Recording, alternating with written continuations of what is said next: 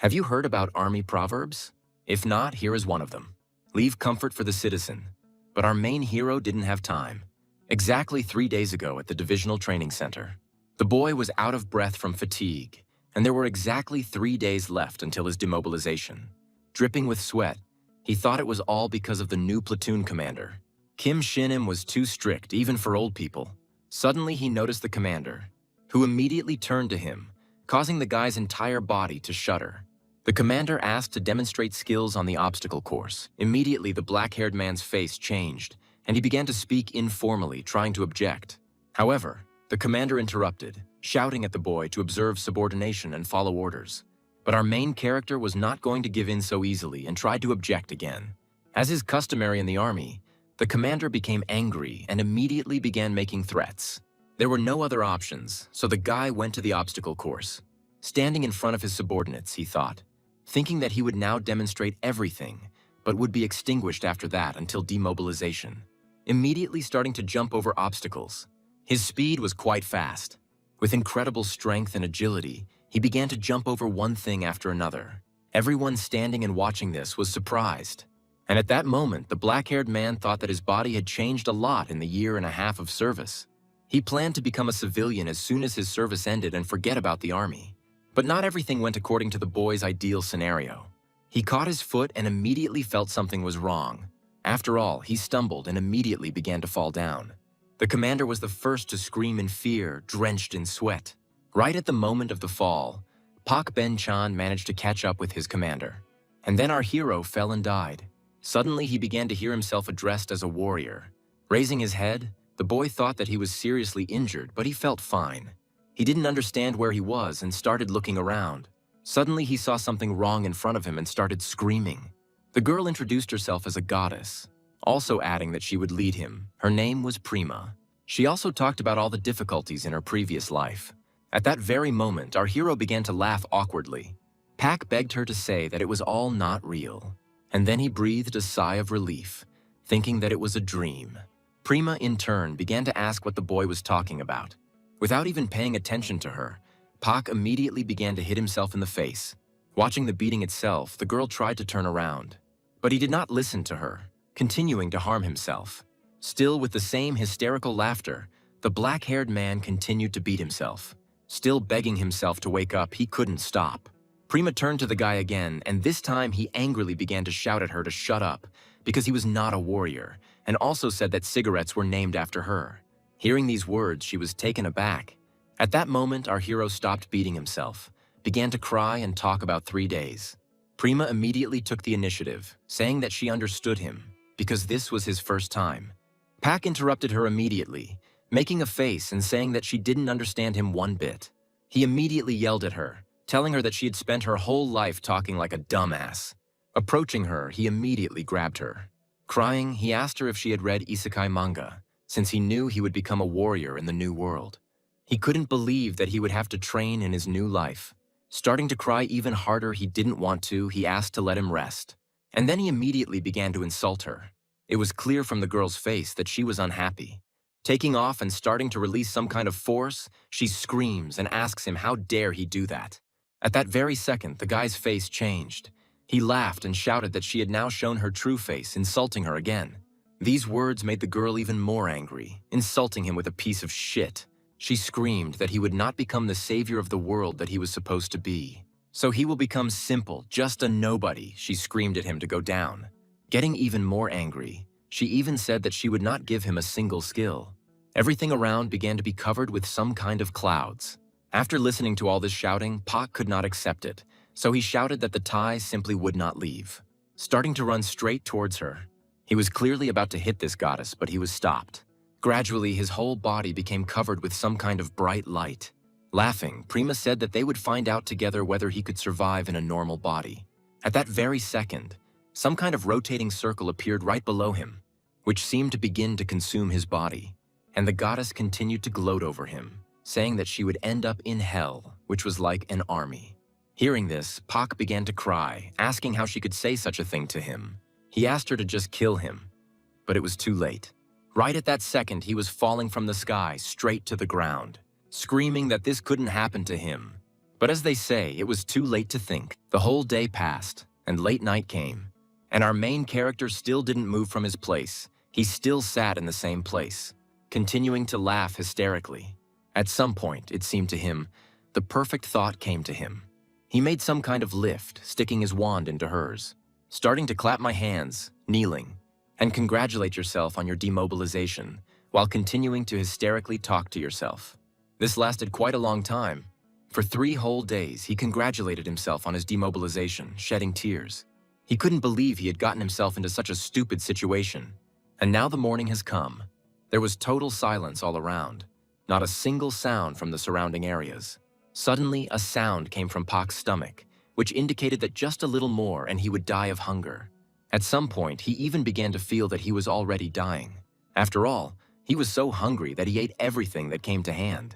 He didn't understand why there was nothing here except grass, because that's not what a man should eat.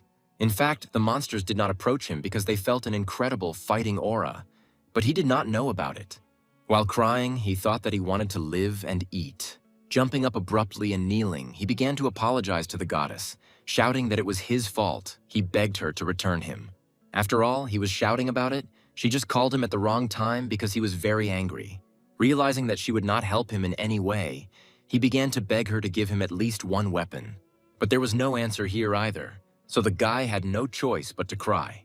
Suddenly, right in his head, he heard a familiar voice that said, "Okay."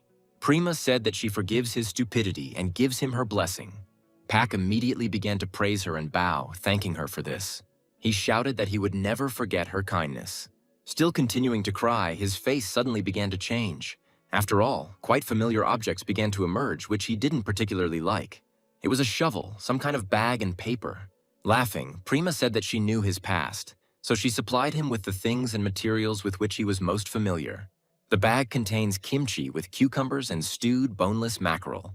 A shovel is for digging, the goddess explained. And then she started laughing at everyone, telling him not to call her anymore.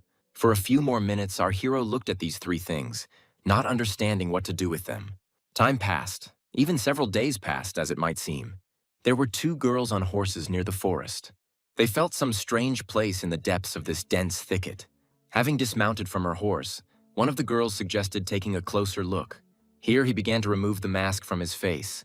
Her partner agreed with this wish, and a few seconds later, the girls were standing on their own 2 feet. Dora recalled being told about monsters in the forest that attack villages. The 50-year-old horned girl standing there said she had never seen anything like it, suggesting that a terrible creature had appeared in the forest. She ordered them to go immediately and sort everything out. Captain Dora understood the task, and so they set out on a long journey to defeat another powerful monster. As they made their way through the forest, they didn't really feel anything, just as they didn't see anything. The yellow-haired girl found this strange because they had already come so far, but still had not met a single monster. But Captain Dora didn't answer this and began to look around. And at that very second, some kind of stick caught her attention. She didn't understand what it was. Moreover, there was some strange text written around her that she had never seen before. Taking a closer look, she guessed that it might be something very terrible. Touching the text, she felt strange emotions. It was hatred and resentment. Calling Nilari, she said that it looked too dangerous and suggested that they go home. At that very second, she began to remember the affairs of the 50-year-old horned girl. Captain Dora was known for her irresponsibility and carelessness. So for a few more minutes, she tried to shift the responsibility onto her companion. Suddenly, she felt something terrifying and immediately shut up, starting to show his friend a sign to close and look at her. Showing 3 fingers, she said, "On the count of 3," and then twisted again. She pretended to run and said, "Run as fast as you can." She looked around and immediately nodded to the captain, making it clear that she understood everything. Her commander immediately showed one on her finger, while the yellow-haired girl was trembling. Seeing 2 fingers, she began to tremble even more. After a short pause, Captain Dora held up 3 fingers. The purple-haired girl immediately jumped forward. She thought that they should increase the distance, but her face almost immediately became covered in sweat. She did not understand what it was. Turning back, she noticed her companion grab her hand, starting to ask what she was doing while her friend laughed. Dora, dripping with sweat, said that they needed to run, but her friend didn't think so. The yellow-haired girl understood everything, saying that she just wanted to get out of the mission. Laughing, she asked if she really thought she was that stupid. At that very second, the purple-haired girl started crying, screaming that they needed to run. Suddenly, out of nowhere, a rough voice was heard shouting that they couldn't escape. The younger one's whole face was covered in sweat, and she, trembling, asked who said that. Suddenly, a black silhouette appeared right from behind the tree, who immediately began to insult them, occasionally talking about food. Seeing this facial expression, they immediately screamed in fear in one voice. And then he started running far to the side with all his might, without even looking back. At that moment, our protagonist stuck a dirty shovel into the ground and started giggling. Dora looked back and decided to check if they were being followed. But there was no one in the place where the guy stood. She didn't understand where he was, assuming that he simply disappeared since he was nowhere to be found. She looked around, but didn't even think that the same monster was right above them. At that very second, something like lightning struck the ground, causing it to shudder. Our hero began to address the two, saying that in his world, he knew this. Gradually, the dust began to clear, and a human silhouette began to emerge under the sun's rays. And our hero continued to talk about how he was so bored that he trained with a shovel for 5 hours every day. Starting to smile menacingly, he also added that he knew in advance what would happen to him. Turning to the terrified girls, he asked how the main characters got out of this forest. They saw in their eyes a real monster, who clearly did not wish them any good, saying that they needed to take a walk. After a few seconds of the guy chatting, there was total silence and everyone froze. Dora reached back for her weapon and grabbed it, and then with a sharp movement she pulled it out, holding it in front of her, ordering Nilara to draw her weapon and prepare for battle. Looking at our hero, Dora thought that a monster was standing in front of her, because she had never heard such a language, and besides, it emitted malice towards this whole world. She thought that she couldn't let this creature out of this forest. Remembering those inscriptions, Dora was only perfectly aware of one thing, that a real monster stood before her. She had definitely never heard the language before, even though she had been to different places. But most of all, she was frightened by the aura, which seemed to be about to devour her. Of course, she understood that one shouldn't judge by aura alone, but the evil she felt in him overshadowed all other factors. Her face began to sweat as she thought about how long it would take to procrastinate. She needed to deal with him right now, otherwise there would be no other chance. At this point, our hero said that he had apparently made a mistake, sticking his dirty shovel into the ground. Raising his hands, he rejoiced, because he was finally able to meet people and get out of the forest. At one point, he even began to apologize from the bottom of his heart, asking if they would stop attacking. As soon as the captain saw that this evil had lowered its weapon, she immediately gave a signal to Nilari. The girls tensed up at the same time, preparing for battle, and Chan continued to say something in his own language, realizing that they would attack him. He didn't understand how to explain to these two not to attack him. In an instant, the girls rushed towards our hero, preparing to attack. And as soon as they approached it, they fell through because there was a tunnel underground. You are now wondering how an ordinary person can survive in such a situation. The reason is simple. It is the anger he feels. And at that very moment, Pak Byung-chan is burning with anger, but his head, on the contrary, remains cool. The sergeant immediately began to examine his situation. He discovered animal tracks, an environment suitable for setting the trap, and used the most effective tool for preparation. Hunger makes his brain work at 100%, otherwise known as maximum brain activity. And in the end, he came to the best conclusion. It was an inconspicuous trap. To ensure food, their own safety, and to escape the forest, it was the perfect plan. The two girls, flying down, were sweating, realizing what a trap they had fallen into. And our boy at that moment thought to himself that he made traps every single day. And the whole area was filled with the same traps.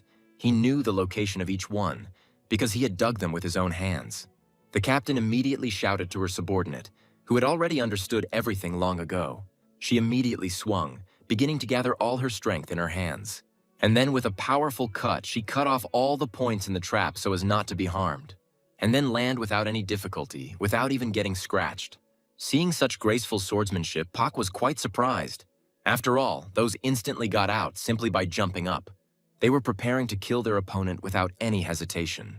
The girls were angry at this incomprehensible creature because he really was going to kill them. And our hero just laughed, because there was already one such guy who thought that he had escaped his trap. But he immediately found himself in another, more dangerous and unpredictable one. And so the log threw the two back. The yellow-haired one received a bigger log than the captain. Due to this, she flew into a tree with quite a lot of force. Lying on the ground, Dora shouted to her comrade, but she did not respond immediately. The violet-haired girl realized that she couldn't win here. She didn't know what to do. Pack asked if they knew why the war had started, and then attacked the woman lying there with a shovel. He shouted that it started because someone let their guard down. Captain Dora realized that she had fallen into an ambush. She did not have time to escape. That's why I received a pretty powerful blow from the black-haired guy. And now, little by little, the sun began to set. The purple-haired girl also gradually began to come to her senses. Immediately, he began to look around, remembering what had happened a few hours ago. She had a severe headache and couldn't figure out how long she had been out. The girls were tied to a tree, and their bodies were drained of strength. The captain looked around to see if there was any chance of escape. Looking at her subordinate, she made sure that she was still alive, so she immediately began calling her. But the yellow-haired girl did not respond to her captain's call, continuing to be unconscious. Unable to contain herself, Dora screamed with all her might right into Nilar's ear, and she woke up. The yellow-haired girl looked at her commander in surprise. Immediately realizing that they were doomed, she began to cry because it was all over. After examining them, Nilar began to cry even more because they were tied up like pigs. At some point, she even began to say goodbye to Dora. At that moment, our main character approached them, saying that they had finally woken up. With a satisfied expression on his face, he asked if they had slept well. They didn't understand, looking fearfully towards the black-haired man. Seeing their faces, our hero immediately began to think because he understood. He realized that they didn't understand each other at all. Leaning towards Nilar, she almost lost consciousness because she thought that she would be the first. Dora tried to calm her down, but the yellow-haired girl continued to sob and talk about death. Our hero watched their negotiations in silence, and then he began to smile, still looking sullenly in their direction. He clapped his hands to attract their attention. They immediately looked in fear towards the evil creature. Having cleared his throat, our hero thought that he would try to explain everything with gestures. So I started waving my arms and making different poses. He tried to explain that he was stuck here and he wanted to get out of here, so he needed their help. He really hoped that body language would work in this strange world. It was as if Pak had almost succeeded perfectly, because the girls thought that he wanted them. Nilar even agreed, because if he doesn't kill her, she's ready to cooperate. So Dora immediately started beating her, shouting that she was a traitor. Our hero, observing this, did not understand anything, assuming that the blonde did not want to cooperate, so her companion beat her. So our hero immediately approached her, grabbing her face. Pak didn't think he would come to this strange and disgusting method. He could only say one thing: this was not an ordinary liquid at all. Therefore, taking it out of his pocket, he immediately opened the girl's mouth and began to squeeze it out. He recalled that when he was a grandfather in the service, he often played pranks on his spirits, because it is a special hot Tabasco sauce. Watching this, the yellow-haired girl became even more horrified. The captain, naturally, did not immediately swallow the contents in his mouth, but he began to feel a burning sensation. So there was nothing left to do but swallow this liquid. Immediately lowering her head, Nilar began to call for her captain, because she thought that she had died. At that moment, Dora herself exhaled, letting off steam, and drool began to come out of her mouth. And after all this, already with a scarlet face, she screamed throughout the forest. The yellow-haired girl tried to calm her companion down, but she continued to scream, turning redder and redder. It was at this moment that the younger one began to turn her gaze to this monster, who asked them about the exit. Dora began to lick her subordinate's hair, trying to cool his tongue. Our hero, having shown this Pak, asked the other one whether she would cooperate. And now the next day has arrived. In a village, in one of the houses where these two girls came from, there sat that same 50-year-old horned woman sitting on her knees. Suddenly, right inside the building, the wind began to gradually rise, which extinguished absolutely all the candles that were lit, and a poster with some similar horned girl began to shine with a bright light. Seeing this, the white-haired girl's face immediately changed. She began to expect a miracle. Light gradually began to fill the room, as if it were cleaning the entire area. For now, our heroine could not believe that it was Prima herself who was coming to her. Suddenly, everything returned to its place and there was a lull. At the same time, in the forest, Dora's whole body was shaking. She was too tense. After all, our main character was sitting right on her back, looking towards the yellow-haired girl. The captain thought to herself that there was a real devil sitting on her. Nilar thought the same. They were not going to obey this monster. Seeing her expression, our hero immediately asked if she wanted to try it too. Having shown that very bag, Pak asked not to look at him with such a nasty glance. That's why she immediately began to bow, saying in a sweet voice that she was sorry. When she stood up, the yellow-haired girl's whole face was covered in sweat. With gestures, she showed that all they needed was to get him out of the forest. At that very moment, our hero deliberately looked up at the night sky. He sat tensely for several minutes without answering. Nilar began to fidget, trembling, asking if he wanted to make a deal. Suddenly, our main character started laughing, lowering her head down. Dora was the first to feel this aura, since it was closer to her companion. Nilar, in turn, was already scared, so she wasn't very surprised. Pak showed that he and they would go to their city. The yellow-haired girl thought that she seemed to understand him, but she was too scared. And now the next day has arrived. The horned one sat with her companions by the fire in the center of the building. She began to doubt them, because too much time had passed since they left. The red-haired man asked the lady to rest in peace, because she had sent 2 of her best students there. She agreed with this, but she couldn't stop worrying about them. The men sitting nearby began to think at that moment. Suddenly, a rather loud stomping sound began to be heard, which became louder and louder with each passing second. And then a girl ran into the tent, screaming and calling for the mistress. Everyone immediately turned their attention to her, and she continued to shout that Captain Dora and Nilari had returned. At that very moment, the horned one breathed a sigh of relief, since she had already thought of all sorts of things. However, the one who had run in again started screaming at her. At that moment, the hero was sitting on a horse with the yellow-haired girl. Covering her mouth while you fell to ask for help?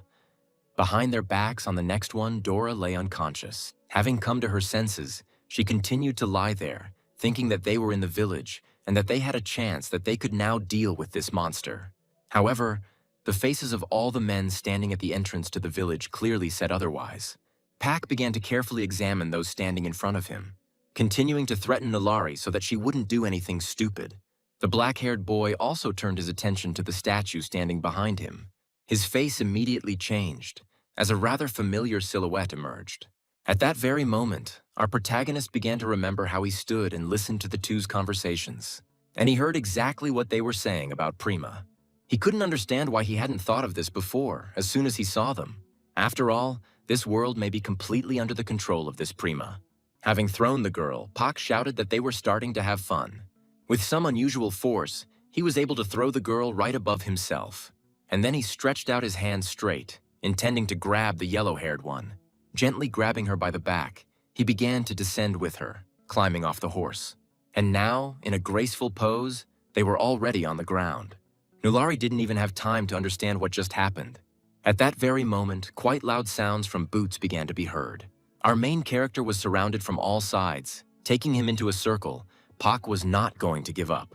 The men couldn't believe that their beautiful Nilari was being held hostage. They considered the guy a cowardly bastard. Thinking that he only had one chance, he began to squeeze out the sauce. At that very second, he pushed the girl aside.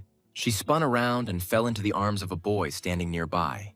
And at that very moment, everyone started shouting that this was their chance. They were going to deal with the kidnapper. At this moment, our hero approached the statue of Prima and gradually began to kneel. He folded his arms and thought that he would only do this humiliation once. All those running immediately stopped and began to observe the enemy's actions. Even Captain Dora, who was trying to get off her horse with all her might, was surprised by this.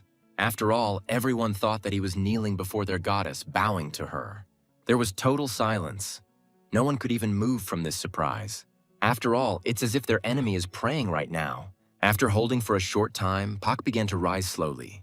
And then he turned around with a brilliant expression on his face, saying that he was the warrior Prima had sent. Both girls couldn't believe their eyes. After all, recently the evil creature began to emit such a pleasant and gentle aura. None of the men knew what to do because they were going to kill him. But the boy prayed to Prima. At that very moment, they were silenced by a powerful roar that ran across the ground. The walking woman shouted for everyone to step back immediately. The same 50-year-old horned one appeared, starting to approach Pak. She said that today she had received a vision that a great darkness was coming to them. Prima also added that she would send a warrior to them who would lead them. At that very second, everyone started talking to each other, trembling. Their conversation was interrupted again by the horned one, who shouted that that was not all. After all, before them stands either a warrior who will lead everyone, or darkness that will destroy everything in its path. Our hero continued to stand silently in front of the entire crowd. Some light flew, saying that this could possibly be that very person. As he got closer and closer to the planet, he said that they would finally be able to stop it. This light spoke about Prima. They had to stop her, otherwise everything would be bad. And so some time passed. Everyone returned to their places. Captain Dora, standing inside the so-called tent, was yelling at her chief because she didn't understand why they hadn't dealt with him. After all, the white-haired one herself said that he could be a great darkness. She exhaled heavily, rolling her eyes and saying that she understood her. However, she asked him to calm down, which greatly surprised the purple-haired girl. She also added that it did not matter what she personally decided, because they could not ignore the vision. Dora, spreading her arms, still asked with the same cry whether she should really communicate with him as with a warrior. The lady immediately responded by saying no, striking with her staff. She meant the warrior's test, the white-haired girl shouted, raising her head proudly. She also added that Kareem had returned. Upon hearing this name, Dora immediately shuddered. Kareem was one of the few high-ranking rankers from the Rang clan. He is considered the strongest in terms of physical strength. His combat prowess is known throughout the continent, and he is considered a first-class ranker. The 50-year-old horned woman added that Pa would be tested for his martial qualities in a fight with Kareem. Our hero was nearby at this time, in one of the tents under close guard. Sitting in the center of this tent, he looked closely at his shovel, deep in thought. He didn't know whether he was under suspicion or not. He couldn't believe that his acting skills hadn't worked. He also didn't understand whether he needed to run away or not, because with this shovel he definitely could. Taking it and starting to climb, he understood that he simply had to break through the roof. Suddenly his eyes were blinded by a very bright light, as well as a rather pleasant warmth. The glowing cartridge said that it was nice to meet him, and also added that she was a goddess who had come to save him.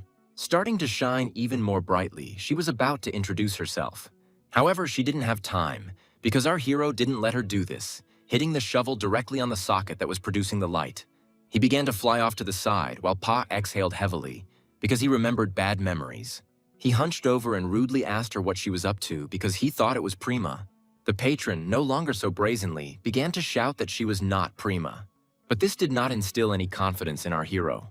After all, she said that she was a goddess, and he does not accept help from people like them. However, after thinking for a bit, he said he didn't care, intending to listen to her. She, thinking that the guy was simply bipolar, introduced herself as Malbora, also adding that she knows he wants revenge on Prima for sending him here. She was ready to help him for personal reasons. Our hero cautiously asked why she was a bullet, and she explained that she had turned into a weapon he was familiar with, the K2 assault rifle.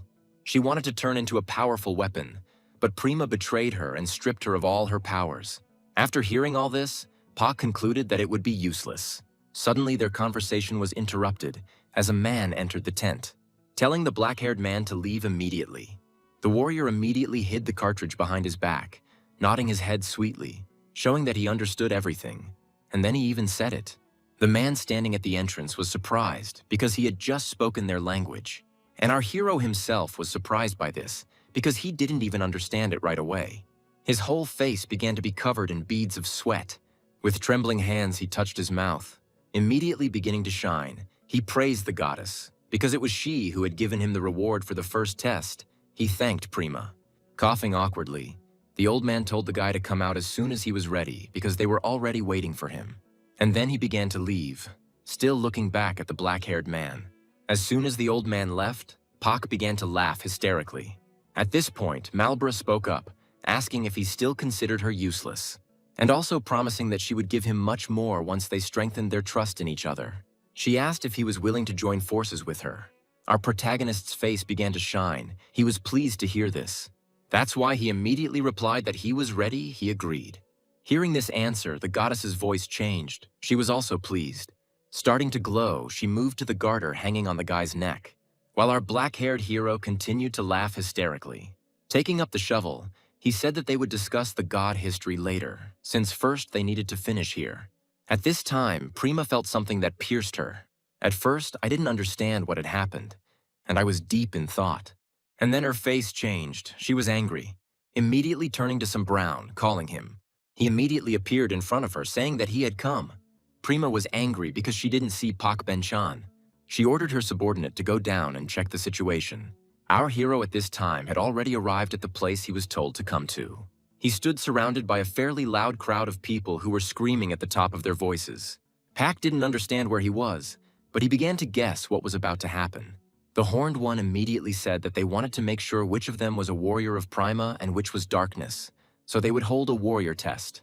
They had already reported to her that the guy now understood them, asking if he understood everything.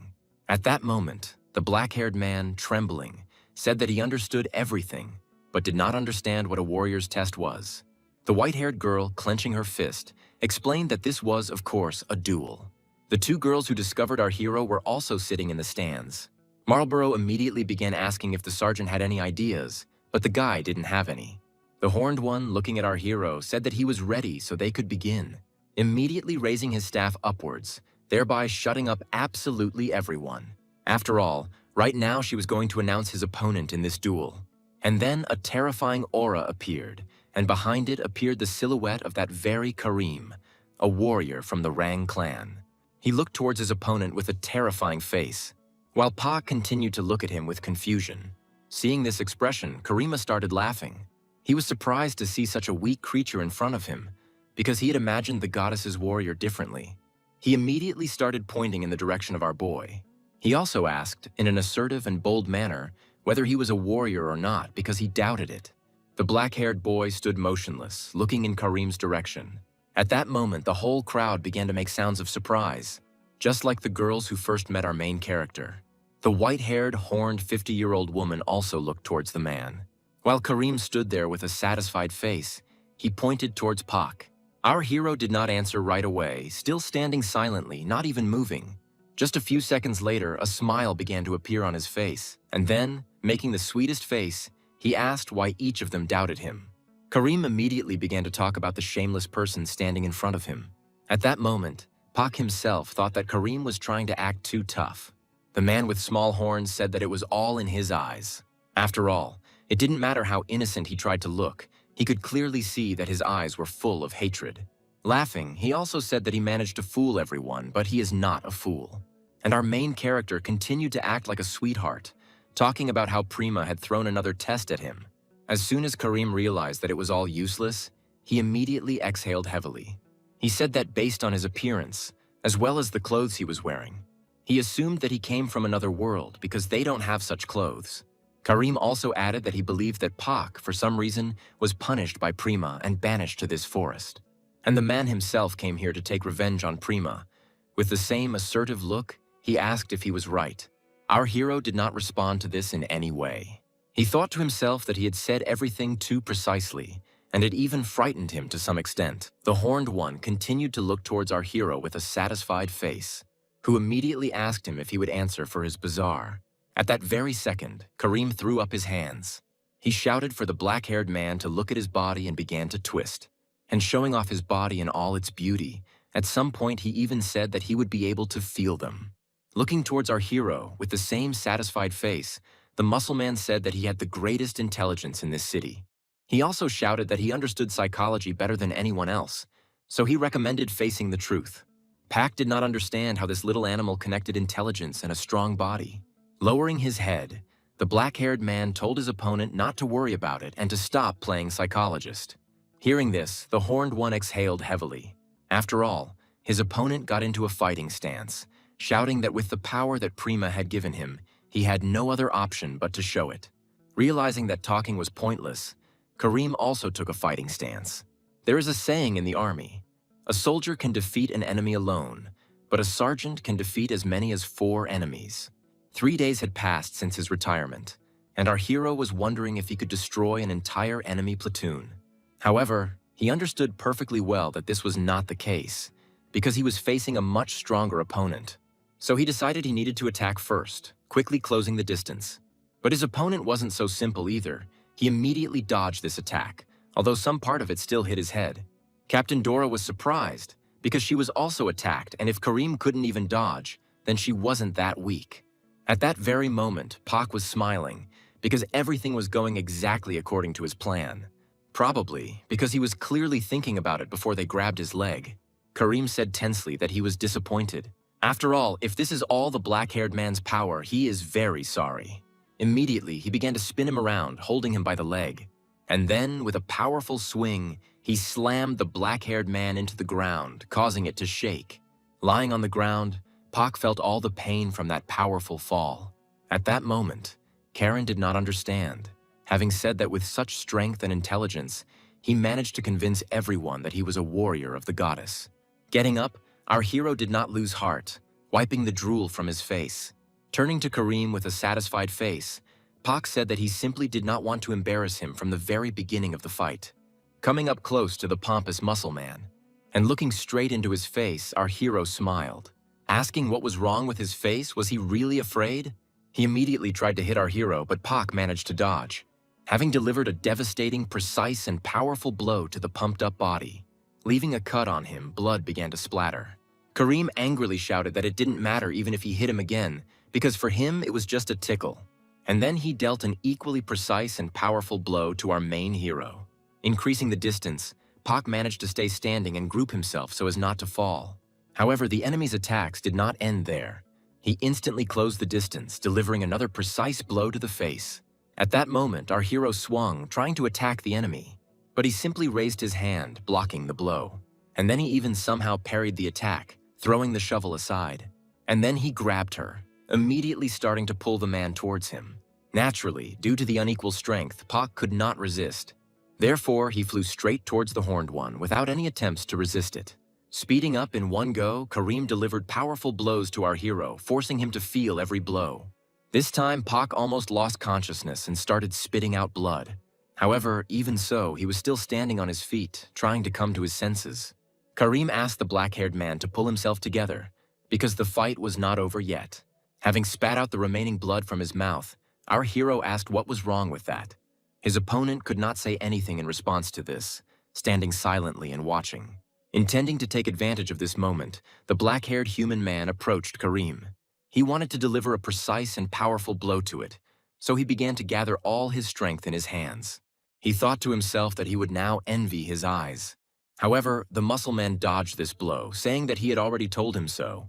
And then he hit our main character right in the face with all his might. Having finished his sentence, he had already said that his body had the greatest intelligence in this village.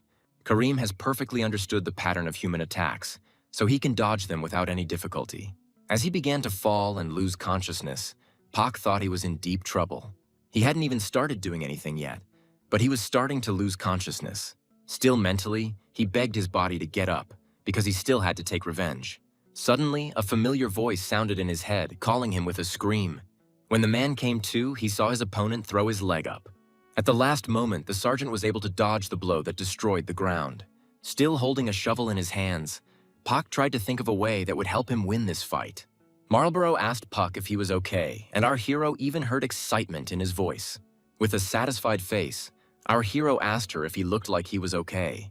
Naturally, she replied that no, apologizing and adding that she had been watching the fight, and she realized that he could never win, so she prepared for it in her own way. She also recalled that she said she would give him more of her abilities once their trust grew stronger. She asked if the guy remembered these words. With a smile on his face, Sergeant Pak replied that it was hard to forget, because those words never left his head. Right at that very second, our main character began to feel some kind of heat in his chest, and the goddess continued to talk about how she would now show him one of her abilities. At that very moment, some incredible force began to appear around our main character. The enemy also noticed it and began to watch it closely and wonder what it was. After all, he was sure that the man was close to losing consciousness. But at the same time, he began to emit such a disgusting aura, which made Kareem's whole body tremble. Kareem's life was full of battles. He is sensitive to the smell of danger, so he immediately realized that he had to be careful. Many victories and all thanks to the caution he constantly applied. But that's how it seemed at first glance because of all his battles. When he felt such a terrifying aura, his body trembled. He began to replay all the previous battles in his head. And looking at his opponent at that moment, he realized that he had never even felt anything like this before. Pak himself smiled because he thanked Marlborough that they now trusted each other. However, she refused, saying that she would help him only because if he died, she would die too. Hearing this, the satisfied smile turned into a hysterical one, and then he shouted that she said it so worriedly because it was probably because she gave him the coolest ability. But the goddess said absolutely nothing in response, leaving our protagonist alone with his own thoughts. She began to explain how it worked and what this ability was. Upon hearing this, Sergeant Park knew he would only have one chance. This made him quite angry at one point. That's why he screamed throughout the area in a nasty, frightening voice, making everyone feel fear. They felt the tension that was coming from the black-haired man. Our hero writhed, clenched his teeth, and clenched his hands, remembering what happened to him not long ago. Those same shooting ranges that made us overexert ourselves. This powerful recoil that made you feel wild pain. He remembered every moment, every shot. It was at that moment that he began to writhe. He didn't like the fact that everything kept bringing him back to the army, and he screamed not out of anger but out of hopelessness, which scared everyone. It was very hard for him. He wanted to forget about the army and those stupid days in it, but they were chasing him at some point. The boy even began to think that it was all for the best, since he had shot a lot, so much so that even the hands forgot about the recoil, and the loud sound no longer seemed so loud.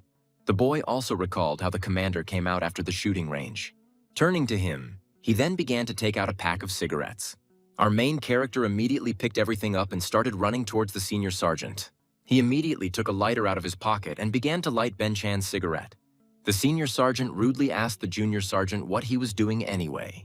At that moment, our boy's whole body shuddered because this was the army and anything could happen here. The senior officer put his hand on his shoulders, saying that he had never seen such crap before. And then, leaning right up to his ear, he whispered and asked if he would tell him the truth. Then he started laughing sweetly, saying that he would never understand how he hit the target with 100% accuracy, because even the captains were jealous of him. Having remembered all these situations, the sergeant returned to the present time. It was at that very moment that he almost died of fear. The goddess also felt all this and began to tenderly and anxiously call her companion. At that moment, Pak asked her what he should do because he understood everything perfectly. She explained it to him, and after hearing this explanation, Pak realized that even with this one shot, he could get a one shot. His opponent was already tired of waiting and was preparing to close the distance. But he stopped abruptly because he felt something incredibly strong. Following this, our main character's entire body was enveloped in scarlet flames. He looked towards the pumped-up Kareem with a satisfied face. Seeing this, the Horned One did not understand what it was, because it was not magic. He did not feel the magical flow. Throughout the area, fiery chains began to ring out, enveloping our hero. With a smile on his face, the Horned One shouted that the boy had been hiding such strength, and by doing so, he wanted to say that this was only the beginning of the battle. Our hero, naturally, did not answer immediately, but paused briefly. And then, taking aim with the machine gun that had formed, he shouted that no. After all, it was already the end. His opponent tensed up because he realized that this was probably an attack from a long distance. He laughed because he understood everything before the attack, which meant he would be able to dodge it. Realizing that he needed to move now, he began to dodge. But Sergeant Pak was not afraid of his movements because the bullet was much faster than him. So, as soon as he took aim, he immediately pulled the trigger, firing a single bullet, which hit the target right on target. It flew right through, blood flew in all directions. Kareem began to fall without even having time to understand what had happened. There was total silence. Only the sound of a pop could be heard, and also the cry that the strongest one in this village let out. No one could believe their eyes. Everyone stood silently, looking towards Kareem, who was bleeding. Gradually, the machine gun in the hands of our main character began to catch fire, and then he disappeared completely, just as he had appeared, starting to return to its previous state again, into that very bullet that appeared right in front of him a few minutes ago. The two girls thought that they could really die in that forest. Their surprise was also shared by the Horned Woman, the mistress of the village. After all, right before their eyes, the strongest was defeated. No one could even imagine such an outcome of events. And Sergeant Pak at that moment proudly raised his hand, showing that he had won, shouting that it was a very difficult test. And without the protection of the goddess Prima, the ending would have been completely different. He shouted that he was a warrior, asking everyone if they believed him now. The whole crowd started to discuss, some saying that Kareem was just playing, others saying that a warrior couldn't have such eyes. The white-haired girl was sweating at that moment because she was sure that they would win, but this power. Suddenly, a rather loud laugh ran across the entire battlefield. The enemy, covered in blood, began to move slowly. This made the boy tense up because he thought he had missed. Even though blood was flowing from Kareem's mouth, he continued to laugh. However, Pak quickly dismissed his thoughts because he was sure that he had hit a vital point. But his thoughts were not shared by his evil adversary, who was clearly not happy with this outcome. He immediately started shouting so that the Rang warriors could hear him. He was about to say something with all the honor he had for the goddess. Kareem shouted that the man who fought him was the very darkness sent into this beautiful world. The 50-year-old horned girl immediately raised her hand, beginning to remember what had happened just recently. She told her friend that he had understood everything correctly. After all, the battle could take an unexpected turn of events, although the chance of such a thing is 1 in 1,000. Therefore, everyone must be armed. Each of them must be ready to kill this man. This is exactly what she said to the old man, who conveyed this information to absolutely everyone.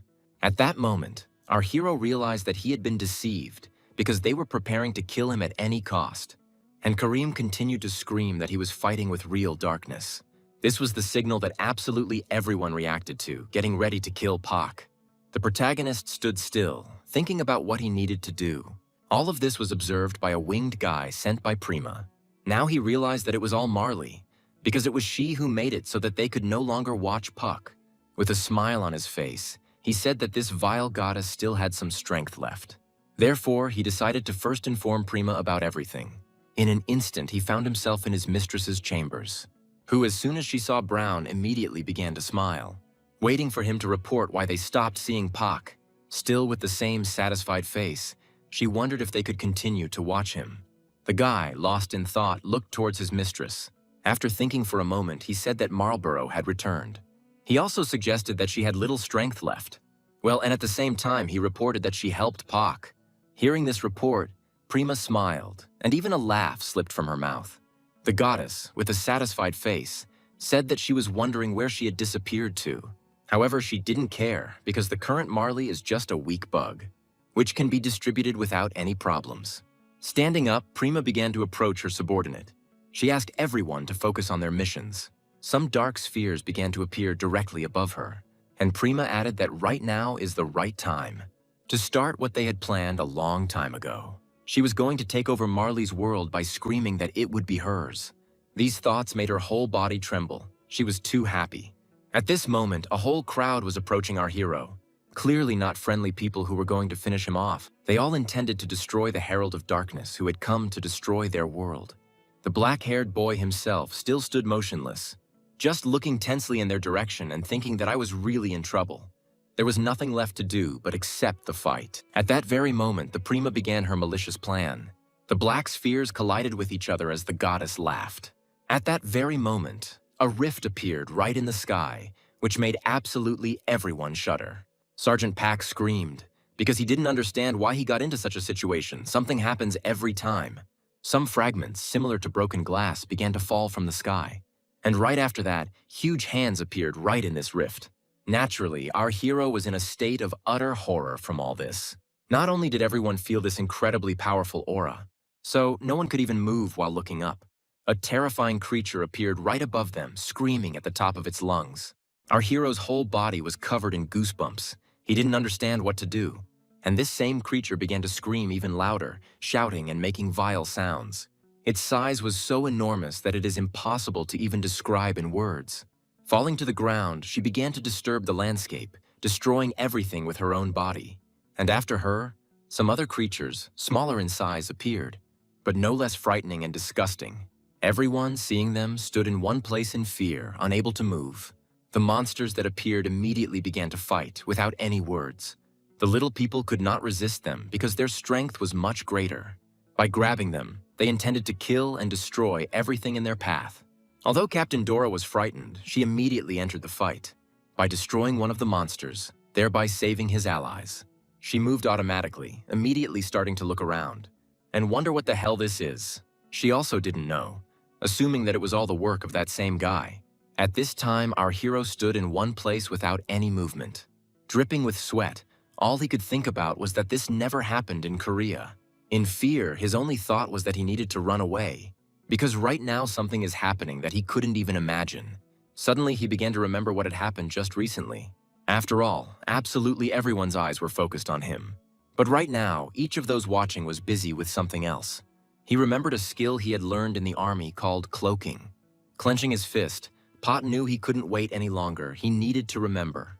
Memories of those very days when he learned everything. The commander gave the order for the soldiers to find and bring Pak Ben-chan. One of the subordinates ran in and addressed Sergeant Park, saying that the platoon commander was calling him. However, he didn't see the boy because he hid. Each of them was looking for our main character while he was hiding from them all. He didn't want to go to the platoon commander. At one point, the commander became so angry that he even shouted that he would clean the toilets with a fork. This skill was called a cloak. It was a unique skill of our main character. Captain Dora immediately sensed that something was wrong. Thinking that this could not happen, asking everyone I could to make sure that this was not the case.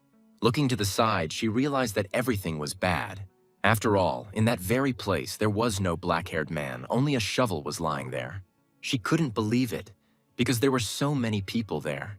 But none of them were able to notice how he escaped without leaving any traces. Gradually, the rift seemed to narrow. Time passed, and our main character was still nowhere to be seen. There was total silence in the thick grass. Only the sounds of rustling could be heard. But if you looked closely at her, you could notice something different. It was our main character, who was standing on his hands with his legs raised up. He crouched down and gathered all his strength into his hands, pushing off the ground, thereby grouping right in the air. And landing on his feet, he stood up carefully. He laughed and thought it was a perfect escape, but it was a bad idea to pee in that position. He immediately turned to the cigarette goddess, asking if their adventures were starting right now. However, she did not respond to these words. Our hero did not understand why she did not answer him, assuming that she was sleeping because all her strength was exhausted. And even some time later, she still did not answer. At some point, our main character even began to worry that something had happened to her. Suddenly, the cartridge that was hanging on his neck began to emit flames. Our hero didn't understand whether it was Marley or not. He began to look in her direction in fear, and the fire grew bigger and bigger.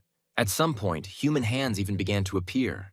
However, the light was too bright. Our hero closed his eyes.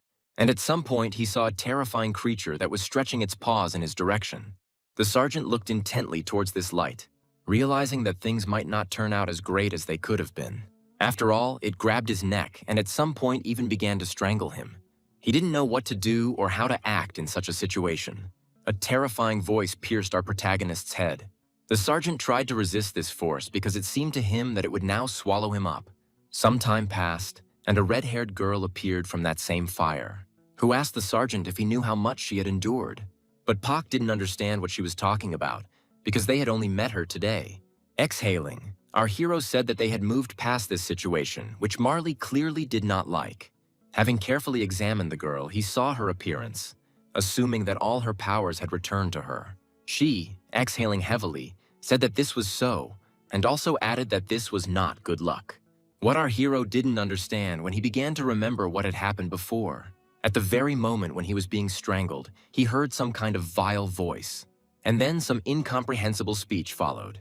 At some point, a clear silhouette began to emerge from the flames, and sometime later an angry girl appeared. And so a few minutes passed. Sergeant Pak came to his senses after the wild shock.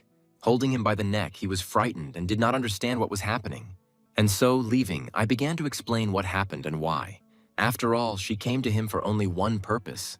She needed to prevent Prima's plan to unite their worlds. But she couldn't believe that everything happened much earlier than she expected, because as soon as she got here, they merged. She found it hard to believe that this had happened. At that moment, our hero interrupted her, asking her to stop. It was only now that he realized that it was not she who had summoned those creatures. He couldn't believe that Prima herself had sent them. Marley turned to Mr. Park at that moment. After apologizing, he added that he was being very rude. She explained that they were not creatures or monsters as he called them. And then she put her hand on her chest, proudly saying that they were her children. At that very moment, goosebumps ran across our main character's entire body, starting to spin in my head what her children looked like. And now our hero understood everything a little. After all, Prima took not only her power, but her world. Immediately, anger appeared on Marley's face and she began to clench her teeth. And then, tears appeared. and with a trembling voice, she said that she simply wanted to protect her children, but the only thing she could do was absorb her dead children. And now, our hero understood what Prima meant by the monsters that Prima asked him to defeat. Suddenly, someone interrupted their conversation because they felt something. Right behind the tree, at that very moment, the boy covered his mouth. In an instant, Sergeant Pack's face changed to horror. While behind the tree, the guy sat, trying not to even breathe. Hearing the silence, he was about to check what the two were doing. It took him a long time to gather the courage to do it. And so, having gathered himself, he began to look out from behind this tree. But in the very place where the boy and girl stood, there was no one left. After all, Sergeant Pack was already right next to him, looking out with him. Having immediately greeted him, the boy turned in his direction. And then he immediately fell to the ground, because he lost consciousness from fright. A second later, Marley appeared from behind a nearby tree. They looked at each other, because right now there was some guy lying in front of them. Marley threw up her hands, not knowing what to do with him. Naturally, Pac was angry about this situation because he also didn't know what to do. And so some time passed. They tied the boy to a tree and started hitting him on the cheeks. The sergeant told him to wake up.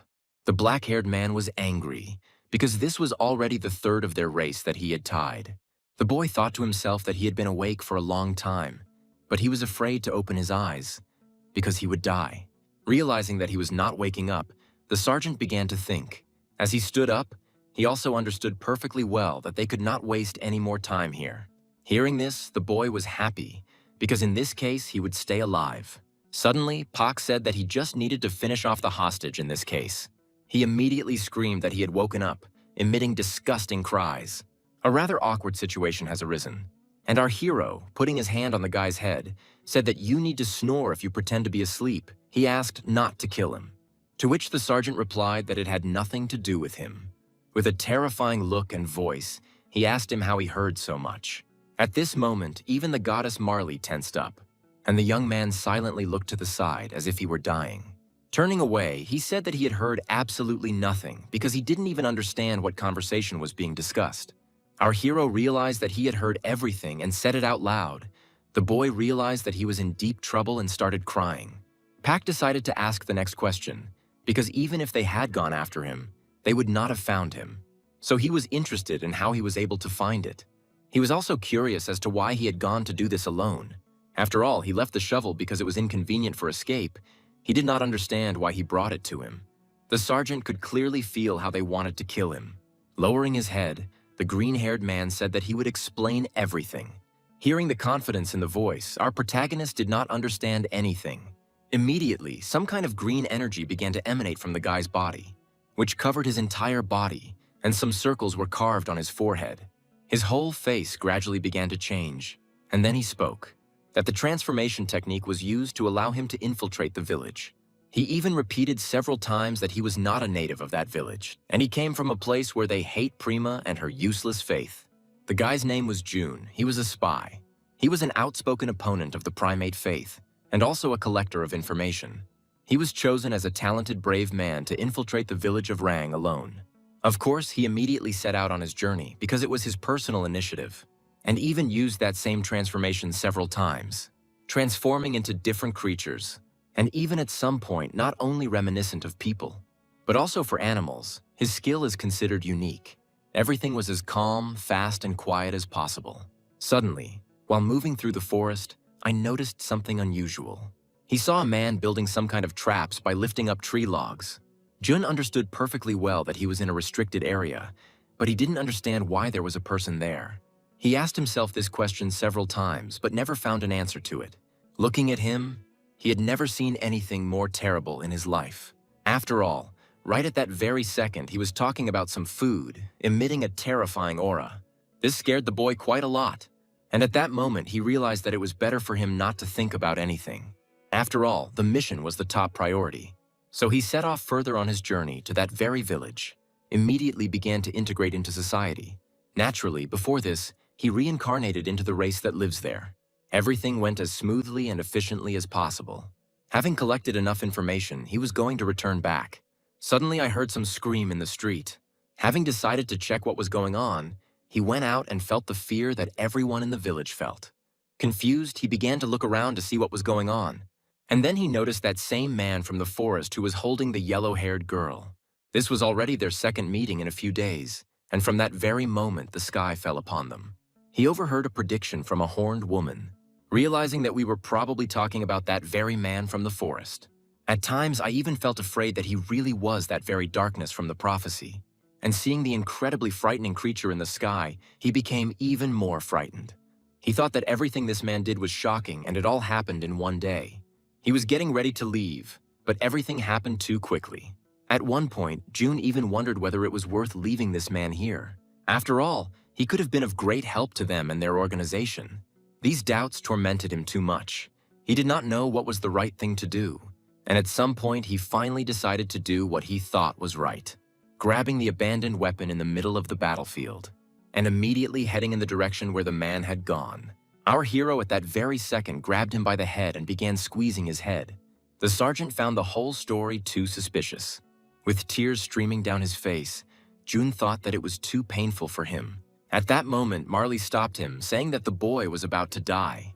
Naturally, this didn't bother our main character at all. After all, he could transform, so even this face might not be real.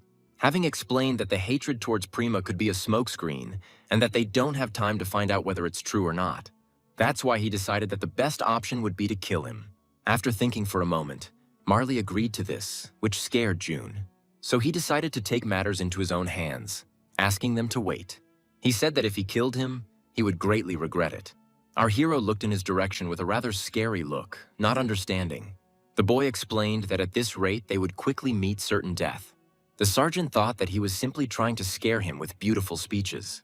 But June continued, saying that the man did not know this world at all. After all, those things will soon be dealt with and the Empire will be reported about it. And it won't be long before this will be known in every corner of the country, and his face will be on every poster in the world. Everyone will know our main character as the devil from the prophecy. The blue-haired man also explained that Kareem is still alive and that he is a very determined ranker. They will pursue the black-haired man until he runs out of breath. With this state of affairs, information is like air for them. Our hero listened to him attentively, asking if he could really be their oxygen tank. At that moment, June began to smile, saying that he is a genius spy, he will be their oxygen. He explained that camouflage and infiltration were the best option in their situation. After all, there was no one else who needed him as much as they did. It was at that moment that our hero began to laugh, so frighteningly that even Marley's body felt goosebumps. In a terrifying voice, our hero said that behind his beautiful speeches there was a manipulator, and he really liked it. He immediately turned to the red-haired goddess standing next to him, asking if she was going to take revenge for having her world stolen from her. The girl's expression immediately changed. With a positive wave, she was going to take revenge for everything. Seeing that expression, Sergeant Pack understood everything without words. The goddess who lost absolutely everything, a suspicious self-proclaimed spy. Our protagonist thought that these were the strangest pawns for his game that could possibly be. At that very second, a smug smile appeared on his face. Raising his hand, Peck said he had the perfect plan. Marley, immediately understanding, looked towards the sergeant. Just like the Tide spy, Peck immediately made it clear that he had no intention of killing anyone. After all, together they are going on the most interesting adventure of their lives. Thinking to himself that he was doing this just for himself, Marley does this all for her children. And the blue-haired boy will do this for his organization. The trio immediately set off on a journey. After all, when faced with their fate, no one knew what the future held for them. Peck recalled those same terrible moments with the army, hoping that the commander who killed him is currently in a state of disarray and blaming himself for the death of his subordinate. And so, in one class, several students were sitting. Each of them looked anxiously towards the standing officers. No one could even move, looking in their direction. The senior officials, in turn, carefully examined the students. A month before Pak Byung-chan's death, Lieutenant Kim was called to the administrative department by the platoon commander, who was surprised by this. After all, even at that moment he understood what awaited him. The first platoon commander, who was about to retire, tried to give him as much advice as possible. Therefore, their relationship was always positive, without any bullying. The junior officer who had arrived reported to the commander that he had come at his summons. And then he fell silent, waiting to be allowed to enter the office. The person sitting inside the office asked not to worry, because he just wanted to talk, asking his subordinate to sit down. The younger one immediately went towards the chair that his commander pointed to and sat down on it. Lysik asked the boy how he felt about the army and, in general, what his reputation was among the kids. The black-haired man lowered his head, unable to show confidence, so he didn't answer. Seeing this expression, the current commander immediately laughed because that's what he thought. And then, his face changing, he asked to listen to his little piece of advice. At that very moment, the younger boy's entire body trembled with tension. The senior began his story by saying that as soon as he became the commander of the first platoon, he had to listen to a lot from the sergeants. These weren't the best moments, because he was being told what he should do. He asked the younger one if he understood what it all meant. The black-haired man answered with a trembling voice that he didn't know. The platoon commander's expression changed completely again. He started shouting that he was better than him because he had served in the army longer. These words struck fear to the depths of his soul, and the younger one immediately jumped up with a scream. And his superior explained that a platoon commander inevitably makes mistakes at first, and corporals, like hyenas, look for such an opportunity. At that very second, the commander began to take out his papers from his pocket. Well, after that, he took out a folded piece of paper, handed it over, and asked to look at the photograph. Opening it, the younger one asked whose photograph it was, because it looked like a family photo and everyone had a lot of hair. To which the elder replied that it was his family, which frightened the young man quite a bit. After all, he just said that the biggest thing the commander doesn't have is his hair. With tears in his eyes and his hand on his heart, the commander explained that he lost his hair due to stress. The deputy platoon commander and the corporal openly ignored him after the lost battle. Several years later, he was still under a lot of stress. Continuing to sob, he asked the younger one if he understood what he was talking about. This time, the answer was confident. The boy understood what his commander meant. Corporals, he couldn't let them humiliate him. He thought to himself that even if it was a bald man telling him this, it was excellent advice. The army is a high-class society and a jungle at the same time. If you show yourself as a sergeant, the juniors will follow you. This speech made the boy's body burn. He was ready for these difficulties. The elder had been waiting for an answer for several minutes, while the younger was flying in the clouds. Coming to his senses, he saw him smiling and asking if he had understood everything correctly. At that very second, a smile began to appear on the boy's face. With confidence, he shouted to the whole office that yes, and now some time has passed. The black-haired man put on a beret, intending to show the juniors his importance here. He was going to teach the sergeant respect so that he wouldn't be rude to him. And here is that very training ground with obstacle course. And so our main character jumps over these very obstacles. Right in front of the whole crowd, he catches his foot on a log and falls straight head first to meet his death, to the alarmed cries of all who were watching this.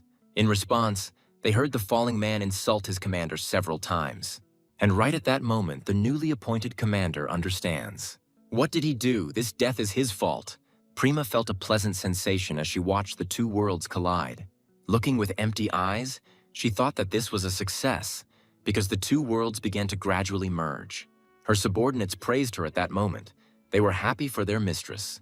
The goddess herself looked in their direction at that moment, turning to the girl.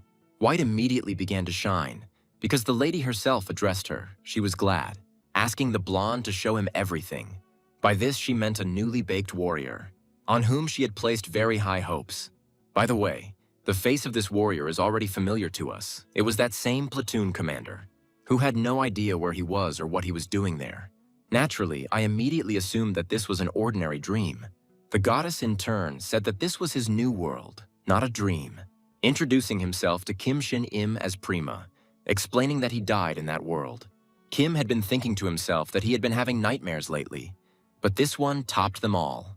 The goddess explained all the details to him, but Shin-im Kim had a tendency to become deaf when he was thinking about his own things. The black-haired man still thought to himself that this was a dream, so it would all end soon. At some point, I even hoped that everything would happen to Sergeant Park Byung-chan in his dream. After some time, he even began to think that everything was real, but he didn't know what to do. Prima, in turn, said that they could pretend that this never happened, which surprised the guy. His whole face immediately became covered in beads of sweat, and he waved his hand, showing refusal. The goddess began to say that it was all an accident, so he didn't need to worry. And she also apologized for keeping his memory alive when he died. Therefore, she immediately clapped her hands and plunged Kim into memories. All the moments that happened in his life began to quickly scroll by. It seemed to him that he was reliving them, only in accelerated mode. He fell to his knees and clutched his head, while the goddess looked in his direction with a terrifying face. In a trembling voice, he said that he really was dead. This time, I was convinced that this was far from a dream. The goddess Prima once again addressed the new warrior, saying that he is not completely dead because there is a reason why he is here. Hugging him, she also added that she decided to give him a second chance. Kim, with a trembling voice, asked to let him make sure that all this did not happen. And then she immediately shouted that he was thinking correctly. After all, the time of that incident, she will send him back in time to where it happened. But she will do this only on one condition. After all, nothing is free. She asked if he agreed with her. At that moment, the boy began to think. Having thought everything through carefully, he began to rise, saying that he understood everything. He correctly understood what his interlocutor was saying. Seeing this face, the goddess Prima immediately began to smile. Kim, in turn, said that even if it was difficult, he would still overcome this obstacle to fix everything. He asked to tell him about the test he must perform for her.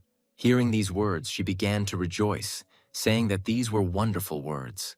With the same blushing face, she shouted that the test was as simple as possible. He just needs to become a real warrior. At that very second, the guy's whole body began to shine. She explained to him that he just needed to save the world and destroy all the evil in it. There was peace in the empire. Everything went as planned, without any incidents. As usual, there was a huge crowd of people on one of the main streets. The mother asked her son what he learned at school. The boy was happily talking about how his next day at school went, and how he noticed some kind of glass in front of him, which fell right next to him, breaking. Another one, exactly the same, fell nearby. The two looked up at the sky where they were falling from, because they didn't understand what it was. And as soon as they raised their heads, they noticed something they didn't expect at all. A huge monster with an equally huge number of teeth inside was falling right on them. And then a powerful explosion occurred because this huge body fell straight to the ground. There was devastation everywhere. Houses were destroyed.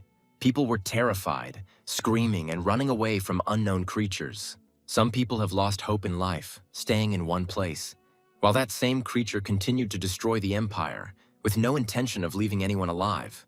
At that very moment, a new warrior and his escort fell from the sky. As he flew, he recalled what had happened just recently. After all, the goddess Prima endowed him with incredible power.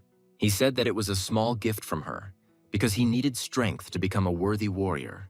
She asked not to be afraid of the new world, and also added that her child, named White, would be her guide in it.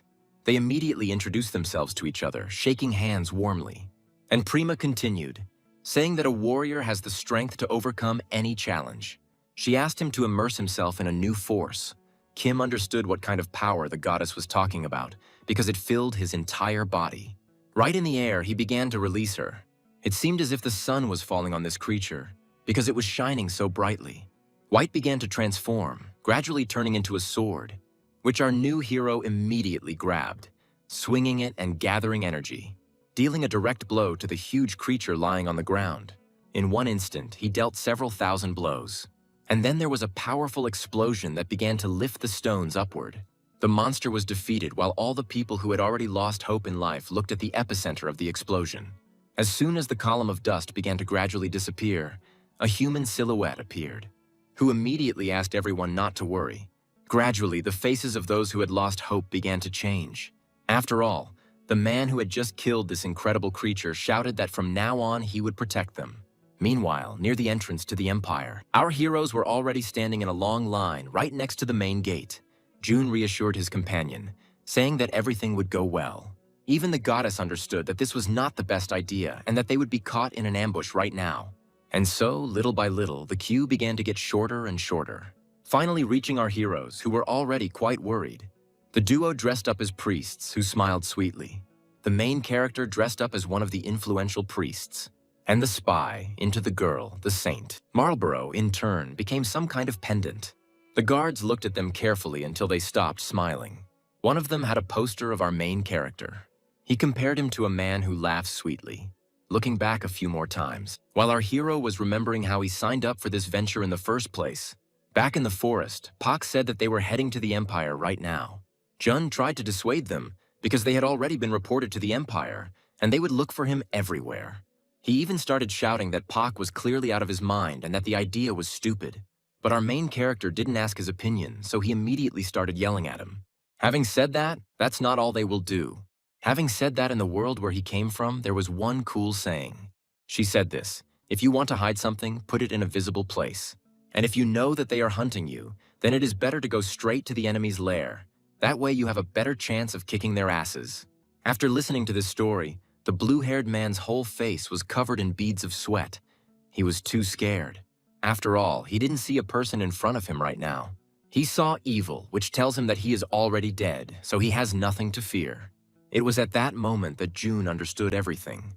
He realized perfectly well that he had to take Pak to the captain at any cost. Looking at his face, he understood that he was the man they needed. Getting up, Jun said that he couldn't do anything for now, adding that he was all on his way to the Empire, and also adding that he would help everyone. And so they successfully reached those very famous walls, standing in front of a checkpoint that clearly wasn't slacking off from its job. From the long wait, our heroes even began to turn blue in fear that they would be discovered. The warrior standing at the gate looked intently straight at their faces. Suddenly he shouted loudly, "What are they doing here?" He laughed. Seeing this reaction, our protagonist began to laugh, saying that they came here because of the incidents with monsters. It was a script that June wrote for him, and the security believed this story. That's why the Saints were happily let through, even though they were considered too important persons, since everyone applauded them. The black-haired protagonist, in turn, walking further and further, did not understand how this happened. Turning to June, he asked if that was all. And then he added that he almost shit himself, although it was too easy. Marlborough, for her part, was still wondering why Puck had shaved everything under his clothes. The blue-haired man happily said that they were a little lucky. After all, they attacked the van to create a fake identity. The kingdom they are heading to right now is a very religious place. Extremely religious, June said. Marlborough, in turn, told Puck that it was not in vain that they took this boy with them. Although our main character agreed with her opinion, there was still one important factor that irritated him. Walking along the streets, June said that it was all strange because the square was too busy. Our main character, in turn, did not understand what was strange here, because it was a square after all. But the guy still said it was too weird. It was reminiscent of the atmosphere of a festival, but it was still a long way off. The fire goddess joined their conversation. After all, the largest empire was in such a festive mood, she also thought it was strange. So our heroes decided to conduct a study. At some point, their conversation was interrupted because a boy bumped into Pak's arm. He screamed and fell to the ground as his mother ran up to him. Naturally, the primary expression on our hero's face was not one of satisfaction. However, it changed so quickly that no one had time to notice it.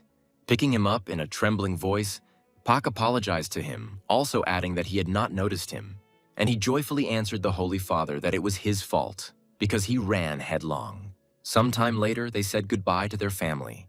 Jun saw this expression for the first time, saying that Park was too cute. He turned to his comrade with a different face, saying that it was all for revenge. And then looking at the place where this boy fell. After all, there was a toy lying right in this place. Naturally, as any priest would do, he began to bend over for her. Immediately, he started calling this boy, shouting that he had lost his toy. And at some point, he began to look at her because he did not return. Starting to slowly turn this toy towards yourself with its front side. Turning her towards him, he couldn't believe his eyes. After all, I definitely recognized the one who was depicted in this toy.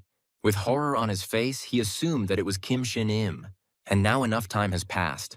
The heroes have passed out of the city, having entered a solitary building, which was located right in the depths of the forest. It was June's hideout, and he hid in it from time to time. There was total silence inside. No one said anything.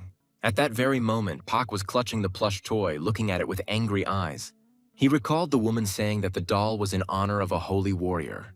She told them how the monsters attacked out of nowhere, and then a warrior and his angel appeared and saved their pathetic lives. June spoke first, breaking the awkward silence. Having said that it was shocking, the warrior appeared right here. Pak replied that he had expected a new hero to appear and that he was not surprised. The blue-haired man didn't understand what his friend was talking about, because they had been told about it in church. Our protagonist explained to the young man that he was originally a candidate for warriors, which shocked not only Juna, but even the red-haired goddess. They were surprised by this, shouting in one voice. Pak did not expect such a reaction, because he thought that they knew about it. He thought to himself that his companions were not the smartest, but at least he was lucky in that regard. He also added to his answer that because of his current situation, he could assume that a new hero would emerge. But this new warrior made him very angry. While squeezing the doll, he also added that he had a very bad feeling about this. And then he suddenly fell silent, once again immersed in his own thoughts. After a while, June broke the silence again, asking what they would do next. Marlborough added to the blue-haired man's question, as Puck was supposed to tell them the plan as soon as they arrived here. The main character himself began to remember his past. The battle with Kareem, when he could not do anything against him. After all, if it weren't for the red-haired one, by now he would have certainly died at the hands of his past enemy. He understood perfectly well that if he did not become stronger, his life would quickly end. So he said he would be honest with them, saying that he lacked the strength and knowledge. And then he turned to June, offering to make him a deal. He explained that they would go to a place where he would secretly increase his power. Pack also knew that the guy had a purpose to go with him, so he asked him to answer right away. Naturally, upon hearing this, the younger one was not happy, asking if Pac was a fool because they would die there. The black-haired man, cowering in horror, said that he didn't care what the goddess didn't share. After thinking for a bit, Jun said that such a place existed, but they would go there as soon as they were ready. At this time, a man was standing near a huge statue of the goddess Prima, silently looking towards the stone statue without any movements. Suddenly the silence was broken, because some young man addressed him. The hero of this world did not immediately respond to this call. After a short pause, he turned around, smiling, asking if they had been looking for him and apologizing. The young man, in turn, bowed, saying that no one was looking for him, and also that he did not need to apologize. The long-haired man turned to Mr. Warrior, saying that someone had come to see him. He also added that this girl knows who demons are, and upon hearing this, he naturally told them to call her. And then, sometime later, that same woman entered the hall. She walked, hooded, slowly approaching the duo. Coming closer, she slowly began to pull the hood that covered her face off her head. The two guys looked at her silently, waiting. A purple-haired girl appeared. It was Captain Dora, the same one who pulled our main hero out of the forest. And then the glances between the men and the girl met. Looking at the black-haired man, she wondered if he was really a real warrior. However, upon closer inspection, I felt the energy. It was divine energy. A young man standing nearby explained that the girl was the leader of the Rang Clan Rangers and the first person to encounter demons. After hearing this, Kim nodded positively, saying that she had come a long way. However, she did not answer, looking towards the warrior with a terrifying aura. Her face changed in an instant. She was angry. She said in an angry tone that she had one request for Mr. Warrior. She asked to destroy the city where the demon and his supporters live. She told how her youngest fell into a coma at the height of the disaster. Clenching her fist in anger, she turned again to the hero of this world.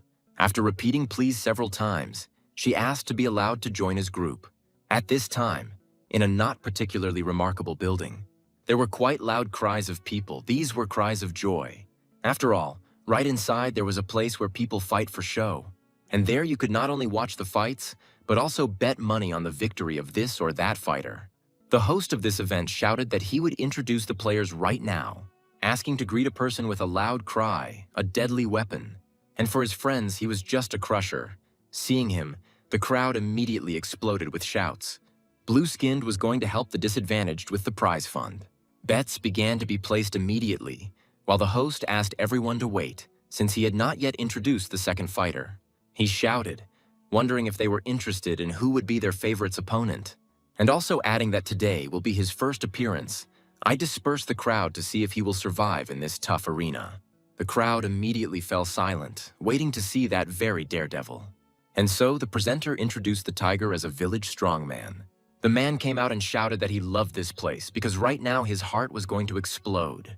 Our protagonist's comrades watched all of this from the crowd, trying not to attract any attention and not to stand out. As usual, Jun took care of the disguise. He hoped that Pac wouldn't die. And so the two fighters met eyes in the middle of the fighting arena. The battle of gazes had already begun. The host could not wait too long because he himself was interested.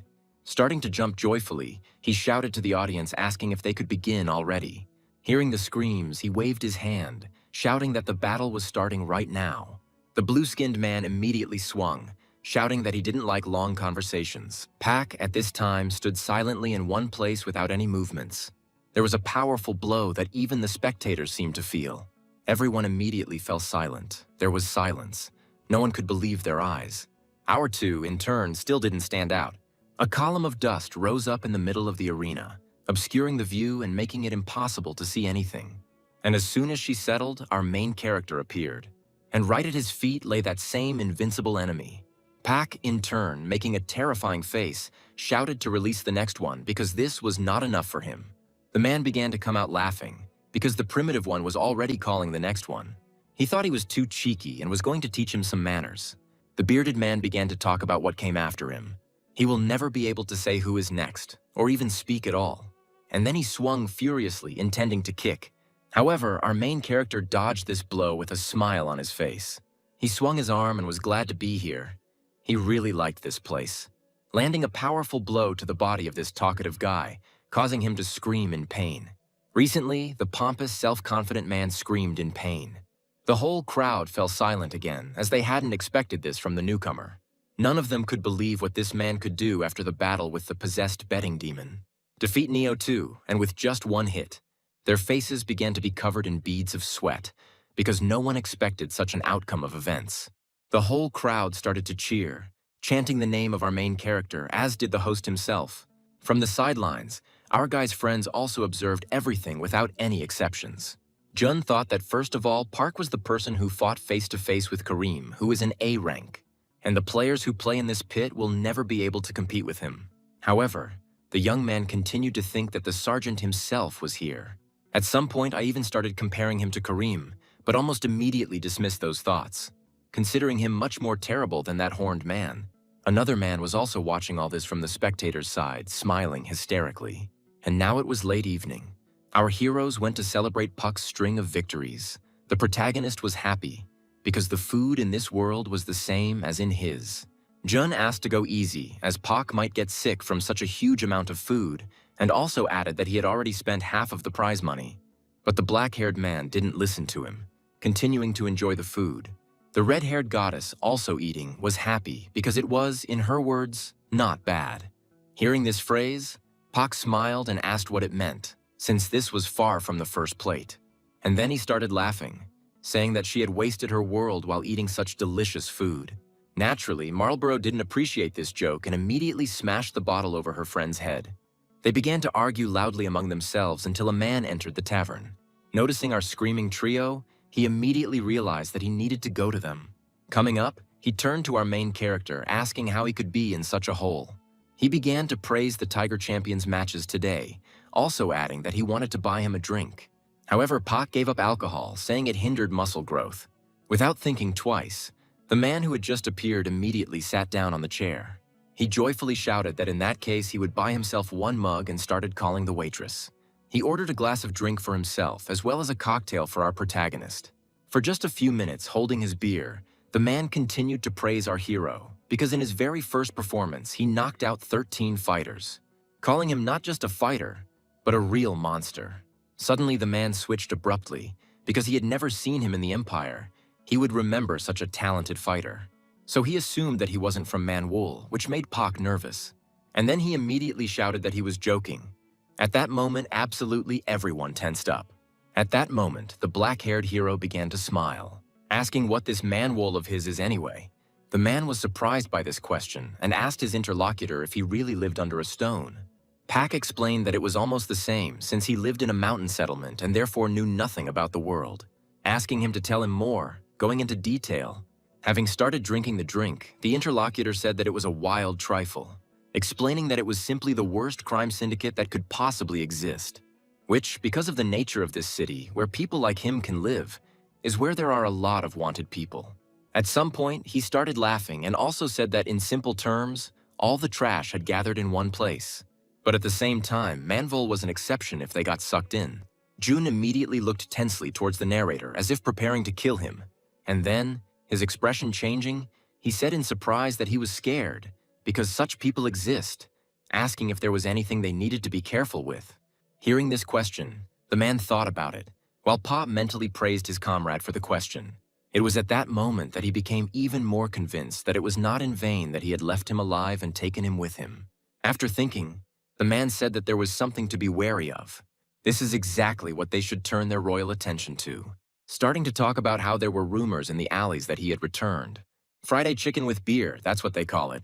Our hero, upon hearing it, thought it sounded too delicious. The blue-haired man immediately shouted in surprise, repeating this name. Pak, in turn, asked again who it was because he did not understand who they were talking about. And the man added, saying that he is #1 in the arena. He is sometimes even praised more than Prima herself, and he himself is wanted for blasphemy. Well, and besides, the man is an A-rank warrior. He began to talk about the situation when he ate 27 plates of fried chicken, and then it became ingrained that they ended. He began to order them to give up everything that was left. He also said something about how by these actions they were interrupting his ministry. Marley's world was a mysterious place in which lived different tribes, and here is one of them, Ma. One of the members of this tribe was holding some kind of eyeball in his hands. Quite nasty screams were heard everywhere. Nearby, there was a fire where dead bodies were burned. The eyes gradually began to close. While this mysterious creature said that there is another world behind these walls, he also thought about the fact that their mother had disappeared without a trace. And after that, after some time, portals opened. He was well aware that this could not be a coincidence. Immediately, the creatures standing nearby began to make terrifying sounds. Each of them had a completely different appearance, and also different sizes, skin colors. Raising his sword, he stood right in front of the entire crowd, shouting that they needed to find their mother at any cost. At that very moment, a huge army shouted, making it clear that they agreed with this. He ordered them to turn everything upside down and find her at any cost in order to bring her back. After this conversation, Pak and his comrades went to the tavern. They rented a room while still trying to hide. June was the last to return, as he was collecting information. And so, picking up the portrait, he explained that it was Friday chicken with beer, also adding that the man is the 8th A-ranked. Pak was talking about his nickname at that moment because he couldn't take it seriously because it sounded too funny. However, the blue-haired man said that even if it sounded funny, there was nothing funny about his skill. Having asked Pak if he remembered Karim, naturally our main character remembered him. June explained that Karim was ranked 10th among the A-rankers, meaning he was the weakest among them. And Friday's chicken has a rating that's 2 notches higher. Well, this only means one thing, that he is much stronger than Karim. These words made the black-haired man smile. How his red-haired goddess, on the contrary, strains. She immediately turned to the sergeant, asking if she could help him with anything. Without even thinking, our hero called her a fool, saying that he would not be able to become stronger if she would always help him. He also added that he understood that they were worried, but they would still have to just watch him. After all, he had already thought of something, saying that this plan was too funny. And so the next day, Peck went to the alley. There was total silence in one diner. After all, that same A-ranker who frightened everyone with his appearance was sitting inside it. He, in turn, did not pay attention to those around him, continuing to drink beer and eat. Looking at the chicken, he even remarked that it looked too fancy. Naturally, appearance doesn't indicate taste, so he decided to give it a try. And the taste was as wonderful as its appearance. He found it so magnificent that he couldn't even describe it in words. The only thing he was sure of was that the highest quality oil was used. He also noticed that he had already eaten several pieces, but his hands still hadn't become greasy. When he was suddenly addressed, the man's face changed in an instant. Well, a second later, our main character fell onto the chair opposite. Everyone in the building immediately started whispering, because they thought the guy was already dead. Peck, in turn, smiling, asked if he could have a bite too, since the man had awakened a strong appetite in him. Friday's chicken said angrily that the black-haired man was still alive because the chicken tasted great today. The main character, having listened to the big guy, asked him to calm down, asking if he really thought that he had come to fight him. And the mustachioed man continued to say that in this village no one had the right to tear him away from eating chicken, calling our main character by his nickname. To the rather great surprise of the black-haired man, our hero's expression immediately changed. And then he started smiling, saying that it was funny, because now he was sure that he had watched the match. Now he didn't need to explain why he came, asking if he understood. Our hero offered to fight Mr. Friday, and this offer almost made Peck's heart beat out of his chest. The fair-haired man even began to eat the chicken without answering our hero. After eating one, he asked the Tiger champion if he knew why he was fighting in these matches. explaining that the taste of chicken after winning is simply fantastic. But he also added that he wouldn't be able to feel it now because the guy himself is like a chicken, adding that with Peck's current level, he wouldn't feel anything at all. And then, starting to beat the table, he told the black-haired man to disappear and gather his strength. Our hero looked in his direction silently, immersed in his own thoughts. And then he started smiling hysterically, turning again to Mr. Friday, who immediately interrupted him, telling him not to even dare. With a maniac's face, Peck asked him why he was eating that lousy chicken. In an instant, the big guy's calm face disappeared, and veins began to appear all over his face from the anger he was experiencing. He tried to shut our protagonist up. However, the black-haired man interrupted him, telling him to listen to him, explaining with satisfaction how pizza tastes better than this chicken. At that very second, the man jumped out of his chair. He was furious. Shouting, he asked if the black-haired man was really going to die like that. All the people around immediately froze in fear, waiting for the outcome of this situation. Everyone was afraid to even move, but not our main character, who, with a smile on his face, repeated to the Friday chicken that he should fight him in the next match, adding that if he avoids him like the last coward, then he simply forced him to admit it. That pizza is much tastier than this chicken. The owner, hearing this, cried, because he believed that his chicken really was the most delicious. At this moment, people realized that the black-haired man was simply provoking the A rank. Others discussed that this was a common method of suicide. This calm, they thought, was just before the storm, because right now everything was about to start. Immediately, the A-ranker's hand began to become covered with what seemed to be some kind of liquid. He shouted, asking why they should go to the arena if they could decide this right now. Friday's chicken screamed that he was ready to eat the guy right now and spit him out. At that very moment, our boy grabbed the table. He said that he could turn it over with ease. Still with the same smile on his face, Peck said that his chicken would turn over along with the table. This was the end. The man could no longer contain his rage. He was going to kill our hero. He swung, intending to deliver one powerful and accurate blow. At that very moment, everything on the table began to jump, which instantly stopped all the man's fighting spirit. With a frightened face, he thought that he had gotten into too difficult a situation. And our hero, with a terrifying face, asked if they were continuing. As he began to threaten the big guy, his whole face began to be covered in beads of sweat. The man couldn't take his eyes off the chicken. Seeing this expression, still with the same smile, Peck said that he thought so. Having calmed down, the fair-haired man agreed to the black-haired man's terms, warning him that the funeral would take place in the arena. And then he shouted at him to immediately take his hands off the table. The owner even shed tears at that moment, and our boy raised his hands as if nothing had happened. He said that the match was in a week, and he would take care of the spectators. Friday's chicken was still angry because he had just been manipulated. But our hero didn't really listen to him anymore, standing up. And as he began to leave, he said in parting that he would wait for him in the arena. Already on his way out the door, he laughingly told him that for now he could eat as much chicken as he wanted. The man, hearing this laughter, became very angry, thinking that it would definitely remove that smug smile from his face. And so, sometime later, our hero finds himself in a shelter. June, noticing the sergeant, asked if he was really going out for outdoor training. And our hero explained that he went out to negotiate a match with Friday, adding that he even threatened him with a chicken. Hearing this, June laughed, although he didn't find it funny at all. For more than 10 years, the muscle man has been traveling around the country. He kidnapped all the chefs from his favorite chicken restaurants and forced them to perfect their chicken cooking skills. The number of chefs he kept was known to be about 300. This is a fact from the Book of Records of the Empire, page number 16. Our hero stood there deep in thought at that moment. He thought to himself that he even loved chicken very much. Jun's displeased cry interrupted his thoughts. The boy was not happy with Beck's actions. Marlborough, passing by, asked him to calm down. Marley looked at him silently. She said that the sergeant always played dirty, and it seemed that now he had chosen the most dangerous method, which amused her. After listening to the girl, Peck said that this is what he was going to tell them. He asked to believe in him because he has a head on his shoulders. Laughing, he even recalled that they said they trusted him. He wondered where the trust had gone. The red-haired one, in turn, asked who taught them this. Our hero understood what she meant and began to smile.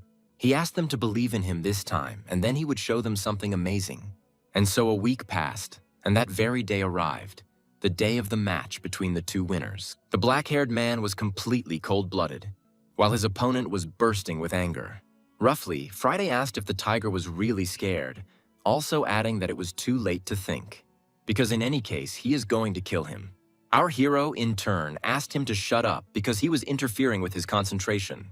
Hearing these words, the big guy became even more angry. While the presenter was shouting that the atmosphere was now too harsh, everyone around understood that the match promised to be very bloody. Everyone was shouting for them to start faster. They couldn't wait for it to begin. And the presenter continued to commentate, because today there will be a fight between the two best. He announced the start, and the crowd immediately started shouting even louder.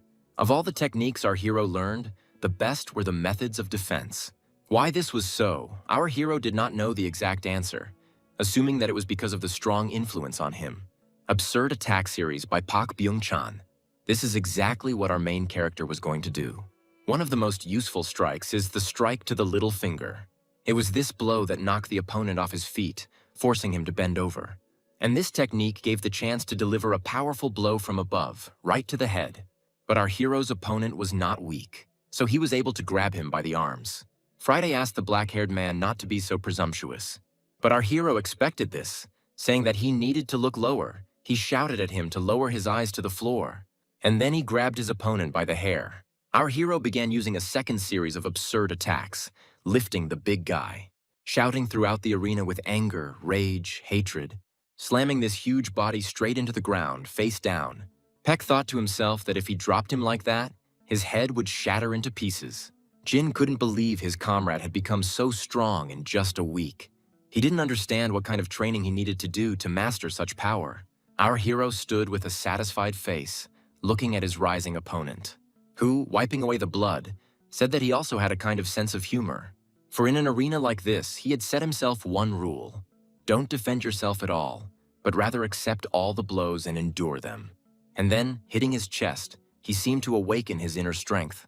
He said that today he would have chicken and beer. Our hero continued to stand in place, silently looking with a satisfied face towards the enemy. And here is the very attack with which he was going to attack him in the establishment. All the energy gathered in his left hand. The man shouted that today's food would be too delicious. The crowd was jubilant, because they had not seen such incredible fights for a long time. Some of them even began to remember all the deities. In a trembling voice, one of the observers turned to Neo, asking if he could see it. And he, also drenched in sweat, answered the pressman that he could not take his eyes off him. After all, many people know this ability, but no one has seen it. They couldn't believe that they would be able to see her in this dump. And Friday explained to Peck that his ability was soda. In other words, the magic of manipulating the body, the properties of his body are the same as carbon dioxide. Turning to the champion tiger, Kuroshkin began to thank him. He said that he had shaken him up enough after a long break. And then he sent a powerful attack straight towards our main hero, which he successfully reflected, accepting it. Peck felt it. It was even quite painful at the moment. The black-haired man saw how his opponent was already swinging for the next shot, about to launch that flying attack again. But this time there was a sparkling amplifier, which in that moment shortened the distance between them. Our hero took this blow with his face. Although he managed to stay on his feet, the force was greater than expected. That's why he started spitting blood. Bayek thought to himself that June had prepared him for this. After all, he explained what carbonated magic is. She has the ability to release colossal power. It was simple, but its use was powerful and varied. However, there was one weakness, which our main character was going to take advantage of. Approaching and grabbing the man by the face, he started using an absurd series of attacks number 3. He also slammed the big guy into the ground, causing the earth to break under his own weight. Our hero called this technique taking out the trash. The observers were surprised because no one had fought Friday for so long. And our hero explained that he was defenseless at the moment of using magic. These actions angered the man. He immediately jumped straight up using magic. The man shouted that the tiger was an idiot because it had not learned anything from his previous attack.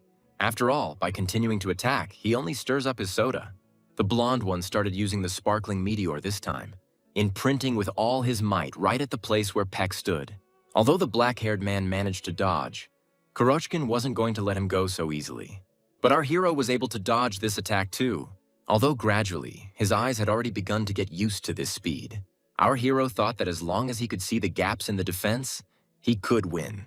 But this is what the Soda Man was waiting for, dealing a powerful blow to Peck. Blue-Skinned was surprised, because Friday used a burst of gases to change the trajectory of the blows. He couldn't believe that the boy had forced him to use his abilities. Neo also said he was surprised. After all, he was still standing and smiling, looking at his opponent. At times, our protagonist even continued to provoke the soda drinker. He said that he had the same plan as him, because he was going to leave here victorious.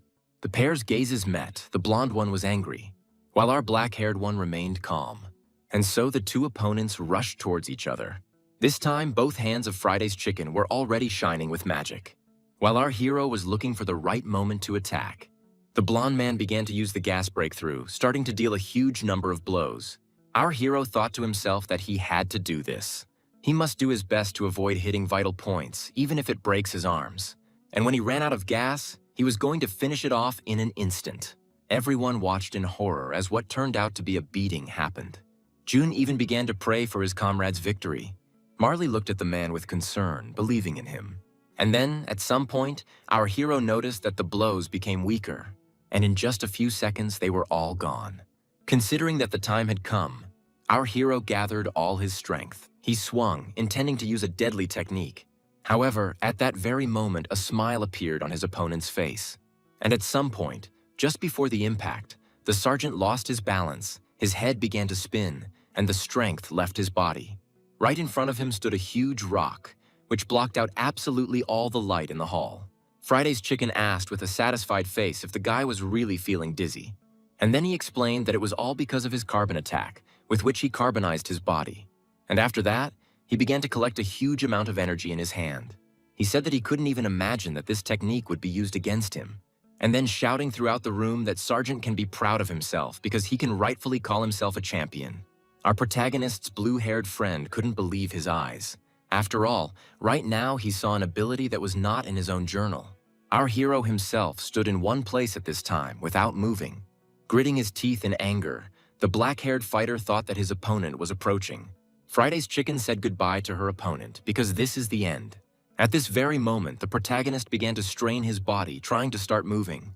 It seemed as if with his last strength, he clenched his fist and swung, directing his blow towards the attacker. While Friday laughed at him, because he considered all this to be pathetic attempts.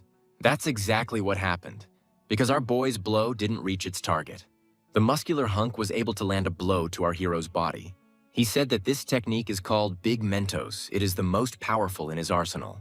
And also explaining that the pills he left in his body were a molecular material with a high content of alkaline components that interacted with his body. In short, this is something that will explode soon. Literally a moment later, a powerful explosion occurred in the very place where our main character stood. A column of dust rose, and gradually the silhouette of our main character began to appear. The black-haired man sat on the ground, looking up without any movements, his whole body covered in wounds. Jun, covering his mouth and sweating, thought that it was all because of him. After all, this is all because he did not receive any information about such powerful technology. He mentally blamed himself for the death of his comrade. His eyes began to fill with tears. He didn't know what to do. He grabbed his head and began to squeeze it, because he did not understand whether he could call himself the best spy. Marlborough herself was clenching her fist in anger at that moment. Looking at his opponent, the blonde-haired man said that he was sorry, because his opponent could not withstand this blow, and also told him that it was all because he decided to touch his chicken. This is exactly why he died. If he hadn't touched her then, he would be alive now. He exhaled heavily because he didn't want to kill him at all at first, when he first saw him in the arena. As he left, he also said that it was the best fight he had ever had, still continuing to call himself Sergeant, the champion tiger. Gradually, the black-haired hero's body began to emit some kind of dark aura that sent shivers down Friday's spine. The man turned towards this aura in horror, covered in beads of sweat. At the same time, the sergeant began to gradually rise, still continuing to cover his wounds with some kind of dark liquid. Pak Byung-chan fell into disfavor with the goddess Prima, and he was sent into the world without any abilities. However, at this moment in this fight, Piatnichny helped him. By causing an explosion of mana inside his enemy's body, he helped him immensely. After all, by doing this, he awakened something inside Pa Byung-chan, causing the power to awaken in his body. As a result, his body was illuminated by magic and Pak Ben-chan awakened completely. And just a few moments later, our boy's true strength was revealed. So, the terrifying expression and aura became even more terrifying. The muscle man's entire body was covered in beads of sweat. He looked at his opponent in horror, not understanding what had happened. Not only he was frightened, but the rest of the crowd, everyone felt a terrifying feeling. They were afraid to even move. Every part of their body told them that they were in danger. Absolutely everyone held their breath, as if they were afraid of being noticed by a wild animal. Hold your breath to completely eliminate your presence. Everyone froze, an irresistible instinct for self-preservation. Just like Friday himself, he could not believe that the boy could survive. His body twitched more and more with each passing second. He was absolutely sure that his last attack had killed him. Realizing he needed to strike again, he immediately tensed his body, beginning to gather energy. Using soda, Kurochkin understood that if he didn't attack him right now, then this could be the end of it. He was going to take advantage of the moment while the black-haired man had not yet fully come to his senses. However, it was already too late. In an instant, with inhumanly incredible speed, the sergeant struck his blow, thereby throwing the attacker away from himself, not allowing him to strike. No one saw the impact. They didn't even understand what happened right now. The smug face was gone. Now they were covered in blood. Having lost his self-control, the blonde man concentrated his energy and began to attack his opponent with a loud cry. But this didn't frighten our black-haired guy at all. He put his leg out and touched his chest. With a light touch of a finger, his sternum bones broke into several small pieces, thus sending him into the wall with such incredible force, which, under its own weight, almost destroyed the wall surrounding the fighting arena. The man clutched his chest and made painful sounds as he continued to bleed. But our hero wasn't going to stop there because the man beat him until his last breath. And now he was standing right in front of the defenseless man, swinging his leg again. And then he hit her right on the blonde man's head, causing blood to fly in all directions. But even at this, our hero was not going to stop, continuing to beat Kurochkin. The beatings did not stop after a few seconds. And even after a few minutes, everyone watched in horror as blood flew in different directions, listening to groans of pain. Puck wasn't going to stop. He was going to kill Chicken Friday, hitting my head one blow after another, becoming more and more covered in this dark energy. Gradually, the air began to fill with dust, which obscured the view of those around. However, everyone felt anger, which grew more and more with each passing second. Our main character's entire appearance began to change. He gradually lost his humanity. It began to emit an incredibly powerful and frightening aura, completely unlike a human one. Some even began to cry, because each of them understood perfectly well that they could not move. They could die. And then came the moment when the sergeant's entire face was covered with this very dark force, and he emitted animal cries. His comrades watched all this, also silently, not understanding what to do. The red-haired goddess thought to herself that she was feeling something that was far from right. Lying on the ground, Kurochkin began to smile, still covered in blood, shouting out, asking why his opponent was crying since he was the champion tiger. And then he delivered a powerful blow with his own forehead, right on the head of his opponent. This threw the black-haired guy back a few meters. At that very moment, the man shouted that he already understood everything. After all, his opponent is currently undergoing a mana overload. Hearing this, June panicked and couldn't believe what he heard. After all, it was now that everything fell into place as the boy believed. At this moment, Sergeant's mana was raging. This is a rare phenomenon that has only occurred twice in the world to date. It is a genetic disorder where an individual is born without magic. And then an even rarer phenomenon occurs. These people gain magic. Their mana and life energy is absorbed to the point of exhaustion and leads everything to one thing. Straight to certain death, a kind of slow-motion suicide. Choking from fatigue and still bleeding profusely, the fair-haired man said that the boy hadn't even thought about dying, because it would all have been too easy. And then shouting that he had insulted his favorite chicken. It is because of this that he must die at his hands, but our hero did not agree with this. Thinking to himself that Kurochkin would die today, because he would crush him into mush, at that time Marlborough addressed him through a mental connection. Realizing that the guy couldn't hear her, she screamed loudly at the top of her lungs. June asked Marley to calm down, but she was too angry. Continuing to shout about how the guy promised to show something amazing, she asked him not to dare die after such a promise. The blue-haired man continued to calm her down while she was screaming about the place, and also for him not to do this to her. The crowd began to speculate that the girl might have started her period, or that she had placed a large bet on his victory. It was at this moment that the black-haired man stopped. Hearing this familiar, pleasant voice, he became thoughtful, starting to remember what place the red-haired one was screaming about.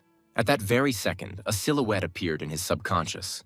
He remembered the face that looked at him and smiled sweetly, and then got rid of him like the last piece of trash.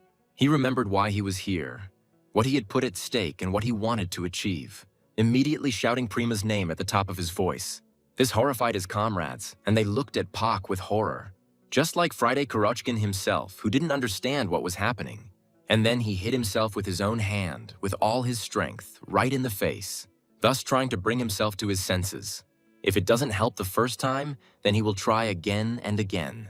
He didn't want to lose everything until he achieved his goal. Blood flew in all directions. Park Byung-chan started beating himself because his body wouldn't obey him. He hits him as if he is threatening him, thereby telling himself to pull himself together.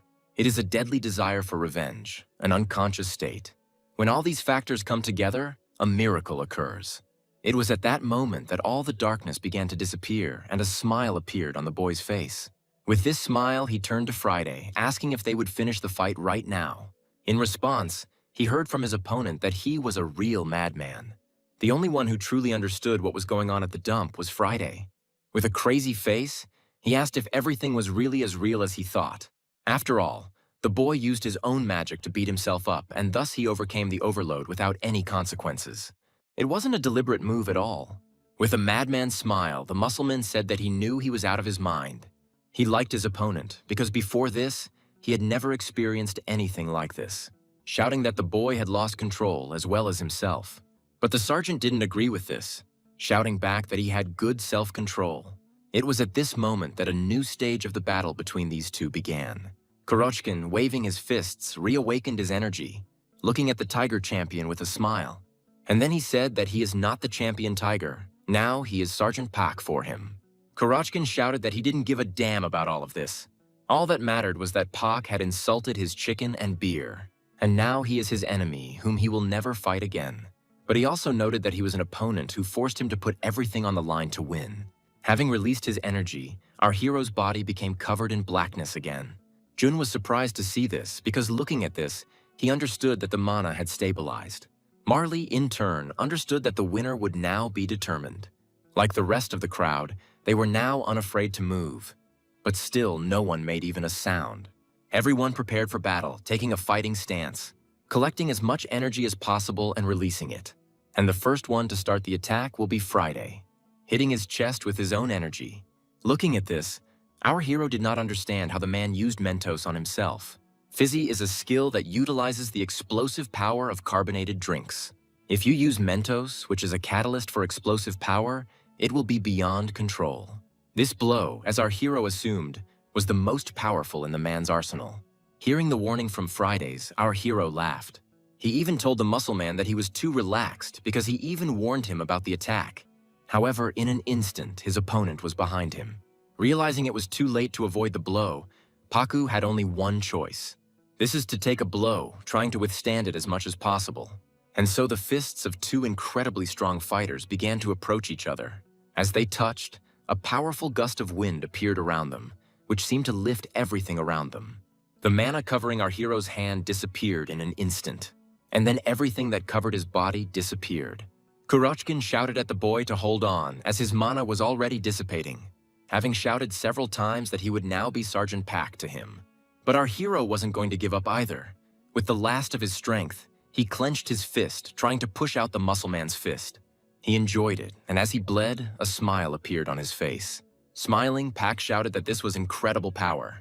He thought to himself that even in this situation, there was still a technique in his memory that he could use. And then, literally in a second, a shovel appeared right in his hand.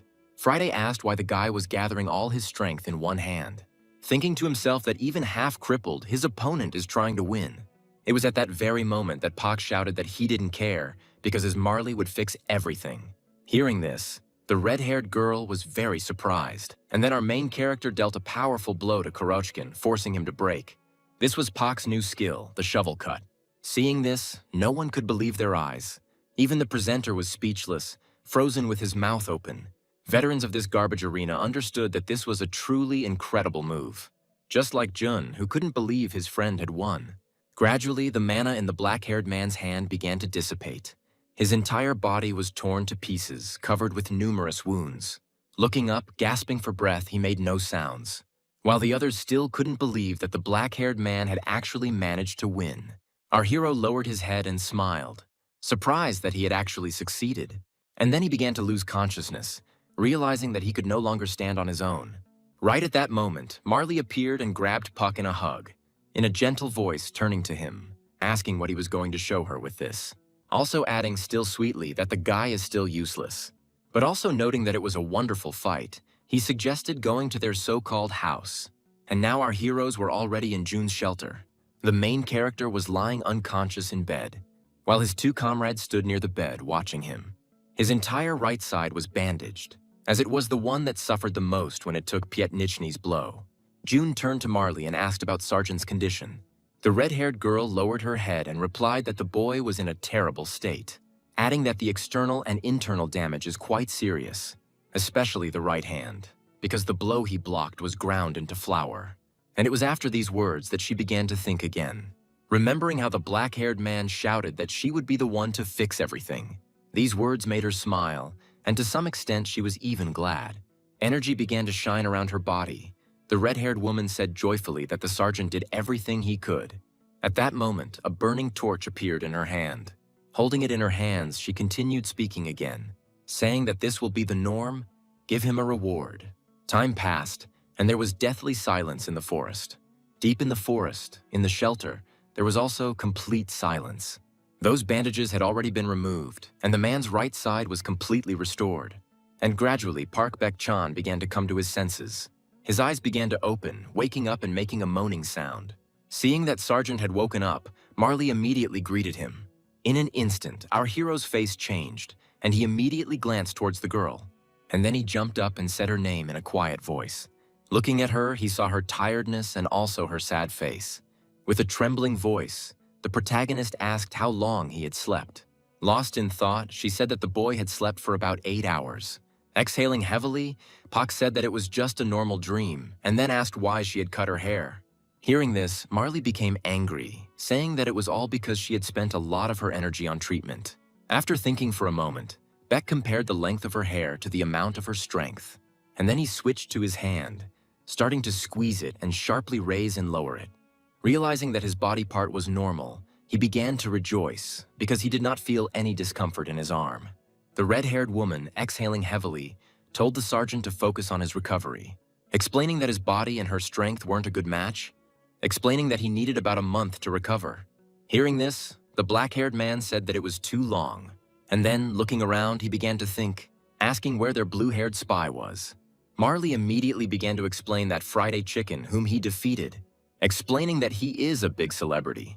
She also added that, fortunately, during the battle, the sergeant did not say anything unnecessary. However, she also added that they now need to be on guard and prepared for the consequences. Junrietta, or simply a village simpleton. This is the peak of enthusiasm and spycraft. This is exactly what Jun thought when he went out to gather information. Walking through the back streets of the town, he became lost in thought. Lost in thought, thinking that because of two people who don't know the Empire, he is the one who suffers. But he also understood that he had no choice, because he needed to get help from a member of the organization. He wanted this sweet couple to join them and get a new place to live.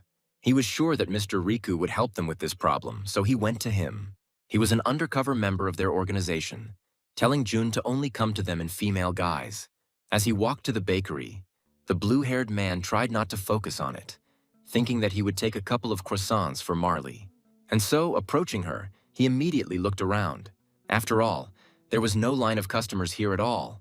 At some point, they joked that it was possible to go bankrupt. Entering the building, he called Mr. Riku. It was even somehow sweet to ask if all the bread had already been sold. And at that very moment, he fell silent, because he saw the devastation inside. He also drew attention to a situation that clearly frightened him. After all, a member of their organization was beaten and covered in blood. And around him stood people in black robes, while Ricky knelt in the center of their circle.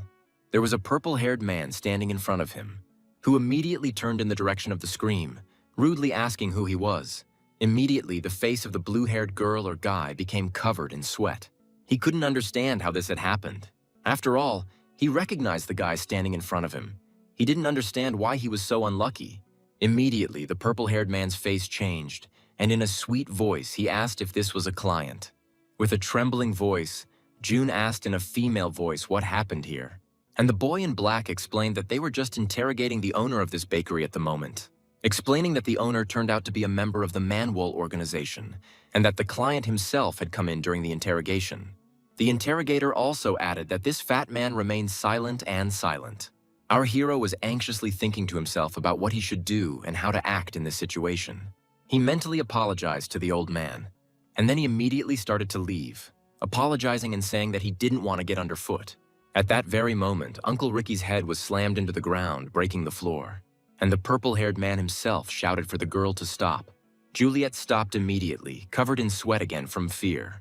As the man stood up, he looked at her carefully. Having said that, the client is also subject to careful verification. And then he began to walk slowly towards her, standing close and beginning to examine her while she was trembling with fear. The purple-haired one spoke first, asking why she was shaking, asking insistently if she was afraid of the man who defended the empire. And then he put his hands on her shoulders, turning to her. Everyone also asked horrifyingly if she was part of Manhwa. Juliet immediately fell to her knees in fear, starting to look at the warrior of the empire, continuing to shake with fear and break out in a cold sweat. Because right now, June felt the frightening aura of the strongest A-ranker. It was he who was the strongest unit of the empire. There was total silence. No one made a sound, looking at the girl sitting on her knees. Purple's subordinates also did not move, waiting for the order. Ricky thought to himself that June looked too cute today, remembering that the boy always asks him for information with an overly cute face.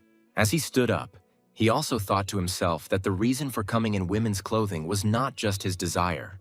He asked him about this to make sure that if something like this happened, they would be prepared with the best defense that no one could penetrate. Immediately shouting for the Imperial soldier to let this girl go, June didn't understand what his friend was doing. Just like the purple-haired one himself, he was surprised to hear this. After all, the man kept his mouth shut, not even making a sound while he was being beaten. The owner told me that he opened a fake bakery here 2 years ago and every day was a huge stress.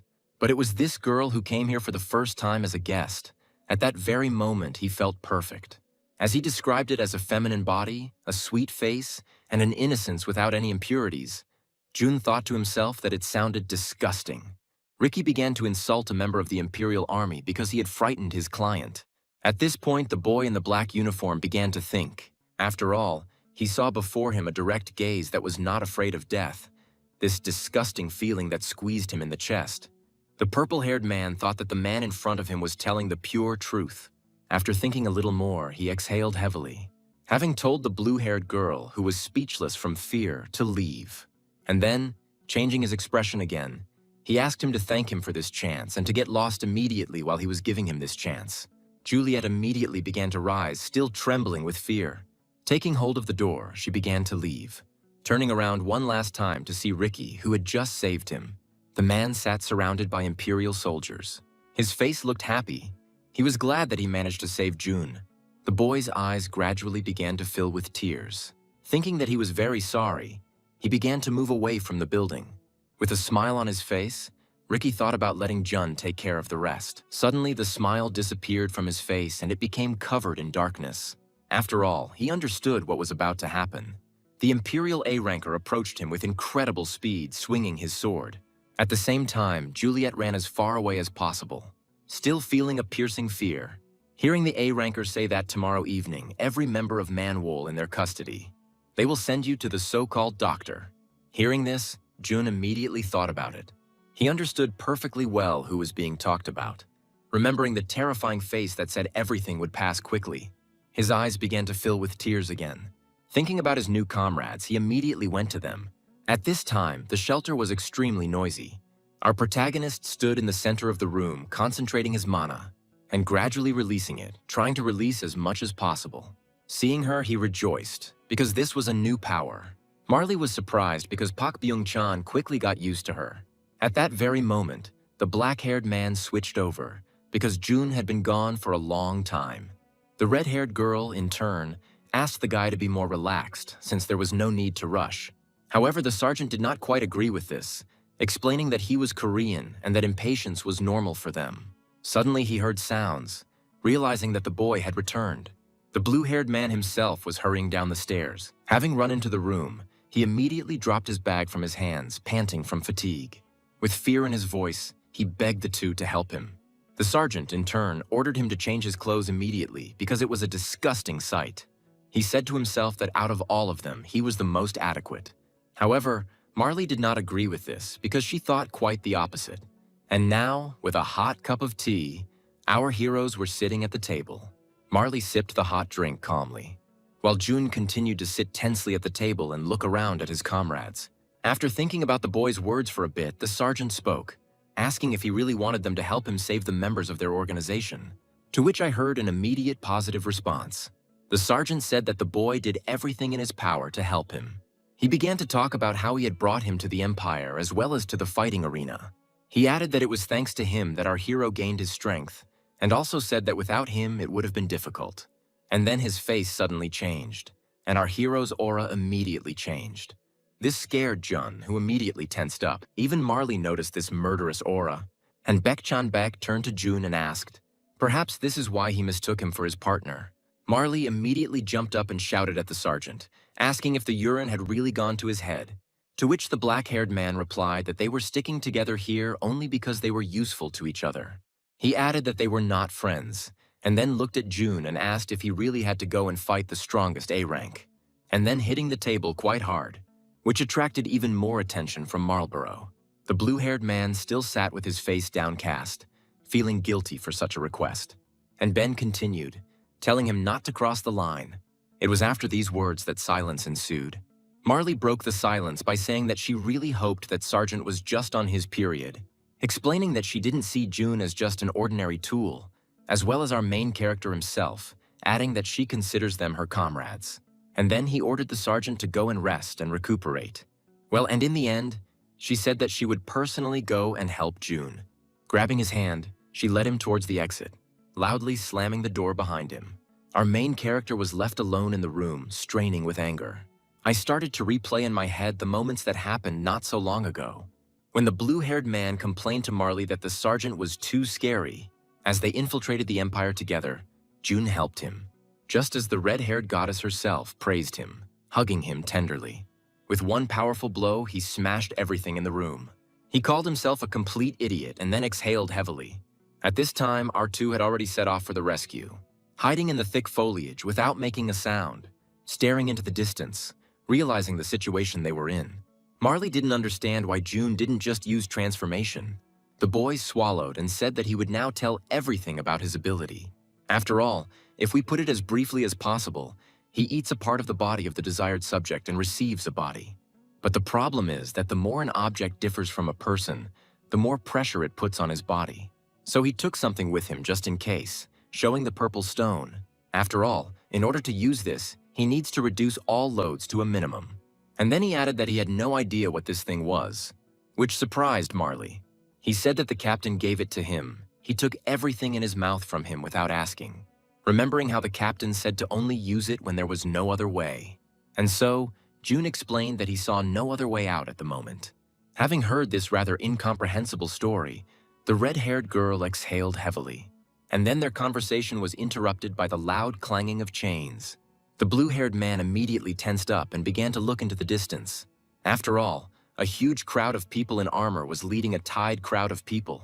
Their faces were covered with some kind of bags, tightly tied. The red-haired girl and the blue-haired boy thought about it. These are the ones they came to save. The warriors were extremely relaxed, yawning heavily at times, not paying attention to those around them. They weren't soul knights, which was logical, since they had no need to accompany criminals directly. Our heroes exchanged glances and smiled joyfully. It was a great opportunity, but they relaxed too much. Right from behind them, some kind of monster appeared, who was saying something about Prima. At that moment, June's face became covered in sweat, just like Marley, because they were discovered right now. The monster screamed loudly and swung. However, the red-haired one was faster. She immediately stood up and began to concentrate her energy, launching a powerful blast of flame straight into the attacker's head. The warriors immediately shouted that there was an ambush here, preparing for battle. They shouted that they needed to go to the other side, because there could be more enemies here. The blue-haired man thought to himself that this was a bad idea, because everything they had done before could be in vain. I also didn't understand how they were declassified because they couldn't be found so easily. Marley distracted him from these thoughts, shouting at the boy to pull himself together.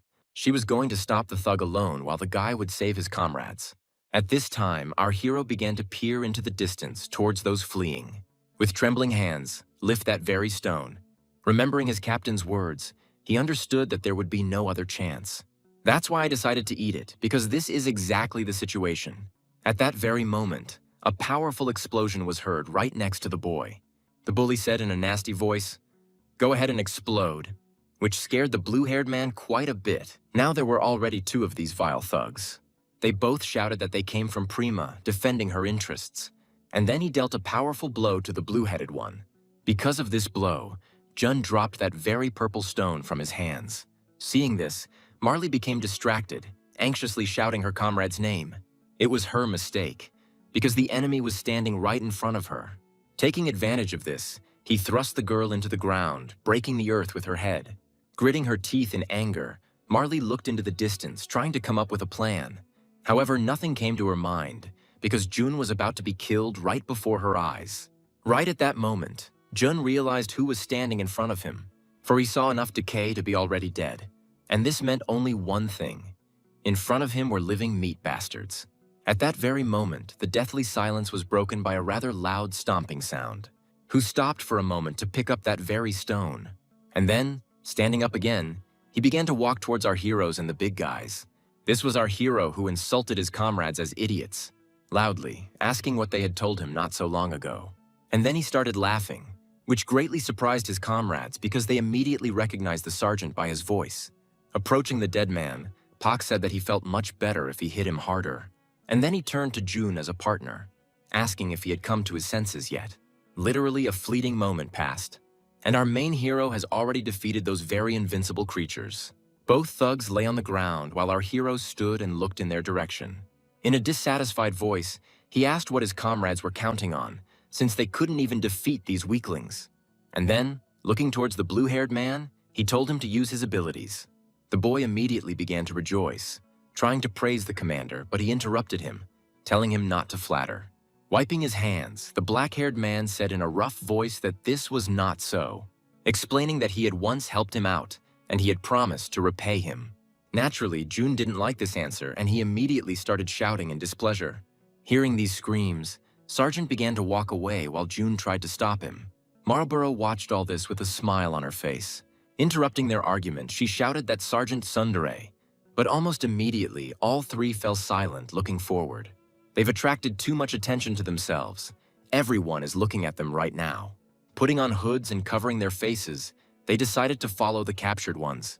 The blue-haired man pointed the direction to his comrades. At this time, a rather nasty laugh was heard in one of the buildings. The gray-skinned man, sitting on a chair, laughed loudly, looking at something in his hands. The man who came in said that the doctor looked too happy today. The man who came in was the same A rank from the Imperial Army. Throwing out the head of the inhabitant of Marley's world, the doctor shouted that it was amazing, and also adding that a very funny situation happened just recently. Sitting down on a chair, the purple-headed man said that it was too curious, asking to tell. Continuing to laugh, the doctor looked at his interlocutor. He explained that the toys he sent had most likely died, as the connection with them had been lost, explaining that the connection is lost in the event of death or loss of consciousness. Hearing these words, the A rank immediately became thoughtful. Seeing this look, the doctor shouted loudly that the boy was thinking correctly, which put quite a lot of stress on the young warrior from the Imperial Army. Skin Gray added that everything is happening exactly as he said, brave warrior. Remembering how he talked about anti-government organizations, asking to hide some information from your subordinate. The goddess's chosen warrior also added that they didn't have time to create a plan B. The A-ranker told the doctor that people who had been to war were completely different, adding that it was time for them to go as Manvol's troops were approaching. Coming out, everyone understood what was about to happen. After all, very soon this place will become their grave. By this time, our heroes had already reached their destination. June looked anxiously towards the building. While our main character understood everything perfectly well, an ambush awaited them. The blue-haired man happily replied that this was so, and also added that he knew all the intricacies of the Imperial Army's work. And sometime later, they showed two huge creatures that were created by that same doctor. Marley said that they would get into trouble if they stayed here. Each of them understood that every second counted. At this point, our main character took the initiative in the conversation. Having told Marley to return to the shelter, she, upon hearing these words, could not believe her ears. To which the sergeant interrupted her, telling her to listen to him, explaining that he was only here because of June, and also adding that he will need it in his future plans. So if there is even a minimal chance that something happens to her, then it is better for him to remove her from the mission. After hearing these explanations, the red-haired girl remained silent for a few more seconds, and then, taking hold of her hood, she replied that she understood, but also added that she still wanted to know what was going on. And at that very second, a hot flame appeared, which in an instant reached the hand of our hero. Lifting the sleeve of his cape, he saw a bright red pattern on his arm. Suddenly, in his head, he heard Marlborough's voice. However, he didn't pay any attention to this, thinking that this tattoo looked like it belonged to 2000s. He was distracted from his own thoughts by June, who asked if they were coming. At that very second, an evil smile appeared on the black-haired man's face. With the same expression on his face, he came out from behind the corner where they were hiding. The blue-haired boy followed him. The doctor, along with an A-rank warrior of the Imperial Army, were already waiting, as well as those they bound for trial. After all this, the sergeant continues to reflect.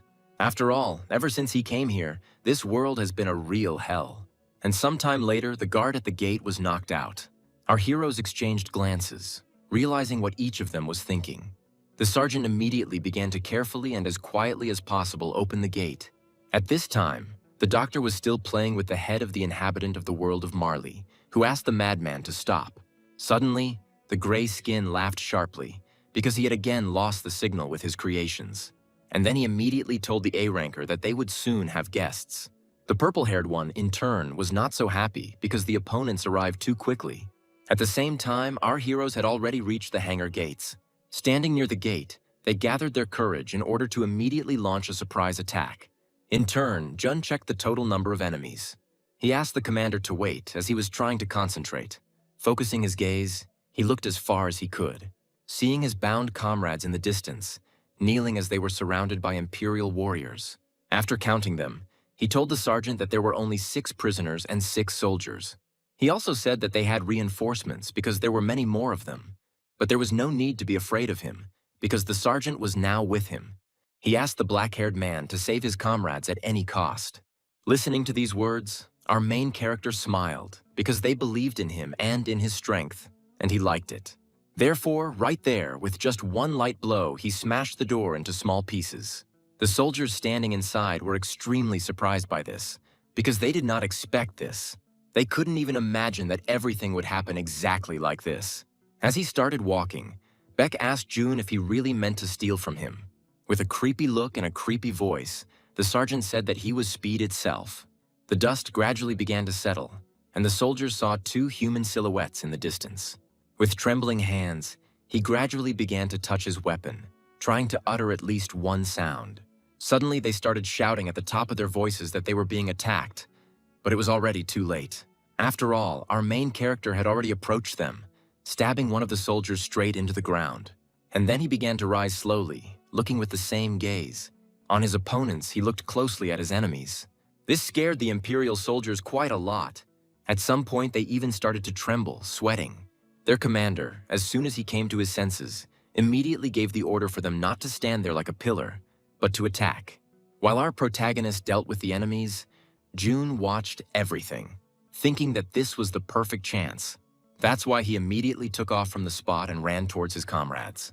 All he thought about was that he needed to save his comrades and escape as quickly as possible, trying to get closer to them as quickly and quietly as possible. They, in turn, mooed, making strange sounds. The blue-haired man, as soon as he approached them, immediately shouted to them that he would save them now. They started making some strange sounds again. Using a knife, he began to cut the ropes, while June continued to calm them down, saying that he would get them out of here now. And now the first rope had already been cut from the face. The fabric that covered the face gradually began to fall off. As soon as the face opened, a face appeared that called the blue-haired man an idiot. The boy, seeing and hearing this, immediately panicked. just like our main character, who didn't immediately understand what was going on here. After all, right before his eyes, those for whom they came here began to attack their saviors. With a slight movement, the red-haired man broke the handcuffs. Following him, the rest of the hostages began to do the same, removing the bandages from his face as if nothing had happened. While Jun was being strangled, he didn't understand what was happening because his comrades should have been here. However, it was not them. It was the enemies who were attacking them right now. Seeing this, the black-haired man immediately rushed to help the blue-haired man, throwing one of the armored soldiers straight towards the boy, thus knocking down the attacking prisoners. They began to fall to the ground, landing next to the blue-haired man. Our hero stood there, wondering what was going on here. Marley turned to our protagonist at this point, but he interrupted her, saying that he knew. And then he told the boy that it was a trap set by their enemies. At that very moment, the sound of feet began to be heard, followed by the cracking of wood. Almost immediately, a second silhouette appeared, slowly descending the same stairs, and behind them a huge crowd of people. The purple-haired man was surprised, because there were only 2 opponents, which was much less than he thought. The doctor continued to laugh in his own way, asking the A-ranker if he was really disappointed. And just a few seconds later, a whole army stood in front of our 2. Awkwardly, the sergeant told the crowd that they were just regular cleaners. Those who heard this did not even immediately answer, because this answer surprised them.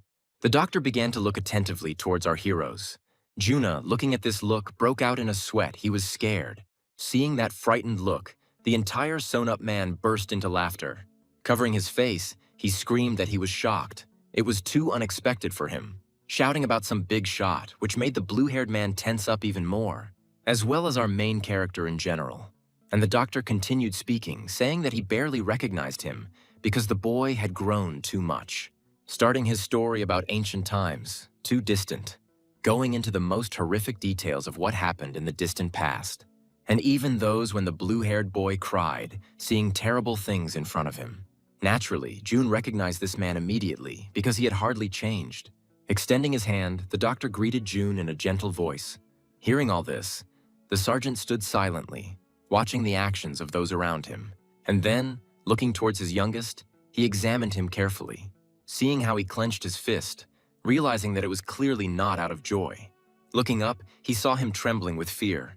This put quite a bit of stress on the black-haired hero. Just like Marley, who sensed the fear he was currently experiencing. Our trio immediately realized that these were not ordinary people standing in front of them. The purple-haired man was surprised when he heard the doctor say the name. He said that they really had a pretty big shot in front of them, because if they caught him, he would certainly have an effect. Turning to Han, the doctor asked him to stop the boy from looking at him. He added, laughing, that this child's masterpiece was not yet a fully finished one. They began to argue among themselves about whether he should conduct the interrogation or not. Jun cried to himself, thinking that he had ruined everything again. Remembering his past, he said again and again that everything happened again because of him, and then he even thought that he deserved it. However, at that moment, our main character approached him and placed his hand on his head, and then he turned to him completely, which interrupted his internal thoughts. The sergeant shouted at the doctor that he was a bastard with foul breath. Switching to the purple-haired one, he called him a girl with a faggot haircut. Well, and then he rushed towards the duo, intending to deal with them quickly. The doctor, seeing the black-haired man approaching them, even became scared at some point.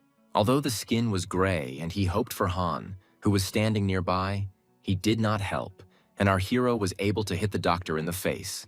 Seeing this picture, June stopped crying and began to believe in their victory. Even the purple-haired one was surprised by this event. The doctor himself, falling and covered in blood, smiled quite brightly. Pax screamed that he was deliberately destroying the spirit of his poor boy. Luckily, his subordinates arrived in time and grabbed their doctor, anxiously asking if he was okay. He, in turn, did not pay attention to them, joyfully continuing to shout that it was painful. And the sergeant continued, asking if the bastard liked the feeling of the fist. Not hearing an answer, the black-haired man shouted, "Glad he liked it, then let him catch the next blow." However, at this point, our hero's blow was stopped. Our main character was quite surprised by this. After all, the purple-haired man stopped his blow, into which he had put enough force, as if nothing had happened. Han asked the black-haired man to calm down, adding that he would be caught one way or another. And then, with incredible speed and force, he hit the black-haired man. Having made him choke on his own blood, Pak did not believe what was happening. Before he could react, he was thrown back and didn't even have time to see the impact. Literally one moment and he was already lying on the ground. Jun was thrown into hysterics again with tears in his eyes. He asked if he was okay. The main character, choking on blood, did not answer, only coughing. Having come to his senses, he turned to June, saying that if they got out of here, he should take him to an ophthalmologist. By this time, the doctor had already come to his senses, holding his cheek. Turning to the leader Hong, he asked why he had not stopped the first attack. After thinking for a moment, the purple-haired man replied that it was a small misunderstanding. Hearing this answer, the gray skin began to sing a song while Pa continued to cough up blood. At this time, Jun bowed his head, began to apologize and say that it was all because of him. He continued to blame himself for everything, saying that the sergeant had already done too much for him. To which the black-haired man did not respond, but only stood up with a smile on his face. And then he began to tell how he once had a younger brother who was a simple private, but always claimed that he would become a general. And finally he added that because of these words, he always made fun of him. But if someone mocked him, besides him, Pak would tear him to shreds because only he could do that. Hearing this, our main character's younger brother shut up, deep in thought. A second later, our hero threw something in his direction. Having told him to hold it, the blue-haired man opened his hands and saw that very bright stone. Pak asked the boy if he understood everything correctly, since this was his insurance. And then, with a crazier face, he looked towards the blue-haired man, telling him that the time has come, the time for action. At that moment, Marley asked Puck not to fart because he was giving another cool speech. Naturally, the sergeant reproached her because he was there because of her, to which he received a shameful silence. A moment later, his entire body was covered in black energy. Han was quite surprised to see his opponent using magic. And then, almost instantly, he gave the order to his subordinates to take him. They immediately rushed to the attack, but our hero was already ready for battle. Park Byung-chan began to accumulate mana in his hand, preparing to deliver a fatal blow. He swung and waited for them to get as close to him as possible, while it felt like an entire army was rushing towards him. After the impact, there was a powerful explosion, a bright flash right in the center of the crowd. As a result, those who had recently fled so energetically scattered in different directions. The sergeant stood in the center, still in the same place, looking forward at Han. His gaze was serious, showing that he was ready for whatever was to happen in the near future. Seeing this, the doctor immediately began to pat the leader on the shoulder, joyfully shouting that he needed this one too. By this point, Jun had already calmed down, thinking that his commander was cool. Clenching his fist, he tried to calm down, starting to thank his comrade for everything. And then, having thrown this stone into his mouth, he swallowed it. Immediately froze in one place, even seeming to stop breathing. Inside, the heart began to beat stronger and stronger, each time louder and louder. Everyone in this room felt an eerie aura. Even our hero was covered in sweat, his whole face covered in droplets. But ordinary soldiers couldn't move. They even found it hard to breathe. Even Marley was surprised by this, because she was familiar with this feeling. Gradually, the clothes on the younger one began to tear and his body began to grow. The face began to change shape, turning into an animal, making disgusting sounds. Instead of 5 fingers, 3 huge ones appeared, and the muscles grew larger with each second. The purple-haired commander, clenching his teeth, did not understand what was happening. After all, the recently sobbing boy had disappeared, and right in front of them was a completely different creature, which began to squeal like a real animal, instilling fear with just one breath. Hong asked them what they were thinking when they used such power. However, he did not hear the answer to this question, because the black-haired man stood silently, looking towards his comrade who was emitting an eerie aura. The red-haired goddess burst into tears because right now she saw her son in June. The bloodied creature from Marley's world turned to the man standing in front of her, asking why they should kill each other. However, the man did not answer this question. Looking around, he saw a huge number of dead bodies. For both human and other races, the battle was truly difficult. He lowered his head and began to think, turning this question over in his head. Subsequently, he did not answer this question because he did not know. Those around still felt a wild fear of the creature that had appeared. No one expected such a turn of events. Even Jun himself, examining his body, was surprised by such a transformation. Even the sergeant, seeing his comrade in such a state, tensed up. The doctor closed his mouth in admiration. At some point, the blue-haired boy screamed at the top of his voice, frightened, asking who he was. At one point, Han and the purple-haired man's fear disappeared and was replaced by surprise. Our main character, in turn, could barely contain himself. And Jun continued to shout, pointing his finger at his mouth, asking who he was. But Pak didn't know the answer to this. The gray-skinned doctor looked at the boy with a trembling gaze. He stretched out his hand and launched something, shouting in surprise. At that very moment, some kind of ball rolled towards our heroes, which gradually began to stop. And in the end, he turned over, showing his face. Having greeted everyone, he surprised not only Sergeant Pak, but also Juna, who, as it seemed to him, knew everything about this world. And literally in an instant, huge tentacles appeared and grabbed our heroes. And the re-sewn man himself laughed, shouting about some expensive toy. The creature at that moment was praising its master. And then she began to unwind her tentacles from side to side. As a result, both of our heroes were slammed straight into the wall, having broken through a huge stone wall. All the damage went to our guys. They were unable to defend themselves. Therefore, we felt the pain with our whole body. The man himself approached the leader Hong, telling him that this must remain a top secret. And then he added that this choice is his, since he most likely does not want his people to be given away. He asked the purple-haired man to decide as quickly as possible while he was holding back the two. At that moment, Pak turned to Jun, saying that he had become such a monster, but he couldn't do anything.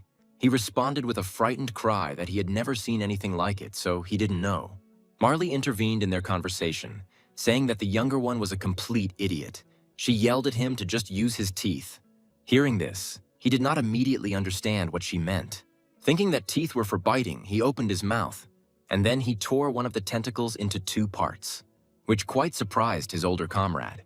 The A-rank stood silently, at some point also surprised. With a heavy sigh, Hong asked the doctor to help him here. Continuing to laugh, the doctor said that he had finally made up his mind. And then he added that he shouldn't even think that he could shut his men's mouths. He recommended killing them all. At that moment, the boy's expression changed, and he said that he would take care of his people. These words made the doctor laugh even harder. By this time, our two had already completely freed themselves and were ready for battle. Having shown himself, the doctor turned to Jun and Park, saying that they would play with him until their leader returned. Park turned to his younger comrade, asking if he wanted to brush his teeth. The blue-haired man whispered that now was their perfect chance, because the strongest one had left, and the doctor himself was weaker than the woman. However, he also revealed that there is one dangerous ability called plasticine, explaining that everything in his hands turns into something like plasticine, like clay. He also spoke about the experiments that the gray skin conducted on living beings. Jun was even afraid to imagine what potential the mad doctor had. Standing on his creation, he began to open its body parts, and then throw them towards our pair. Jun was quite surprised by this attack. But this time, our main hero came to his aid, repelling this attack. Naturally, this was not the entire attack. Right at that moment, the doctor shouted, "Boom!" The expression on our protagonist's face spoke for itself. He expected that this was no ordinary attack. And then there was a powerful explosion and a column of flame rose up. The doctor was surprised by this, because the black-haired man was able to dodge at the very last moment before the explosion. He mentally praised the boy's reflexes. After all, the combination of the object and the explosives was useless against such an experienced opponent. Literally a second later, our main character appeared from the flames. This didn't frighten the crazy doctor at all. But our hero wasn't going to stop there with the lightest possible movement. The black-haired man came closer and said that he would now trim his crooked teeth. And then he hit the doctor right in the face with a direct blow, who clearly did not expect it. Dust began to rise around the gray madman's skin from the powerful blow from our protagonist. However, right at that moment, Pak was very surprised, not understanding what was wrong with this man's skin. After all, from this blow, his skull fell apart, becoming as if liquid. Our hero thought to himself that before hitting him, the doctor might have used his ability on himself. And right at that moment, he was about to touch his opponent. The sergeant didn't expect this, so he noticed the attack at the last moment, knowing full well that he wouldn't have time to dodge. But the younger one came to his aid, tearing apart the attacker's arm. With a light bite, he was able to cut it into 2 pieces. The attack was unsuccessful, so the madman stopped pretending to be defeated. He jumped up and leaped upward, catching his severed limb. And then, having landed, he began to heal his body with the help of his ability, doing the same with your face. And then everyone laughs and shouts that it was unexpected. Looking at his opponents, He also shouted that it was not fair because there were two of them and only one of him. Therefore, he suggested that our heroes should play on equal terms. And at that very second, a huge monster appeared, making eerie sounds. Opening his mouth, he released a huge amount of warm steam. Pak immediately became wary because the enemy was already not easy, and now everything became much more difficult. In turn, June felt a rather strange feeling. At that moment, the doctor himself happily explained that it was Jopnik in front of them, explaining that he had done it in a hurry.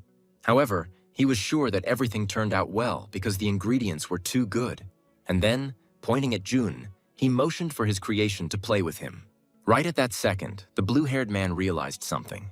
A rather familiar and, in turn, native silhouette ran through his consciousness. The boy shouted anxiously, asking if it was really Riku. He, in turn, somehow with quite a lot of difficulty, said the boy's name. He called our hero Cutie June, and right at that second tears appeared on the blue-haired man's face. And the orange creature repeated the boy's name over and over again.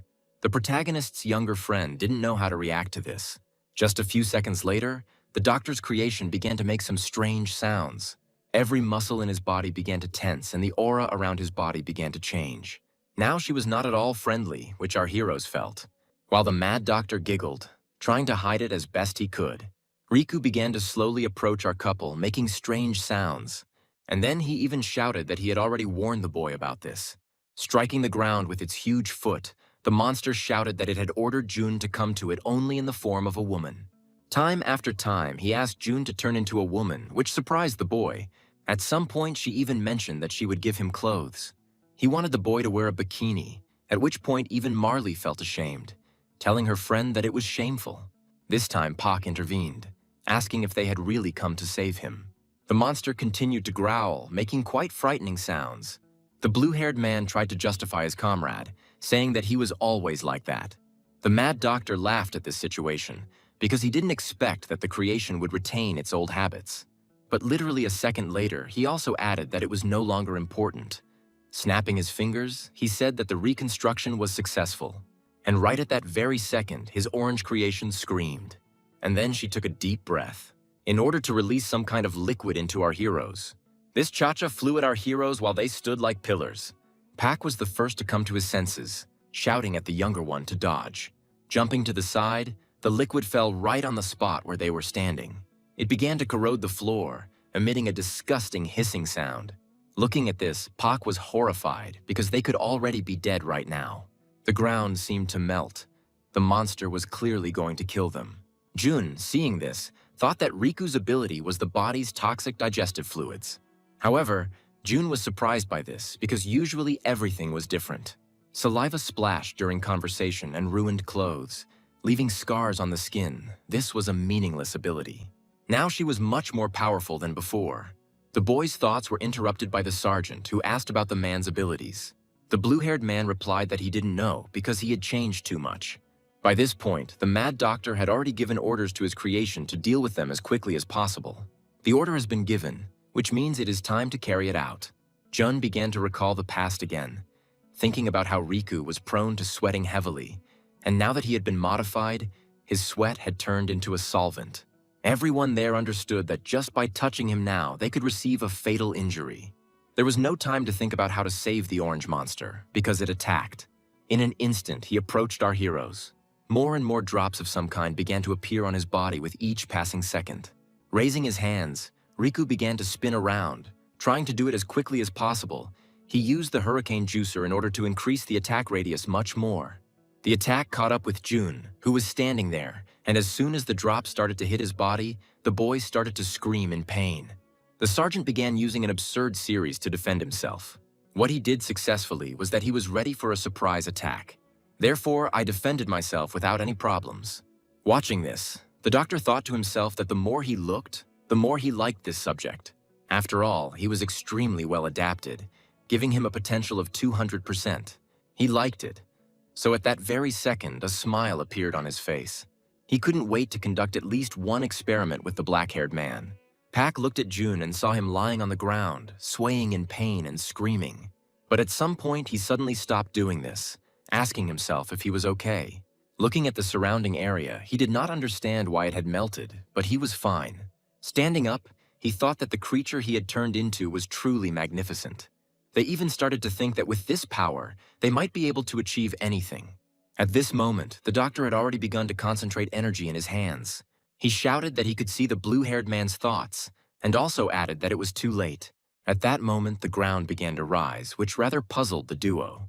And again, that disgusting laughter was heard, as well as the rumble of the earth. In an instant, a huge wall rose up while the doctor shouted that this was his room. Trinity was closed, completely isolated from the outside world, and the gray-skinned man said that if they increased their combat experience, it would be better for both sides. By saying that while they are breathing, they will be able to have a great experience. And right at that moment, our two heroes thought the same thing. They found themselves in the worst possible situation. They were trapped. The doctor continued to laugh madly, shouting that everything was going perfectly.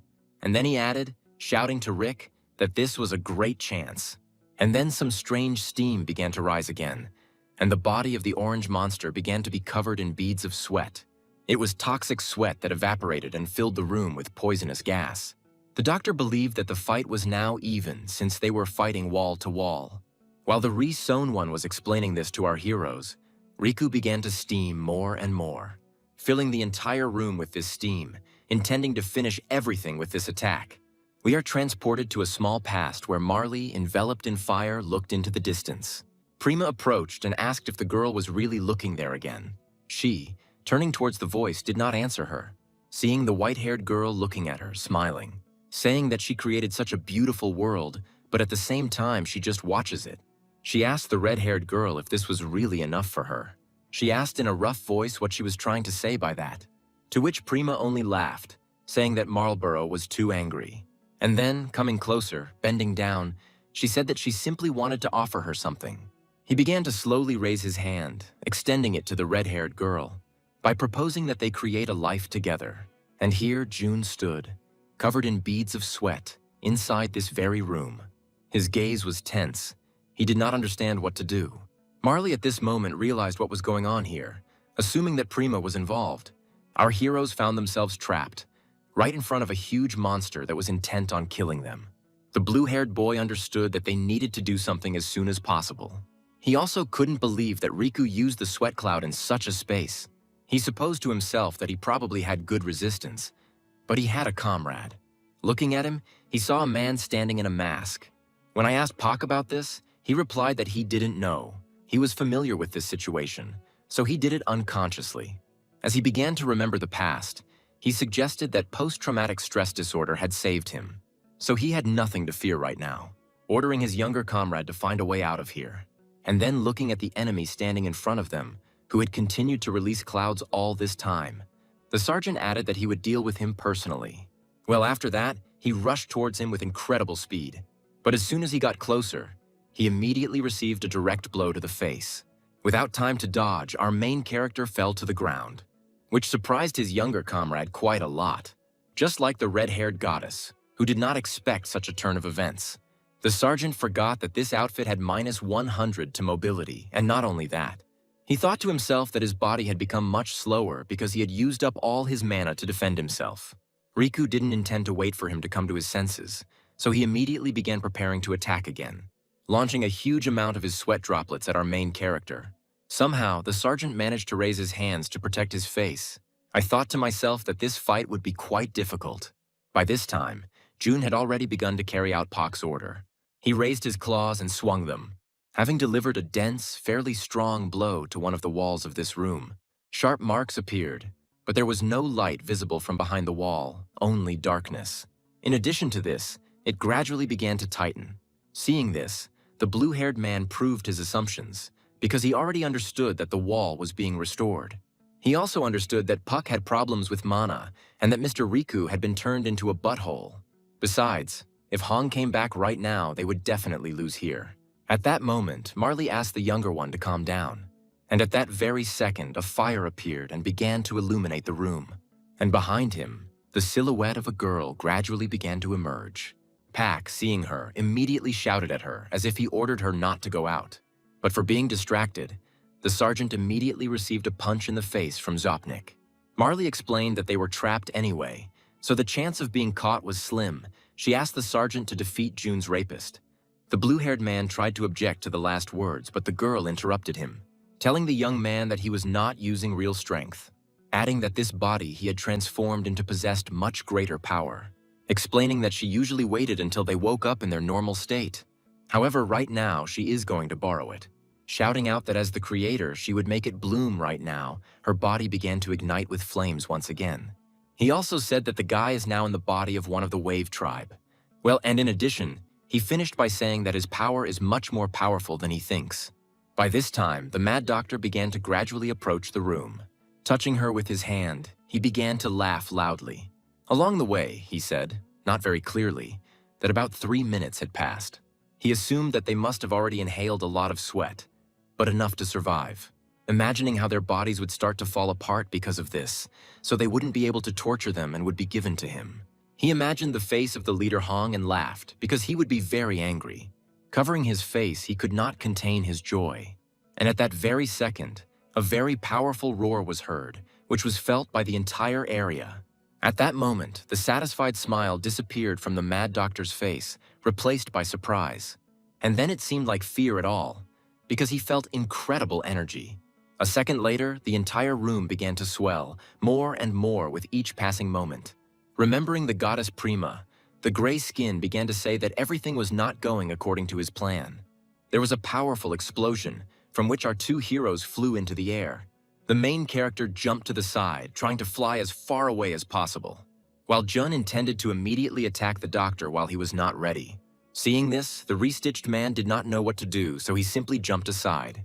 And the blue-haired man continued to fly towards him, intending to deal with him with one blow. Fear appeared on the madman's face, and beads of sweat began to cover his entire face. Exactly 5 minutes ago, Marley was telling us that it was she who awakened this tribe. However, now the boy will simply borrow their appearance.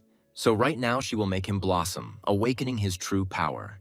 Our hero at this time tried to restrain Riku as much as possible, having said that these two were, as always, too noisy. Having said this to Mr. Pervert, he replied to Paku that he didn't understand anything at all. And then Jopnik, using 2 of his fingers, began to press on his forehead.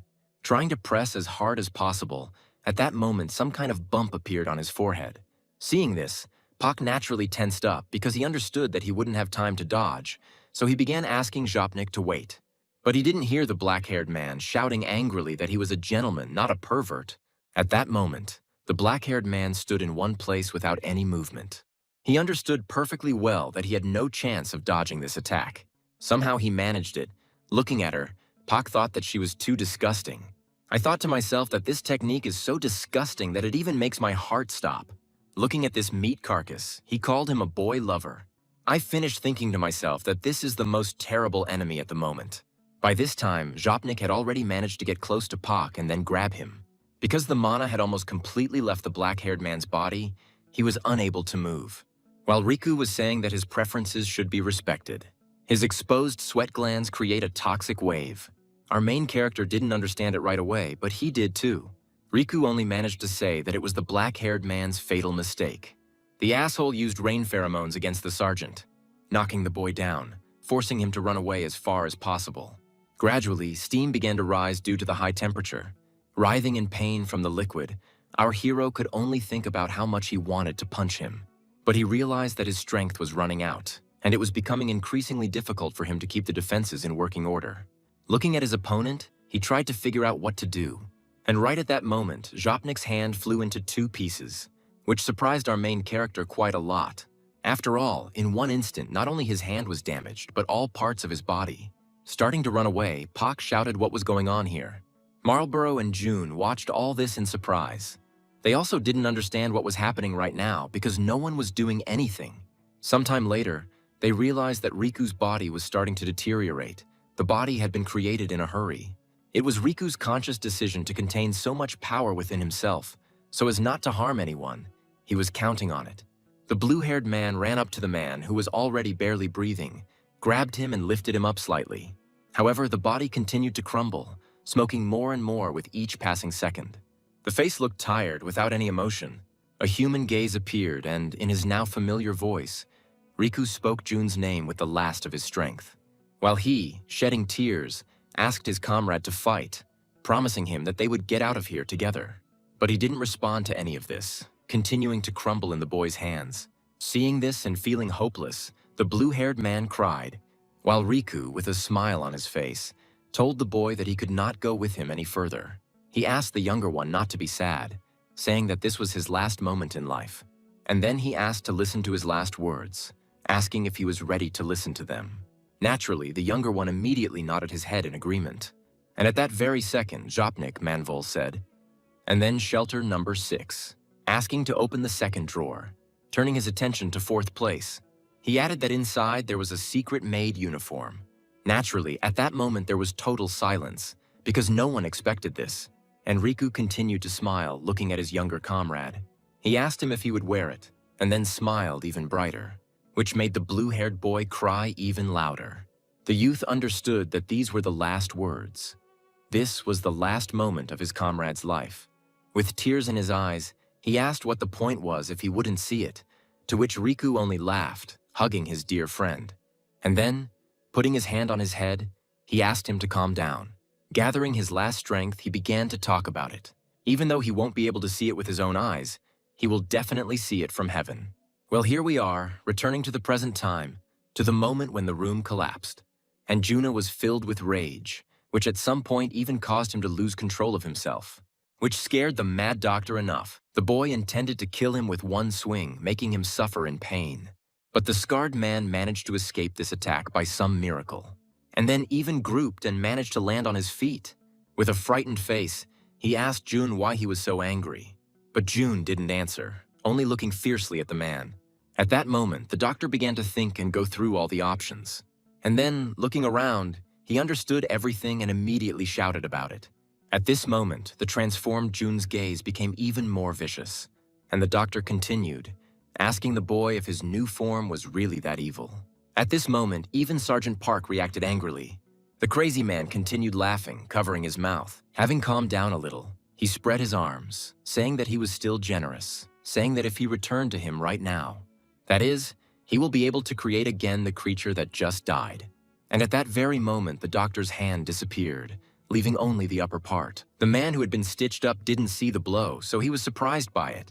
In one small moment, the blue-haired man approached his old acquaintance. On closer inspection, the doctor saw that the young man's mouth was covered in his own blood. At that very moment, the smile completely disappeared from his face, replaced by fear. Jun thought to himself that if he didn't kill him right now, he would die himself. Although the doctor's face looked scared, he also screamed madly, "Boom!" At that very second, Jun's entire body was covered in flames, and dark steam began to come out of his mouth. This attack, as the doctor thought, should have seriously affected the boy. So a joyful smile appeared on his face again. Drops of blood began to flow from the blue-haired man's eyes. They were filling with blood. However, the boy remained on his feet, stomping on the ground so hard that it even shook. And then he looked again with his beastly gaze in the direction of the madman, starting to approach him slowly, step by step, getting closer and closer. This look made the man afraid again, removing the smile from his face. Our hero's entire body began to gradually turn red, and the veins began to bulge, appearing on his body. The blue-haired man, opening his mouth wide, began to move closer. June was about to bite off the mad doctor's head while he stood there like a pillar. At that moment, the black-haired man rushed towards the two. Being in your usual state, freeing your body for faster movement. He moved closer to June, delivering a powerful blow to his stomach, thus throwing the younger one aside, which greatly surprised the blue-haired one. He didn't understand why Sergeant Park was doing this, and at that very moment, a powerful cut appeared in the place where our hero stood. A huge column of dust rose up, completely blocking visibility. Once the dust began to settle, all of June's questions were answered. The black-haired man's face was covered in beads of sweat. He didn't expect this. Realizing how powerful the attack was, he mentally wondered what it was. Everyone looked at this crack in the wall and the ground, realizing who made it. And right from this crack, on the other side, came the calmest voice possible. Who said that it was a good try, and our heroes immediately tensed up. And the mad doctor's disgusting smile appeared on his face again. A hand appeared, and behind it a silhouette gradually began to emerge. With a flick of his wrist, Leader Hong destroyed the wall, breaking it into tiny pieces. The purple-haired man added, saying that this attempt was extremely pointless. Both Pak and Jun stood in one place, absolutely not moving, while he continued to talk about how everything they had done before was a waste of time. And then a little time passed. It seemed like literally a moment. There was a foul smell around where the huge building stood, and along with it, devastation appeared. The entire area was destroyed. Both of our heroes lay on the ground without any movement. The reincarnated man's face was completely covered in blood due to the beatings. The black-haired sergeant, in turn, was also covered in blood and lay with a surprised face. He didn't understand what had just happened, because he had just woken up. Standing up slightly, he saw a familiar silhouette, realizing what had just happened.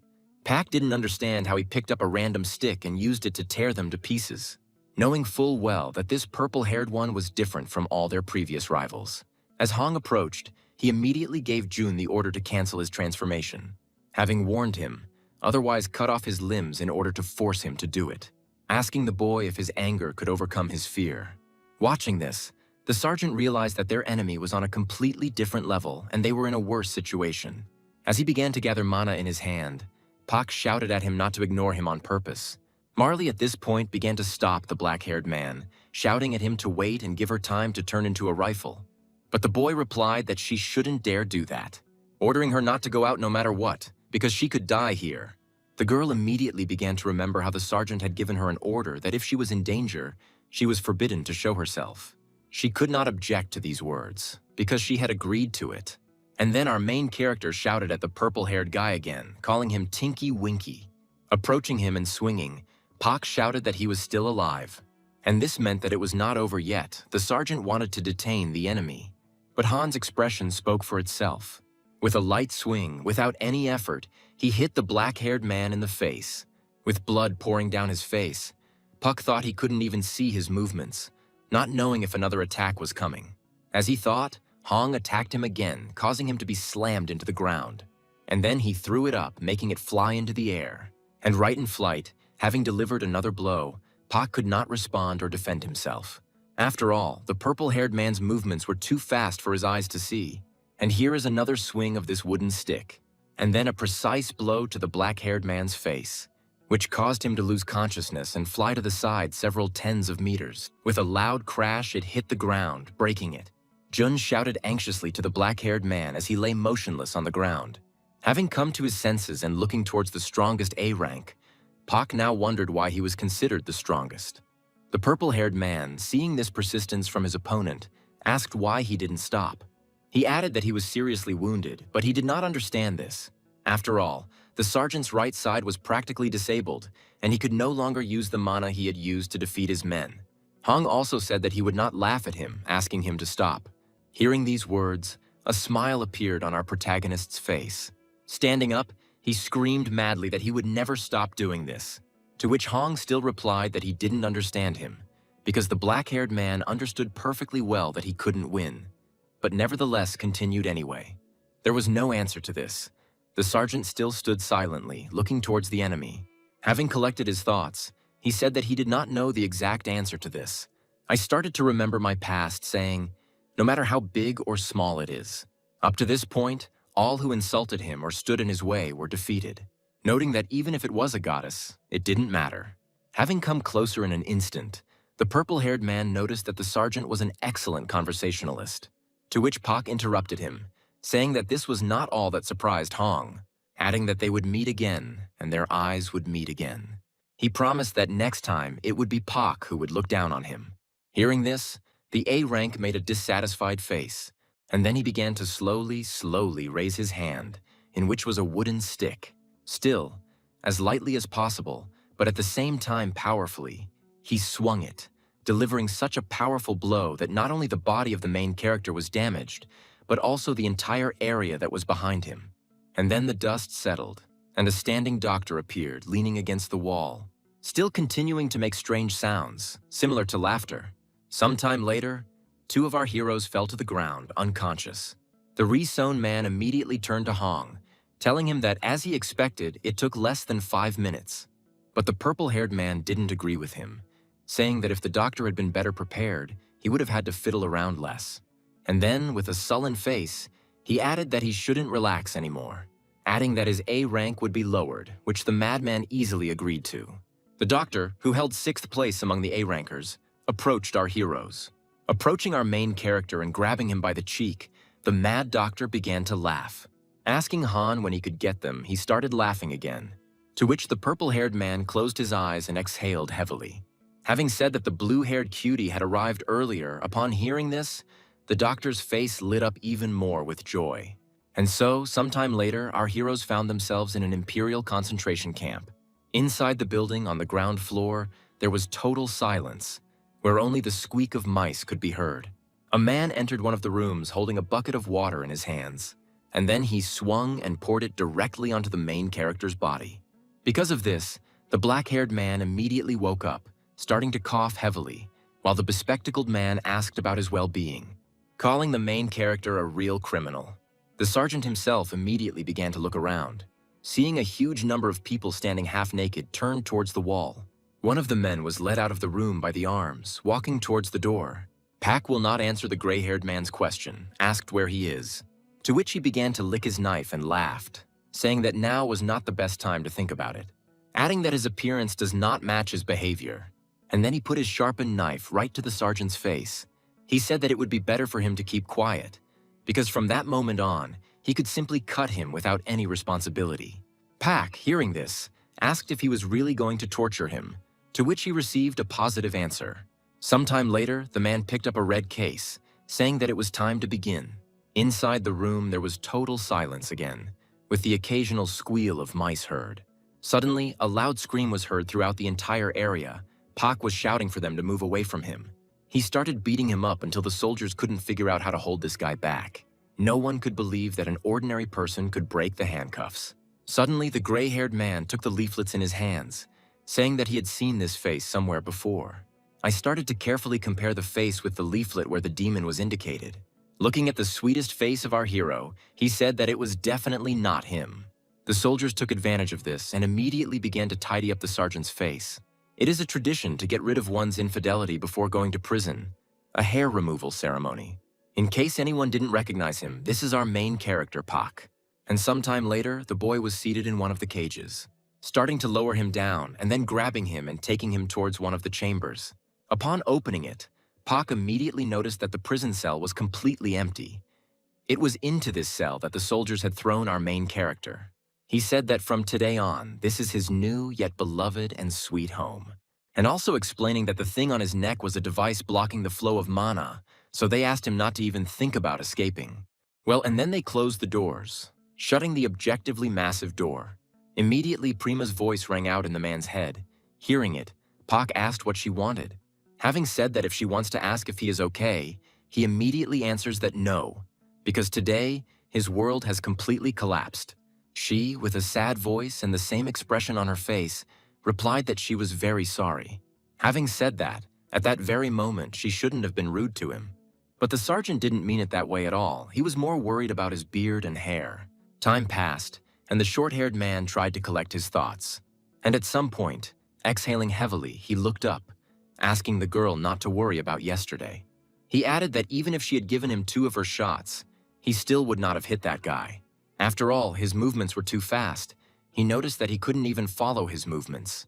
And then he added that they were lucky, because they would have been killed on the spot if they had realized that they were the most evil. But the sergeant couldn't calm down that they ended up here because of the blue-haired drug addict. Lost in thought, the red-haired goddess said that she thought that June was here too. After all, she heard them say that they would soon send him to the doctor. At that moment, the black-haired man thought, assuming that this was all because the boy was a spy. And then, remembering their faces, I immediately dismissed these thoughts because it was something else. The faces of the two changed greatly when they saw this incredible creature. Out loud, our protagonist said the name of the Wave Tribe, which made the red-haired Marley's face change. Having asked Marlborough to tell about that creature, he asked to tell why they reacted that way. And she, having thought for a moment, replied that she didn't know for sure since she had been gone for too long, adding that the Waves are simply a tribe in Prima's world that was created using her power. Having told how Prima proposed to create a race, to which Marley agreed, but it was a trap. From the very beginning, Prima took everything from her one by one. The red-haired woman also added that she didn't even suspect Prima's plans. Hearing this, Sergeant Pak exhaled heavily because the situation really was shitty. Scratching his head, he replied that it was indeed upsetting. Hearing this answer, the red-haired girl got angry, saying that he was going too far. She immediately started screaming that she understood perfectly well that it was her fault, but also adding that Primo was a creature. And along the way, she called her a psychopath, which made Pak ask what she meant. The sergeant added that she was reacting like an elementary school student, suggesting that she was beaten by her parents and therefore had a constant grudge. However, Marley did not agree with this, adding that the man had been fooled by her, starting to shout that if he knew, then, but she didn't finish this sentence and shut up, which put the sergeant in a difficult position, forcing the girl to finish her sentence. However, she immediately began to shut her mouth, not answering our hero, and then even Pak's face changed, realizing what she was trying to say. And the red-haired one wanted to say from the very beginning that she most likely summoned him initially. She didn't intend to make the sergeant a warrior in order to deceive. At that very second, the main character raised his hand and clenched his fist. The red-haired goddess did not understand what he was trying to show by addressing him, to which the black-haired man immediately began to laugh loudly, covering his face. His laugh was so terrifying that it even scared Marley. Even from behind the door, this loud, frightening laughter could be heard, which attracted the attention of the guard from inside. After some time, the main character stopped laughing. He said that all this time he thought that it was all his fault. After all, at some point he even thought that the goddess wanted to give him a chance, and he brought all this on himself through his stupidity. This thought stuck in his heart. He had to go crazy to survive. But it was at this very second, right now, that he realized everything. He began to carefully examine the hand with the very tattoo left by Marley.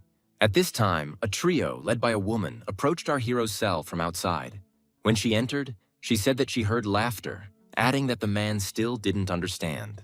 When I asked him if he was even shaving, I didn't understand where he ended up. But without waiting for an answer to the question, she asked the next one, whether the man knew what they do in prison. This was the investigator, Sister Ray. He began to describe our hero as having narrow eyes and yellow skin, and also added that he was in trouble. And then she clapped her hands twice, thereby giving a signal to her subordinates. They immediately jumped up, grabbing our hero by the arms. And then he took her out of the cell and started dragging her to the side while Ray said that the interrogation would begin right now. And so, sometime later, they found themselves in one of the cells, which was quite separated from everyone else in the area. Sergeant Pak was suspended in chains, not allowing him any extra movement. The yellow-haired girl with a crazy voice said that she already had her first question. She asked where the other Manwool members were, to which she naturally received the answer that she didn't know. This answer made her laugh because she expected such an answer. But our protagonist continued to claim that he didn't know where the other participants were. By this time, the table was brought in. The girl, taking the egg in her hands, asked if she would cook him an omelet, would he tell her. And then she hit the egg on the edge of the table, thereby cracking it. Turning on the heat, she placed the frying pan on the stove to warm up. And then, standing over him, she dropped the yolk directly into the frying pan. The sergeant watched all this carefully, not understanding what she was trying to do. But she continued to do her job, not paying any attention to Pak. Just a few seconds later, the short-haired man's face changed dramatically. The yellow-haired one shouted at her, saying what she was doing, because she had to hit with all her strength so that the shell wouldn't hit. And she, laughing, said that she made the fire too strong so something might burn. To which Pa continued to shout at her that it was time to turn it over. These actions angered our protagonist. Marley did not understand why he reacted this way. Ray began to tell how she had been interrogating criminals for 10 years. Coming closer, she added that if he was hiding something, it would be better to tell him right away. After all, right now the interrogation is just beginning. By this time, one of the soldiers was approaching the cell, from which rather eerie screams were heard. As he entered, he opened the door just as our hero shouted for her to stop. The soldier immediately shouted that June's confession had just been received, and also added that this prisoner really didn't know anything. The blue-haired man said that he simply persuaded the villagers to join him, but they were caught on the very first day of promotion. The kid also added that even Manwool didn't know about the black-haired man's existence yet. As soon as the man was released from the chains, he immediately began to cry, complaining about the yellow-haired girl, while absolutely everyone calmed him down. And then her subordinates started yelling at her because she had 10 years of experience, and she didn't understand that he was telling the truth. Having heard that the girl had caught Friday's chicken, our hero became interested. Thinking that this was a big opportunity if he did everything right, Ray bent down and immediately began to apologize to our hero, saying that she could cook him something tasty. Wiping away tears with a disgusted face, the short-haired man asked to cook him fried chicken. He added that in his village it was considered a very rare delicacy. At this time, in the dining room, standing in line behind everyone else, was the very same opponent of our hero from the arena. Looking at the current food, he could hardly restrain himself from bursting into tears. After all, every day the food they gave here could be called real slop. He thought to himself that they couldn't contain him while he was being treated in the hospital, so they sent him to a concentration camp. He mentally asked to taste delicious food. He missed chicken too much. Suddenly, a heartbreaking picture appeared before his eyes. He saw a chicken. Jumping up, Friday Chicken immediately shouted where he got it, to which the short-haired man replied that they hadn't seen each other for a long time. Seeing this face, the man immediately thought, because these narrow eyes and voice reminded him of only one guy. He immediately shouted in surprise, wondering if this was really the champion tiger, to which our hero said that he came here to clear up a misunderstanding, and also adding that he was also crazy about chicken. However, Friday Chicken had no intention of listening to him and immediately ordered him to shut up, adding that the words he said that day have not gone away. At that very second, the big guy stood up from the table, pushing his chair back, and then he began to move away to the side, passing by our champion, having warned the short-haired man not to show his eyes again. However, Pak was not going to back down so easily, saying that he was offering his official apology, and then began to slowly turn towards the man, adding that as a sign of his sincerity, he hands him the chicken. With a smile on his face, he looked towards the big guy who had stopped. Looking at him, Pak asked if he knew what it meant. Drenched in sweat, he couldn't calm down from the thought that he could now taste the chicken. Immediately his aura changed. His hair began to shine with a new color. He who is truly in love looked towards his God. To show your passionate heart, he would kneel down and hand it to me. He imagined the black-haired man handing him the chicken. Suddenly his face changed. With an angry expression, he began to shout, calling our hero names. And then, slapping himself on the chest, he asked if he was really ready to give him just one leg. To which the sergeant just as calmly replied that he had thought wrong. Taking the other leg in his other hand, he said that he was ready to give him two. Looking at these two legs, Friday Chicken saw a shining light that blinded his eyes. Sometime later, one of them was already in his hands. He could not pass by such a delicious aroma. It had been a long time since I had felt something crunchy in my mouth, so I immediately began to eat. Having completely absorbed her, he thought that he had waited too long for this. And then his eyes changed. The taste reached his mouth. He could barely contain his emotions. Inside his body, he felt a wild warmth, a warm light that was trying to break out. However, the appearance looked completely different. There was one huge but. He thought that he usually needed 30 legs. 2 pieces. It was too small a quantity. It was with these thoughts that he looked towards the black-haired champion. While he was devouring the chicken with the utmost ignorance, holding back, Friday Chicken's face began to become covered in veins. He was too dissatisfied. Unable to contain his anger, he instantly stood up, moving closer to our protagonist. And then, grabbing him by the collar, he lifted him up, asking someone what they are doing right now, what they are trying to achieve. The big guy winced at the expression on Pak's face, and he shouted, asking if he had really lied to him about loving the chicken. Right at that moment, silently, the sergeant grabbed the attacker by the arms. With the calmest possible face, he said that he had thought about something else. He asked to look at how much chicken there was, adding that it didn't suit his taste at all. It was these words that completely changed the expression on the jock's face. Having let go of the black-haired man, Friday asked in a trembling voice if the guy was delirious. The sergeant began to explain, saying that a lot does not mean tasty. And then, with a sullen face, he added that with so much chicken on the plate, he couldn't believe it. He can't believe he thinks it's delicious. Hearing this, the blond man's face becomes covered in beads of sweat. Pointing towards the plate, Pak said that, in his opinion, the chicken here was so-so, asking his interlocutor to take a closer look at it. And finally, adding that the chicken should look like a war. After all, in his hometown, in order to survive the fierce competition between chicken restaurants, they did everything possible to develop an exquisite menu. Every year, about 60 billion chickens are raised, but the only ones allowed to survive are 0.1%. Hearing this, the huge man fell to the ground, falling to his knees. Coming up behind him and placing his hand on his shoulder, the sergeant added that he was only stepping on the graves of many chickens. The best chicken can survive. At that moment, his face changed back to normal. And then, leaning towards his ear, he asked him to imagine one picture. He asked Friday Hen to imagine the graves of all the chickens that were killed in the heroic battle. Naturally, being obsessed with fried chicken, I began to imagine this picture. Turning his gaze to the approaching man in military uniform, he slowly began to raise his hand to his cap and then just as slowly took it off. And as soon as he took it off, the sweetest face of our hero appeared, holding a fried chicken. The image of this picture brought tears to the eyes of the fair-haired hunk. Our hero extended his hand and asked Friday to take his hand and follow him to change this world. And then he started screaming about how to change this world. He would need his help. They also shout that this world, where loyalty only to its creator reigns, hinders competition and development. Having shouted this, the black-haired man closed his mouth, still standing in front of the kneeling man with his hand outstretched. Realizing that he was not ready to accept this, he apologized to him, thinking that the man was not ready yet. Removing his hand, he turned around, starting to walk towards the door, while the fair-haired man continued to kneel, immersed in his own thoughts. Enough time has passed. Our hero is in the prison workshop. Each of the prisoners was busy with work, under the watchful eye of the guards.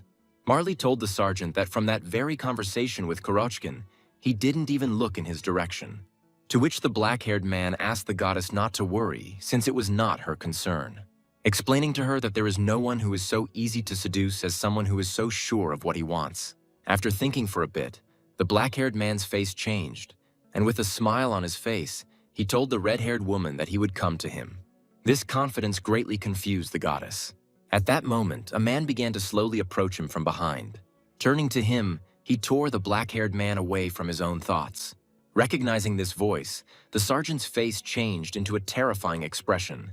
He thought that the man had fallen into his net.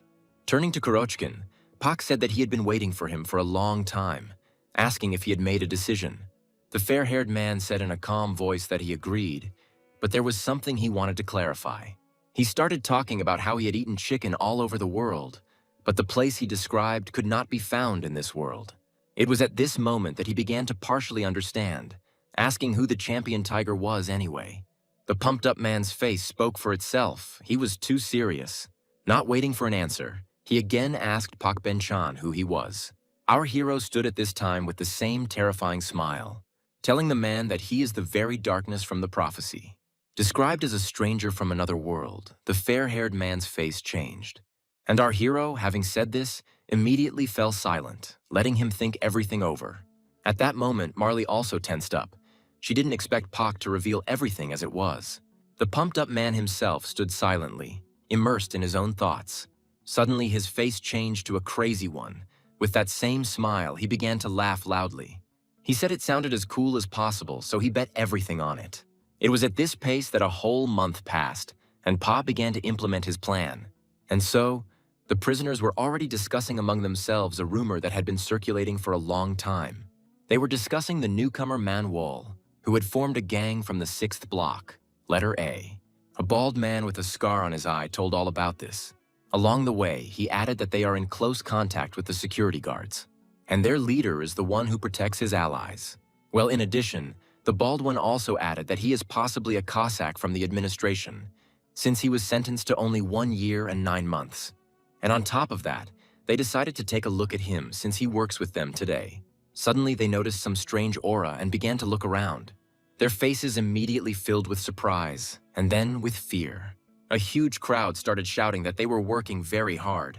In front of this crowd stood several prisoners, and in front of them stood our main character, who said in a disgusting voice that they should work harder.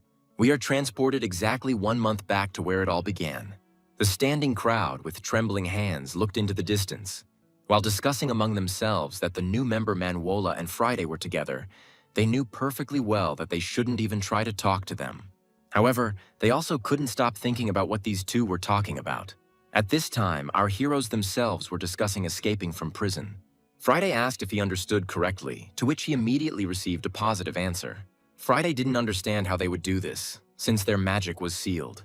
The sergeant pointed to his neck and told his comrade to give it up if it was bothering him that much, explaining that he had one beautiful trump card for this. Seeing the tattoo on the black-haired man's arm, Pyatnichny was delighted, because he had thought that it was not a simple drawing.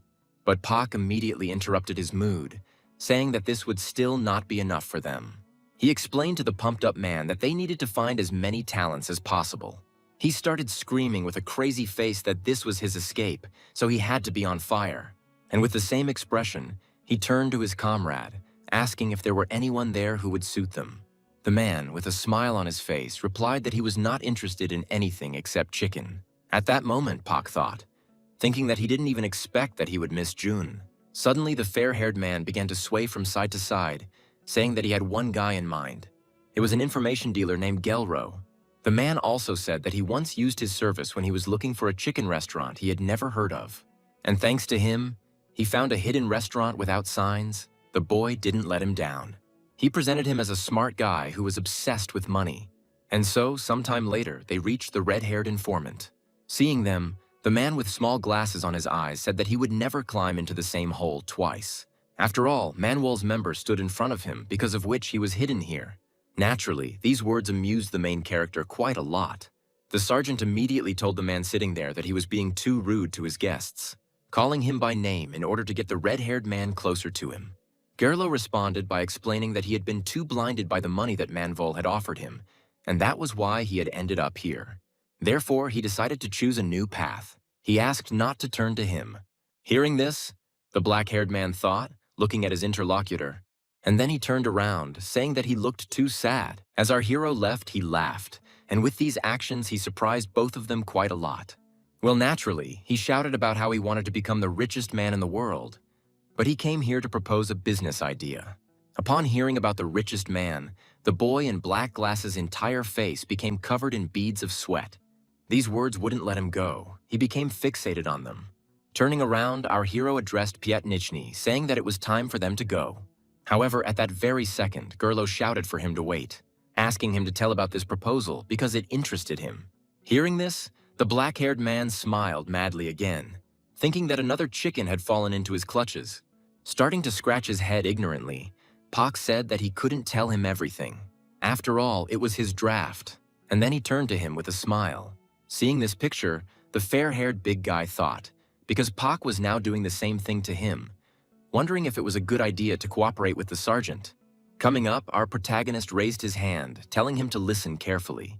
Pak explained to the interested party that he was going to start a food delivery business, which surprised him quite a lot, leaving him in a complete stupor. The red-haired man exhaled heavily and said that this was the worst idea, which made the black-haired man laugh. With a smile on his face, Pak added that it was not what he thought. He explained that the problem is in the word delivery. This word needs to be rethought, because delivery is an independent service. Seeing the faces of the two, our hero, once again exhaling heavily, realized that he needed to give an example. He began asking them to imagine that when they were relaxing at home, did they ever want to taste something delicious? But it was already late at night, and you were too lazy to go outside, and the restaurant or store you needed was already closed. This was exactly the kind of delivery he wanted to offer people, and upon hearing this, both were surprised. And Pa continued, starting to shout that from this moment on, they would enter the game.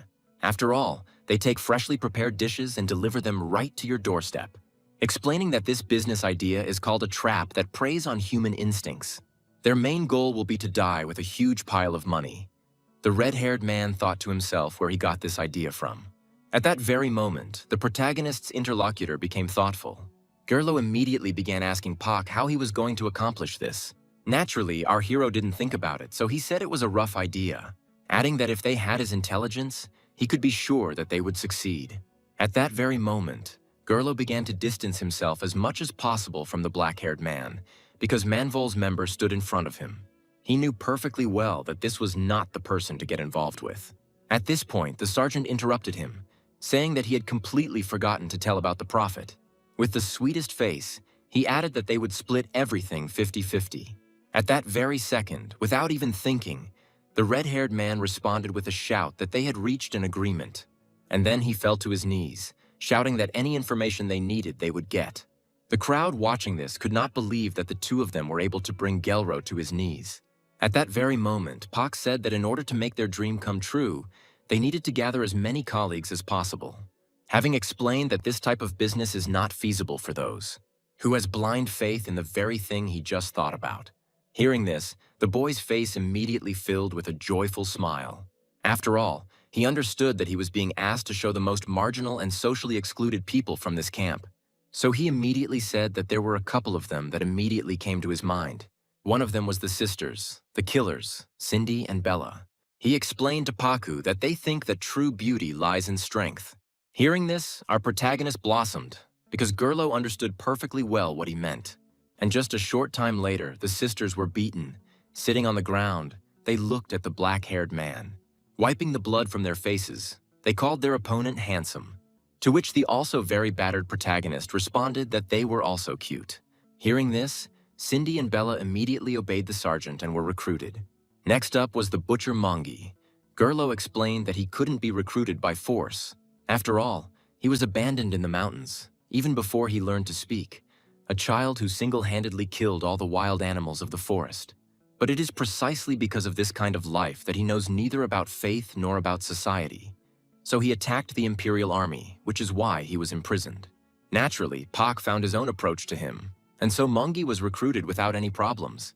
And finally, Gerlo left the witch Hagar with her minions. The red-haired man immediately noted that they most likely wouldn't be able to recruit her. After all, the criminals who previously shared a cell with her, even the guards responsible for her, were all morally destroyed. They were the most notorious criminals in this camp. And so the yellow-haired man stood in front of the witch Hagar, shouting loudly that he could forgive her everything because of her cute face. But he could not forgive her for humiliating one of the members of his block. The men standing nearby were discussing whether the guy was immortal. While the yellow-haired man continued to shout at the girl, she approached him. Jumping on him, she hugged his neck and began to look him straight in the eyes. And then, slowly, she approached his ear, and he was so shocked that he couldn't even move. And right at that moment, the recently self-confident boy fell to his knees. He started to burst into tears right in front of all his cellmates. While screaming about how his mother was not like that, the boy hit the ground in hysterics. At this time, the girl herself was thinking to herself, had she really gone too far? But our main character interrupted her thoughts by turning to her, who recalled the words of his friend that, according to rumors, the devil lives in her mouth. A girl, the very one who tortured our hero, was walking along the huge corridors. Entering the warden's office, she reported that the situation in the prison was currently unhealthy. Having told that the murderous sisters, Manji and Gerlo, and even Friday, all of them joined forces with one man, adding that they all now obey the black-haired monster, suggesting that he was up to something bad. The man sitting in the armor sighed heavily, mispronouncing the name of his subordinate. She interrupted him by giving her correct name, to which the man apologized, asking him not to worry. He asked the yellow-haired woman if she knew who he was, and the woman immediately lowered her head. He said that he was one of the best in the Empire, the second strongest A rank, and also the head of the Imperial camp. Hearing this answer, the man responded logically. Why is she worried then, since she knows who he is? It was called Beatty, the Imperial Detention Center under the jurisdiction of Captain Han. He asked the girl to relax because as long as he was the warden of the prison, everything would be fine. At this time, a huge crowd of prisoners gathered around our heroes. Standing in the center, the black-haired sergeant stretched his body, cracking his neck. At some point, I even went overboard and started coughing quite painfully. This was noticed by the girl and the guys standing nearby, who did not understand what was happening. But naturally, Pak didn't pay attention to this, raising his hand and pointing his finger in the direction of the trio. Having shouted that he and Hagar will diss, it will be their battle. By this time, the yellow-haired girl had already gone downstairs, thinking that she had been ordered to watch, but she was tense about the fact that she did not understand what was about to happen. Naturally, like everyone else around them, they didn't understand anything from the black-haired man's words. They immediately began to discuss it heatedly, but everyone understood perfectly well that there would be a battle now. At some point, they even started to talk about how a real fight was about to start. Hearing this, our hero proudly shouted that he would now explain what a rap battle is. Continuing with the same shouting, he shouted that this was a battle in which they took turns expressing disrespect and undermining each other's authority. According to Pak, it was a battle of wits and dirty words, calling it a sport.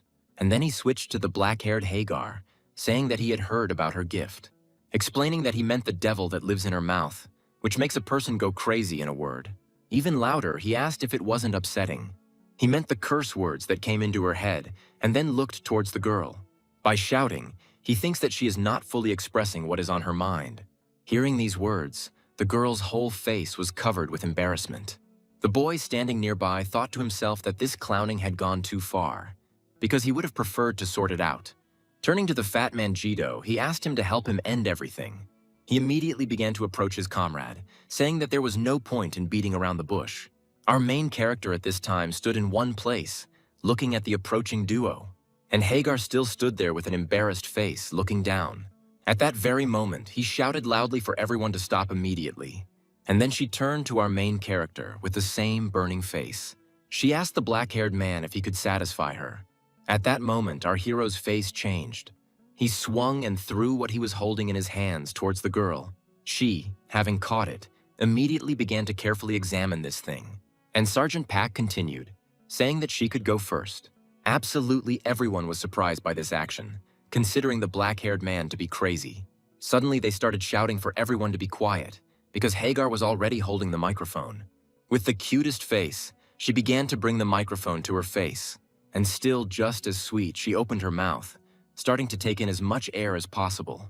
And then she would utter obscene words, insults, absolutely everything that came into her head. Right at that moment, those who were standing closest to her began to bleed a huge amount of blood from their ears. Even the comrades standing nearby could not believe it, because it was not addressed to them, but they could barely stand on their feet. They thought our main character was a dead man, but their faces turned to surprise. After all, that same black-haired prisoner stood in one place without any movement. Of course, a little blood was spilled, but Pak was disappointed, because she told the story of his adoption without insulting his mother. The crowd standing behind our hero began to create a beat at some point. Next in line was our hero, who, in perfect rhyme, began to tell about the origin of Hagar. He enjoyed this competition to compare himself with the others, so he had a smile on his face. He had no intention of stopping, so he continued to curse at the black-haired girl.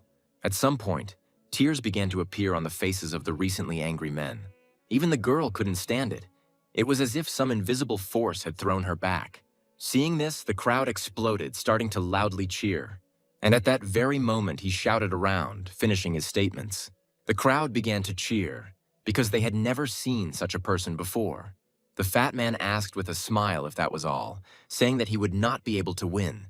As they closed Hagar, they shouted that they had grown up in an orphanage, and in such a place, they had not heard anything more terrible than what they had already encountered in their lives. Hearing this, our hero smiled again, saying that it was gorgeous, adding that his specialty is in a completely different area, explaining that this was just a little warm-up because he was going to show a real battle right now. After these words, the greatest battle between the two took place. Blood began to splatter in different directions. It was coming from everywhere. However, both were happy about it. They could speak out, they liked it. Even the crowd began to realize what a wonderful activity this was. Black-haired Hagar did not understand how this was possible and why it was happening. After all, she felt real freedom. She felt relief for the first time in such a long time. The sun had already set, and it was gradually starting to get dark. As soon as it had completely set, there was complete silence. Both black-haired heroes stood covered in sweat, breathing heavily. Our main character silently looked towards the girl, while she carefully examined every part of his body. Coming closer, they shook hands, their faces looking happy. At that very moment, even the camp workers began to applaud our heroes. Like our protagonist's new comrades, they had been watching this closely all this time. The red-haired man thought to himself that when it comes to swearing, the more they spit it out, the more upset they get. But now these were not just curses, but a game. He called it a sport. And when the game was over, they realized that they had competed together conscientiously and that their friendship had become stronger. Naturally, the boy himself considered the champion tiger to be very smart and generous, thinking that he had no other way but to climb to the very top. At that very moment, our protagonist turned to Hagar, telling her, "Be mine, and if she agrees, he will give her voice the very freedom that is freedom." She immediately turned towards the two who had been with her all this time. Naturally, they didn't mind, saying that they would be with her no matter what, and also answering her comrade that she can go the way she wants. They were going to follow her to the very end. Hearing this, she turned towards Pak again. With the sweetest face, she nodded her head, looking tremulously towards her recent opponent. And our hero at that moment thought that Hagar, Dal, and Jito were recruited at that very second. Enough time passed. all the prisoners returned to their cells. The red-haired goddess Marley emerged from our hero's body, sitting with a pouty face. She said she went out for a while because it was stuffy, and the sergeant was still in a single-person cell. Twisting her hands, she quoted his words several more times about what he said to Hagar. "Be mine." Hearing this, our hero laughed, asking if Grandma was jealous. Having heard about Grandma, the girl got angry, immediately kicking his companion with his foot, shouting at him to shut up. She asked him to answer why he suddenly had such a crowd of friends. Pak lowered his head and explained that he had recently had an idea in his head. After all this time he was going over in his head why Prima had called him into this world. She called him into a world that was full of love for her. And it was at that moment that he understood everything. After all, with this new united world, there is a new warrior who must protect everyone. But before he could finish speaking, he was filled with hatred and began to clench his fist in anger. And then, with a terrifying voice and face, he replied that this could be her real plan. Marley realized what the sergeant had, horrified, because Prima had originally intended to make him a demon. After thinking for a bit, she answered Pak that this theory was valid. For in the chaos of the world coming together, she needed a demon and a warrior to balance the forces. And the main character continued, saying that he now understands what he needs to do. He shouted that he was going to create the strongest army. He was going to destroy all of Prima's plans. And then, just as angrily, he hit the stone floor with his fist. But first, his primary task was to kill the warrior. Seeing this facial expression and feeling the aura, Marley tensed up. She immediately asked the guy if she had forgotten their conversation, since Prima needed a fight with the warrior. Naturally, our hero had already thought it through. He immediately replied that he was not going to fight him, he was going to kill him. Getting ready to rip off his warrior's head, adding that although she was smart, she didn't expect such an outcome. Hearing these words, the red-haired girl lowered her head and said that there was a whole goddess standing against them. To which our hero, with a smile on his face, replied that the girl had forgotten because she too was a goddess. And then he added that he had her, which meant they had a chance of winning. These words lit a fire on the girl's face. She was embarrassed when she heard this. Still embarrassed, with an excited voice, she said that for someone locked in a cell, he was too confident. Getting up, Pak answered her that this prison was just a sanatorium for his wounds, since it would have been easy to escape. Well, and along the way, he said that he needed to be a cutie among the prisoners, considering this position ideal for a strike. At this time, a yellow-haired boy stood near the camera, eavesdropping on the conversation of our heroes. In turn, Sergeant Pak continued to talk about this topic with his companion. That yellow-haired guy was Prima Brown's angel, who asked if Prima had heard about it. She, in turn, giggled, replying that this was a rather stupid plan. Brown asked his goddess if she wanted to give her guards a prophecy, to which he received an affirmative negative answer. With a satisfied face, she said that Pak Ben-chan wanted to fight the warrior, and to do this, he needed to become stronger. Explaining that no matter how hard he tried, in the end, everything would still go according to her plan. She was confident in her abilities and her plan, so she didn't worry about it. And at this pace, a whole month passed. The man was doing his usual thing, sweeping the campgrounds as usual. He worked in a concentration camp for decades, being an ordinary old man. No matter how ordinary you are, if you stay in the same place for decades, you become sensitive to change. And now the present days have arrived in this camp. Each of the prisoners here, as usual, tried to be as kind as possible to the guards. Smiling and emitting the most gentle aura, they did their job. They talked among themselves, saying that even though they were doing hard work, they were still happy. The bald old man watching this thought to himself that he was pleased to see this. Although one fact was bothering him, the prison had changed too much recently. And it was all because of this recently arrived prisoner. There were many alarmed guards when the champion tiger began to gather his colleagues. However, the old man himself considered him to be the lowest of the low, because what he did to his colleagues was completely outrageous. It simply makes the camp a cozy place for those around it. They called themselves a group that sought to reduce sentences, so the guards looked at him as a good thing. After all, our main character really did thank the workers for every little thing. At one point, the bald old man even thought it was cute, asking the boy how his work had been. The black-haired man, as usual, replied that everything was as usual, and also kept saying that he was very sorry that he had been arrested. At that very moment, the old man ran up and hugged him, shouting that if he had not been imprisoned here, he would have become his son-in-law because the old man had 5 daughters. He told how his wife went to the prima donna, so he had to raise them all alone. And along the way, he added that they were all beauties. Our hero, in turn, stood silently, continuing to look at the beaming grandfather, who at some point even said that he would like to work in this prison for the rest of his life, which made our hero laugh. Suddenly, his face changed. The sergeant became thoughtful, thinking that the old man was being too nice to him right now.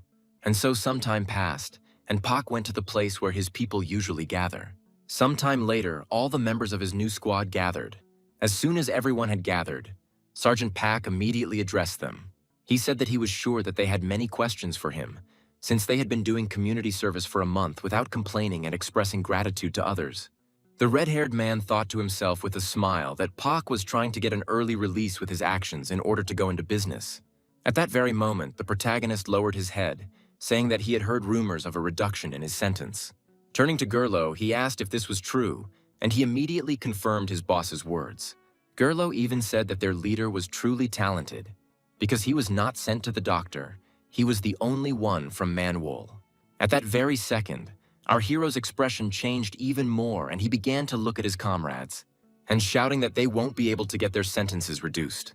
Hearing this, the red-haired man mentally asked again, and our hero explained that he wouldn't have formed a gang of social losers like them just to soften his sentence. Standing up, he said again that this was not so, because that was not the point at all. With a menacing look and an equally frightening aura, Pak said that they would escape from prison. The sisters immediately became enthusiastic about this idea. They liked it too much. The black-haired girl expected this. The others began to look at the reactions of others, because they did not expect this. Gerlo, in turn, didn't even know what to think about, realizing that he was simply scared. But when he came to his senses, with a trembling voice and drenched in sweat, he asked if he had forgotten about doing business. At that moment, Friday Kurochkin approached him, putting his hand on his shoulder. And having said that he had been deceived quite badly, and by the way, the muscle man added that he was sorry. The red-haired man immediately thought that he was in deep trouble, because after a month of work, the guards branded him as Pak's colleague. The sisters continued to shout in admiration, idolizing their leader. After letting his comrade think it over, he slowly began to raise his hand, which immediately burst into a bright flame, the heat spreading throughout the entire area. When they saw this, absolutely everyone was surprised. No one expected this. After all, little by little, a silhouette began to emerge from this hot fire. Even the guards standing nearby and the other prisoners froze in place.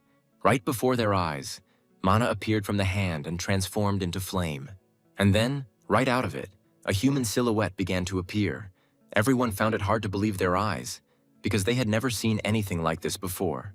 At that very second, the goddess Marlborough appeared behind our hero. As soon as her body was fully formed, she immediately waved her hand. The same iron seal that was on Pak's neck broke into 2 pieces. Like the other prisoners, the seals that had sealed the mana began to fall to the ground. At that moment, each of the guards tensed up because the collars were removed. They didn't understand how the mana was released, and upon hearing this, Marley called them idiots. But Pak interrupted her, not letting her finish, and began talking about escape. He loudly stamped his foot and shouted to get everyone's attention.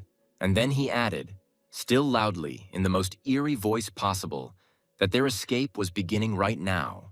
Everyone saw a terrible expression on his face, because before that, Pak seemed like a pretty nice man. The guards were talking among themselves about how they had not used magic to remove the shackles, and also did not understand where the shovel had come from. However, they clearly understood that right now, the very devil from the prophecy was standing in front of them. Our hero himself answered them that even if they thought he looked like crap, the main thing for him was comfort. Hearing this answer, everyone fell silent, not understanding anything. Just like his comrades, even they didn't expect this. In turn, the sisters, who had recently been ready to destroy everything with joy, calmed down. Gerlo couldn't believe that he had gotten involved with the devil from those very predictions. After all, right now he understood that in any outcome he would simply be executed. The first to come to their senses were the sisters, who said in one voice that they had guessed that the black-haired man was not so simple. The fat man shouted that he didn't care why and how and in general with whom they got involved. But he also said angrily that if he had told them in advance that the restraints could be removed, they could have escaped differently. He was supported by an old friend who did not understand why Pak chose the most difficult way. The boy got angry and grabbed our hero by the shovel. He asked if he was really planning to commit mass suicide. These words made our hero smile, and he asked again if he really thought so. Turning to his comrades, he shouted at them not to even dare tell him that they were planning to escape secretly and hide the rest of their lives, which surprised his comrades quite a lot. Pak continued to shout that if he had thought differently, he would have run away a few months ago because in the future they would have to go through much harder difficulties. And then he stuck his gun into the ground. After speaking, he understands that they have complaints, so if they can escape, he will listen to them. In the same creepy voice, he explained that this was their test, ordering them to survive until he gave the signal. And then he evaporated from the place where he stood in an instant. Seeing this picture, everyone was surprised and couldn't believe their ears. The red-haired girl also gradually began to move away as slowly as possible. Stopping for a second, she waved to her comrades who stood there in surprise. And then just as quickly it disappeared, leaving behind only a small flame. The fact that even she had disappeared also surprised our main character's accomplices. The black-haired girl, in turn, stood with an embarrassed face. As soon as the devil disappeared, the guards immediately sprang into action, shouting for everyone to return to their cells.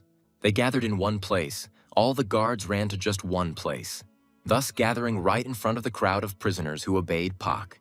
Agato thought that Pak was too evil. She believed that this was the charm of their leader. The red-haired man tensed, clenching his fist on his hand, saying that their leader is the most finished because he invested so much information into their case for such an end. However, he couldn't give up so easily. He wanted to punish the black-haired man. He started shouting to his squad that they first needed to get out of here because he knew where their confiscated things were. With these words, he raised his fist to the sky, and then he continued to shout that he would make sure they survived. Hearing this, the sisters immediately got excited, started licking their lips, and asked if he was strong. They were the first to be inspired to get out of here, so they gathered to clear the way for the others. At that very moment, each of the guards tensed. However, it was already too late because the first line had been blown to smithereens. Loud sounds began to be heard inside the central courtyard, which were watched from above by Pak and his companion Marley.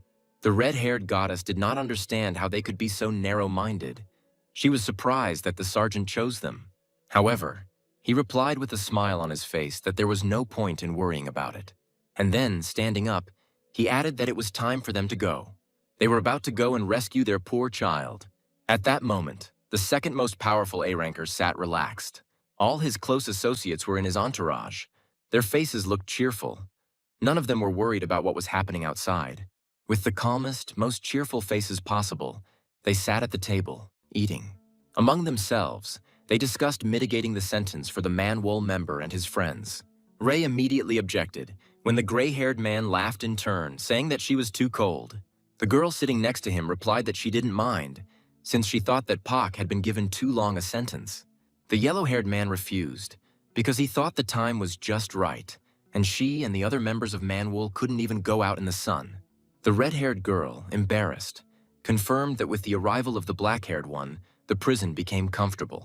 A man with some kind of strange mask on his face shouted loudly what this idea was. However, Ray started yelling at him because he shouldn't have agreed. She also added that the guards who protect the Manvoltsevs will also be against it. Exhaling heavily, their leader agreed with Ray because he was sure that they would be against it. And then he exhaled heavily again, lost in thought. At that very moment, one of the subordinates opened the door and shouted loudly, "Attention!" He then added that the sentence reduction team had disabled their mana limiters and that they were trying to escape. Ray was happy to hear this because she knew it. While she was insulting Pak for having black hair, the leader interrupted her, saying that he also had black hair. The man who ran in watched all this with an amazingly sweet face, trying not to show any unnecessary appearances. Standing up, the man in armor turned to him, asking how they did it, and he immediately began to talk about their leader, the champion tiger, adding that it was he who had devastated the entire Rang tribe, and also adding that this was the same devil. Hearing this, the leader immediately became angry, because his sworn enemy was right under his nose. In a rough voice, he immediately shouted for everyone to shut up. He ordered them to take up their weapons immediately. And then he gave the order for them to kill on the spot everyone who was connected to the black-haired man. The man with an incomprehensible mask on his face began to cry because he did not want to kill Mongi. The blue-haired woman approached Ray, saying that she would give her the address where she could go about racism due to the fact that she referred to her hair color. Naturally, everyone was disappointed, thinking that they had been stabbed right in the back of the head. And now, literally a moment later, everyone was ready for battle. The head of the camp turned to the guard who ran in to notify them, ordering him to bring Captain Han as quickly as possible. At this very moment, our protagonist had already reached the place where the Manhwa members were being held. The guard said that this place was off limits and asked how the man got there. The sergeant told it like it was because he was going to save June, asking if he by any chance knew where he was. At that very moment, the bald man tensed up, immediately taking a fighting stance and grabbing his weapon. He assumed that the Tiger Champion was originally a big shot in Manhwa, but our hero said he was wrong. He said rudely, firstly, he is not a member of Manhwa. And then, getting closer to him with incredible speed, he added that he, too, was not a champion tiger. Clutching his face, he shouted that his name was Pak Byung-chan. And then, with the same incredible force, he began to slam the enemy into the ground. The man didn't have time to react, so he didn't group himself. Having taken the full force of the blow, his entire face became covered in blood. He didn't understand. Because the black-haired man didn't use mana, he couldn't believe that it was physical strength. Having come to his senses, he immediately jumped back, thinking that he should first increase the distance. Our hero, seeing the explanation, immediately explained that there was no magic in his home world, so he had to level up, while also saying that he was still quite weak. Hearing this, the bald guard was surprised, because his opponent was able to break through his defense without mana. Naturally, after thinking it over for a bit, our protagonist's opponent said that he had a very strange name.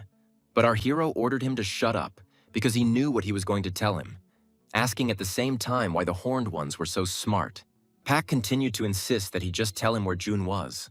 Dripping with sweat, the horned one naturally said that he would not answer where the blue-haired one was. Exhaling heavily and waving his hand, Pak said that he was sorry. And then he sped up even more, closing the distance with his enemy in an instant. Using a series of blows under the knee, he struck the bald man. Having made him wince in pain, he didn't have time to react. Therefore, he fell to the ground in pain and began to scream in pain. Seeing this picture, the sergeant apologized, because he remembered the fight with Kurochka, and then called his opponent a weakling. He, shedding tears and drooling, said that Pak was a bastard. Naturally, our hero couldn't ignore these insults, so he stepped on the foot, making him squirm even more in pain while the black-haired man said that he liked to tease him. Having already changed his tone to a rougher one, he again asked where his friend was. The blue-haired boy himself was chained to the wall at that moment, and gradually, for the first time in a long time, the door in his cell began to open. A bright light gradually began to penetrate into the dark cell, hitting the boy's face, which made him, with the last of his strength, open his eyes to look. At that very moment, not clearly, but realizing who had entered, he recognized the silhouettes of his comrades. He couldn't believe his eyes that Sergeant had come to save him.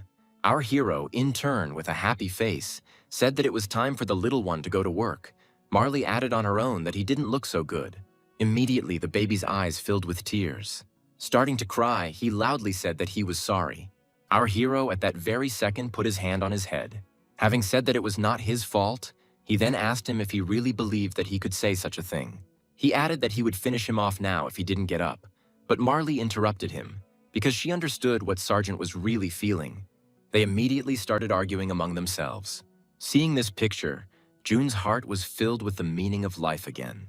And sometime later, the chains were completely destroyed. A beaten security guard lay without pants in the corridor.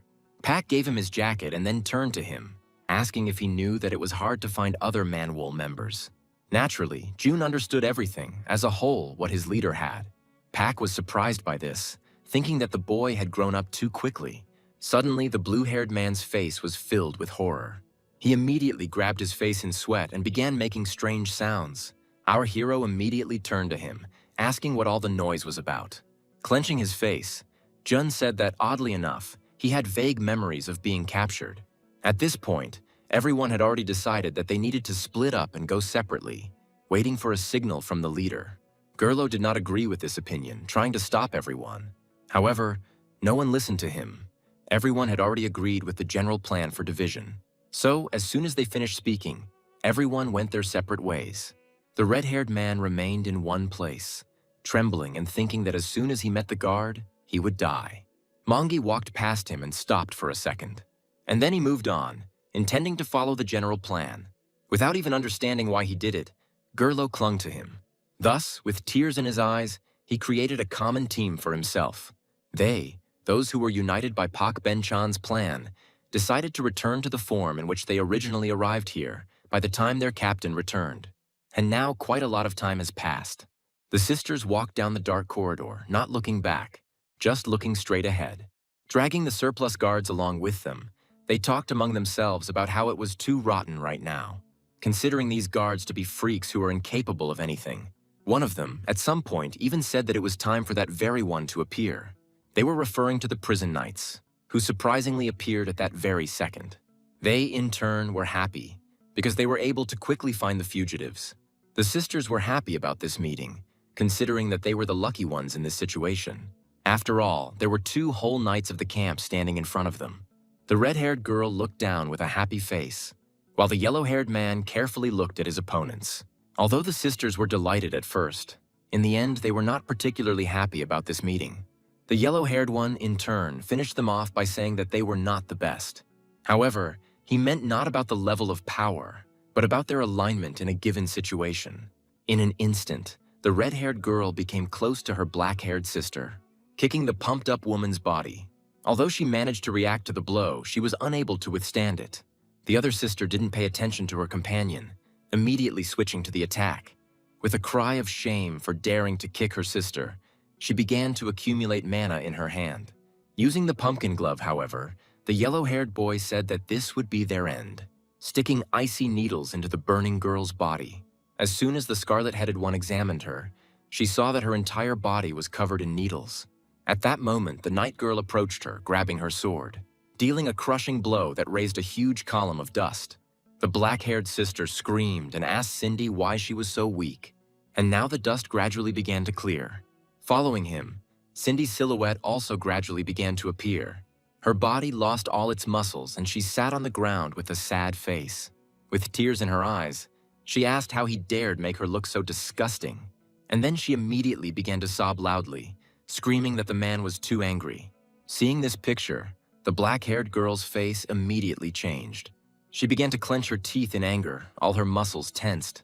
Gathering all her strength, she rushed towards her opponents. Loudly, shouting insults, she was going to tear them apart. She didn't understand what he had done to her sister's beauty and manner of speech. However, the attack did not achieve its goal. The opponents were able to easily dodge it. However, they were surprised by this crushing physical force. The already cute-looking sister turned to the pumped-up one. The yellow-haired man, in turn, with a smile on his face, said that he would answer the last question before their death. He jabbed with a special stinger made from his mana that relaxed the muscles. His companion standing nearby added that her smoke has a powerful massage effect on the respiratory system and affects mental and physical stability. The boy said again that they were the worst opponents they could ever face. Well, he said again that death would overtake them here. The black-haired sister asked the enemy not to make her laugh. And at that very second, mana began to accumulate in her feet, and then shoes appeared. She screamed that true beauty is not defined by other people's standards. Cinda stood up and agreed with her sister Bella's opinion. Arafi and the yellow-haired man were surprised by this, because their abilities should have deprived the red-haired woman of her powers. However, the girl shouted back that fighting was her life. She meant her spirit, which cannot be broken. Pumpkins appeared on her hands again, and after them, her body began to become covered with green leaves. The boy recalled their personal affairs, considering this ability to be trivial. His companion became excited at the sight of this, considering this former pile of meat to be quite smart. Her comrade said that he would destroy the black-headed one's muscles right now and ordered her to deal with the pumpkin one. She exhaled and agreed with her companion's proposal. Bella screamed and agreed that her little sister had indeed become a pumpkin, but also added that she was still just as beautiful. The prison knight, hearing this, exhaled heavily, and then he began to attack, moving at high speed. Bella was able to dodge this attack by jumping to the side. The red-haired ones also clashed in battle.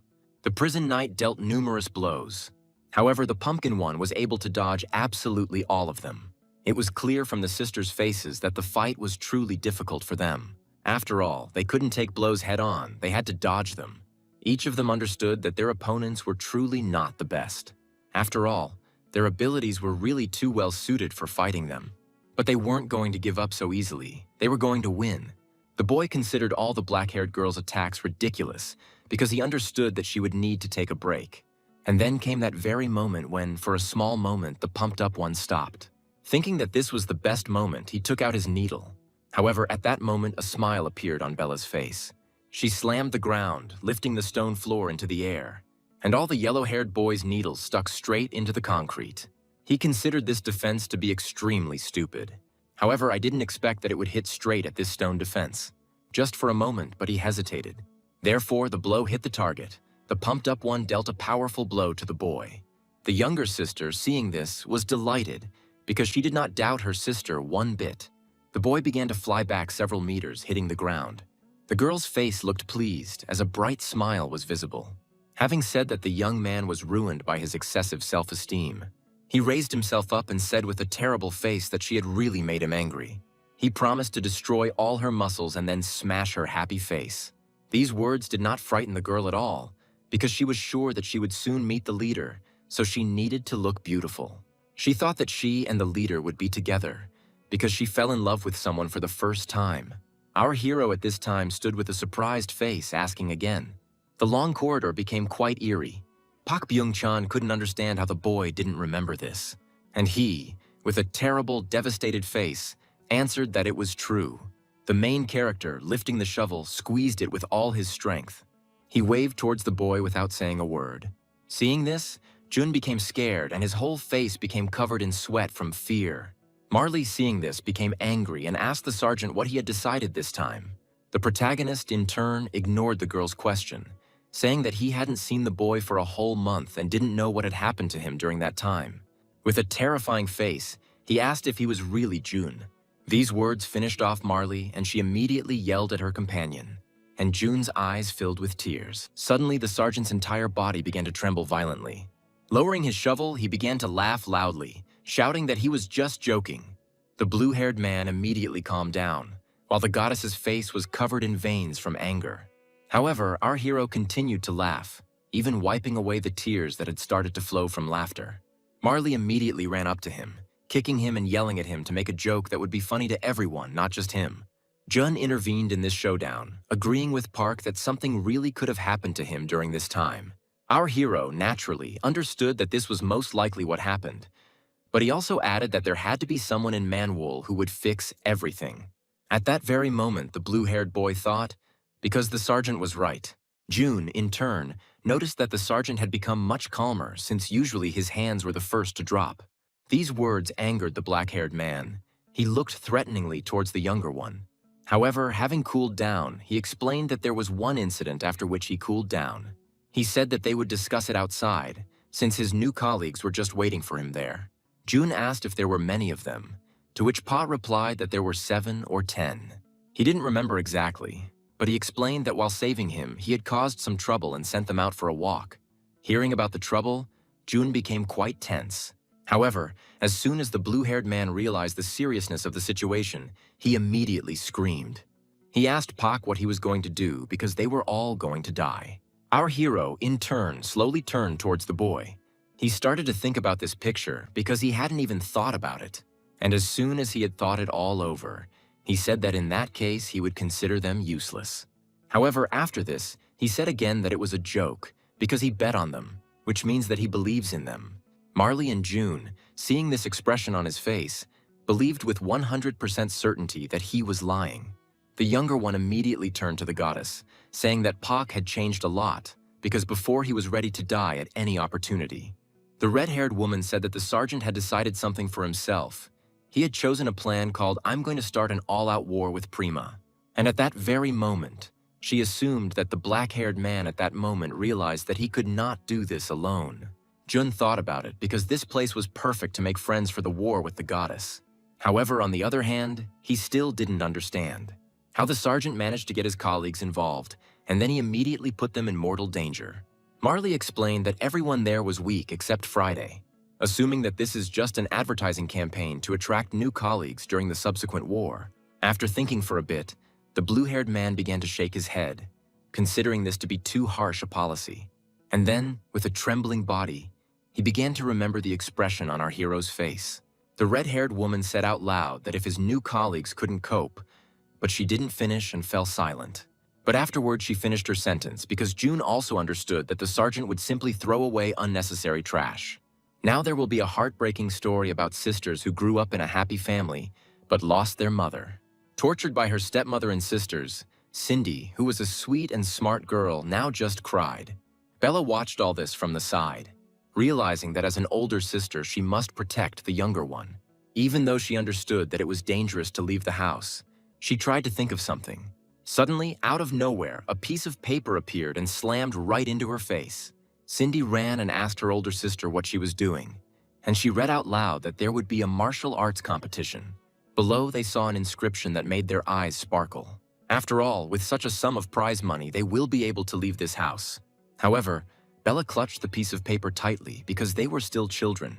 Suddenly, right from behind their backs, a terrifying woman appeared and said that they would be able to win. Both girls' faces were filled with fear from this terrifying aura. The older sister immediately jumped back and then swung her arm to attack. But her blow was easily stopped as if nothing had happened. In a hoarse voice, the woman praised the child for his reflexes. She asked if they would like to train under her, adding that it would be very difficult. Well, along the way, I started talking about how difficult it would be to take the first step. Taking off her hood, she said that she was a fairy grandmother who wanted to cast a courage spell. Hearing and seeing this, both children were surprised and fell into thought. Naturally, they agreed. All this time, they lived in a real hell. They wanted to give up every moment. The terrible thing is that they were afraid to wake up and return to reality, where training awaits them. But when they pulled themselves together, the spark of hope became much brighter, awakening their self-confidence, much more dazzling than even the sun burning in the sky. And then that very moment came, the moment of competition. Where did our two sisters go who trained for this day? They were going to show everything that the fairy granny had trained them to do. Suddenly, as soon as they entered, they were immediately addressed in surprise. After all, right at that very second, someone recognized them and was even able to call them by name. It was their sisters who believed that the two had long been dead. They started insulting them again, thinking that they had overeaten, and that was why they were so swollen. At that moment, our heroes stood silently and listened to the insults directed at them. And they continued, recalling the days that passed at their home. Naturally, both sisters were very scared. After all, those days when they frightened them with their excessive intensity, they mentally tried to come to their senses. At that very moment, Cindy and Bella held hands. Bella was surprised by this, because Cindy took the initiative at that very moment. And then the youngest said in a rough voice that they were now going to test the fairy granny's magic. Hearing these words, Cindy's eyes filled with courage and confidence. And sometime later, both sisters collided in the arena. The older sister continued to humiliate her adoptive sister, telling her that she would remind her of the past. She swung and continued to shout, insulting Bella. In turn, our heroine continued to stand in one place without moving. But she had no intention of taking the blow, so she dodged it at the very last moment. The older foster sister considered this a stroke of luck, so she swung again. The remaining sisters watched in surprise as Bella dodged the blows, while Cindy was surprised. After all, they saw every blow. They did not expect such an outcome. Previously, they couldn't even imagine that everything could be exactly like this. And now it was Bella's turn to attack, swinging her leg. Although her older sister thought that the blow would hit the body, she was wrong, because the blow landed on the face. A wild pain rang out in her head, causing her to lose consciousness, and without any strength, she fell to the ground to the loud cries of the crowd. Bella herself couldn't believe that she was able to knock out her adoptive sister so easily. Her stepmother and sisters, who had previously been comfortable exercising, drank protein drinks. They couldn't beat them, the ones who really trained hard. Time after time, they defeated their sisters, who they had previously considered invincible. But now, Bella understood that right now she would not be able to win. Her opponent, she believed, was too strong. That's why she took blow after blow. She couldn't fight back. The bodies they trained were too useless. Bella began to mentally apologize to Cindy because she led her down the wrong path, and she even began to say goodbye to the captain, to say goodbye to her love. Suddenly, she began to remember how our hero asked them why they were so obsessed with their bodies, to which Cindy explained that this was true beauty. After all, unlike mana, physical strength can go beyond its limits. After thinking for a bit, our hero agreed with them, calling them beauties. And then he added that they were trapped by their beliefs.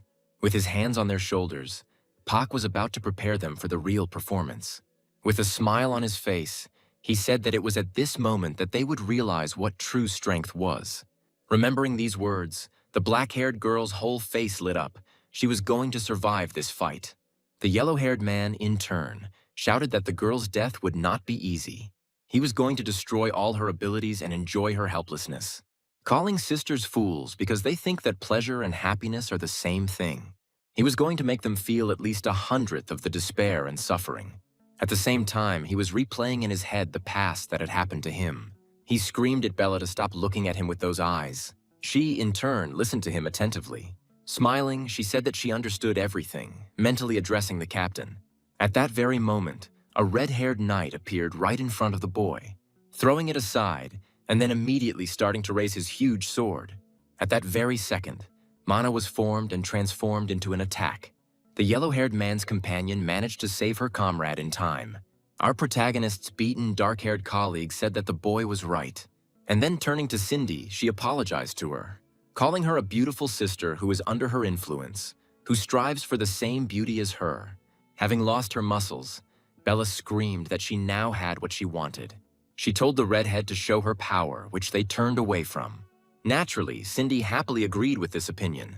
Seeing this, the guard knight now understood everything, because the girls were limiting their mana, so they didn't even know what they were capable of. Seeing her opponents already transformed, the red-haired girl understood that this was not a good sign. Mana began to completely cover the girls' bodies, transforming into costumes they had never used before. The yellow-haired knight, seeing this, immediately put his hand into the back bag. Scattering his needles at himself and his companion, he thought to himself that he was going to increase his physical and muscular strength, as well as his dynamic vision. They and Arofi were going to completely crush their opponents. Arofi herself said that tomorrow her body will hurt a lot because of this. At this moment, our heroines remained in place, talking to each other. Their opponents were already fully prepared for another skirmish, and so each of them rushed from their place to meet their opponent. All four were determined to win. None of them were going to lose. Cindy thought to herself that she couldn't control her power now because she had always refused it. But she also understood perfectly well that she needed to try and put all her abilities into it. So, focusing her mana, she created glass squares, which she launched towards the yellow-haired boy. He successfully dodged each approaching one, and as soon as he reached the attack zone, he immediately swung. The black-haired girl managed to dodge, thinking that she only had one chance. Therefore, I immediately created protection on my body, which consisted of these squares. She launched an attack at her opponent, but still felt that she needed to get closer. The prison knight himself was able to successfully stop the attack by grabbing the girl's leg, and then he began to lift her up, intending to send her into the ground. Due to the fact that the girl had been hit numerous times before, her body was weakened. That's why she couldn't dodge and was imprinted into the ground. The knight himself said at that moment that his feelings told him that she was going to break the distance. At that very moment, Arofi approached Cindy, swinging her sword. The prison guard's original plan was to kill one sister first and then finish off the other. But everything couldn't go perfectly according to their plan. After all, at the very last moment, Cindy appeared and was able to slow down this frantic pace of attacks. And the girl even managed to push the knight back, forcing her to increase the distance. Pumpkin thought to herself that she understood what Bella was thinking, even if she didn't say anything. By this time, the black-haired one had come to her senses. Getting up, both sisters understood that they needed to work together. Seeing this picture, the boy became seriously angry because he did not understand why the sisters were not yet in despair. With each such thought, he began to get more and more angry. Taking his weapon from behind his back, he rushed towards his opponents, mentally going over in his head what he was doing wrong because they should have already lost their fighting spirit. With incredible speed, he launched numerous attacks. Most of his attacks landed on the black-haired one. At this time, Cindy added the red-haired one, simultaneously switching to the other sister. Pumpkin blood began to fly in all directions, and the sounds of pain echoed throughout the corridor. The girls were unable to escape, and now the stone floor was completely covered in blood. However, the sisters still remained on their feet, rising again and again, and each time they rushed back into battle, without any ulterior motive. Seeing this picture, the young knight could not contain his emotions. He shouted, insulting them. At that very moment, Needle felt fear run through his body. The yellow-haired man had always watched his opponent slowly and horribly suffer pain, but now everything was different. This changed his fighting style to quickly kill the enemy. This is exactly the moment our girls were waiting for. The needle attacked our heroes. Cindy was about to take the attack herself, putting his hands forward to take the blow. Because of this, her whole body suffered and began to bleed. However, she wasn't going to show the pain, she was going to hold it in. These actions drove the boy even further into a corner, because he did not understand why the girl did not dodge his attack. He also thought to himself that even if he was cornered, he had a Rofi. But as soon as he looked back, he noticed that his companion was also enveloped in pumpkin vines. He couldn't believe his eyes because he was watching her. But after thinking a little, he realized that at the moment when Cindy rushed to block his attack, the red-haired girl attacked them. It was a reckless plan that relied entirely on the sisters' trust. Bella and Cindy were going to gather all their forces together for the next attack. And so, a pumpkin vine covered in armor appeared, along with a cart. Each sister poured mana into her attack, preparing to deal a crushing blow to her opponents. They had been waiting for this moment for too long, biding their time. And now the very moment had come when they were about to launch their attack. With an incredible amount of mana released, they rushed into battle, illuminating the entire area with its power, forcing opponents to stand still. Bella's face said it all. She was going to kill her enemies. Igla and Arofi looked scared, their faces covered in sweat. Even during the attack, our heroines continued to collect mana. At the moment of contact with the enemy, such a powerful explosion occurred that the flames were even visible on the street. In the center of the corridor, a huge hole appeared in the concrete wall, and next to her lay two motionless bodies covered in abrasions. Needle couldn't withstand this attack, as most of the explosion hit him, as did his companion, so both heroes were unconscious.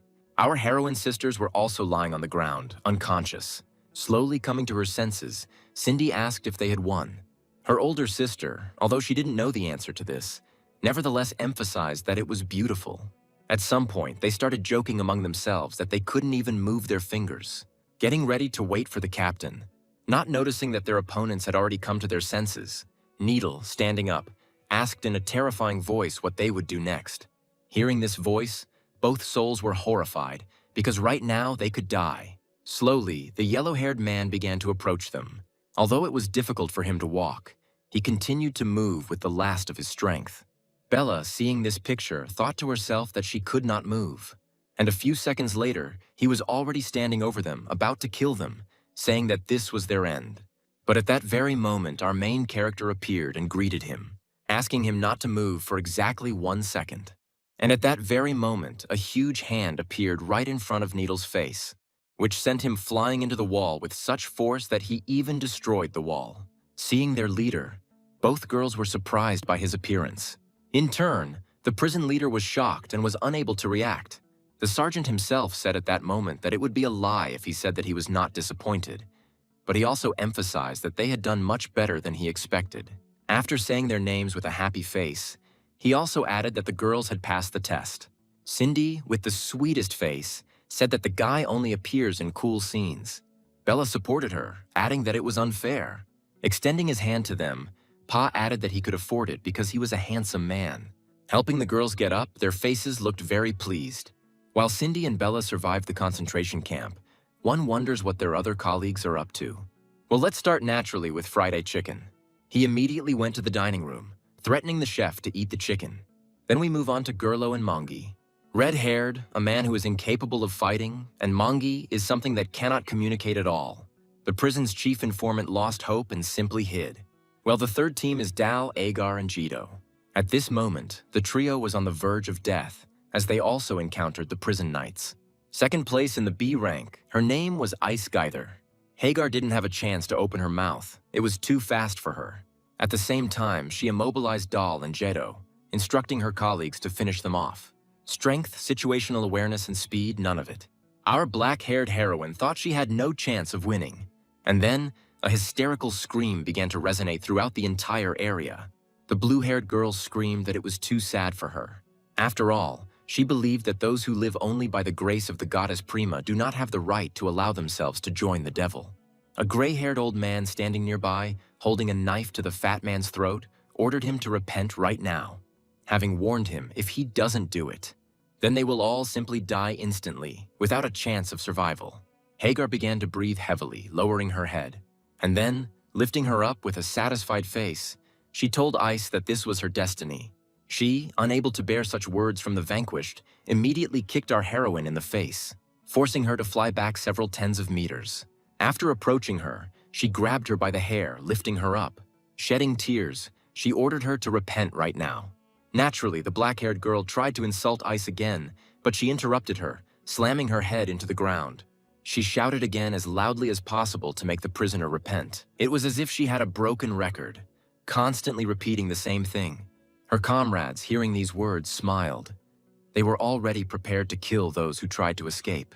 They were just waiting for the command from the girl. Ray even told them to be quieter, because when Geither gets angry, you have to call the cleaner. Continuing to sob, the blue-haired girl massaged her hand, saying that the girl is filled with a weak soul. With her soul completely filled with poison, at that very moment our heroine's face began to swell with veins of anger. Suddenly, Ice exhaled, shouting that she couldn't let this happen. She realized that she could not allow herself to follow the devil and turn the world into an enemy.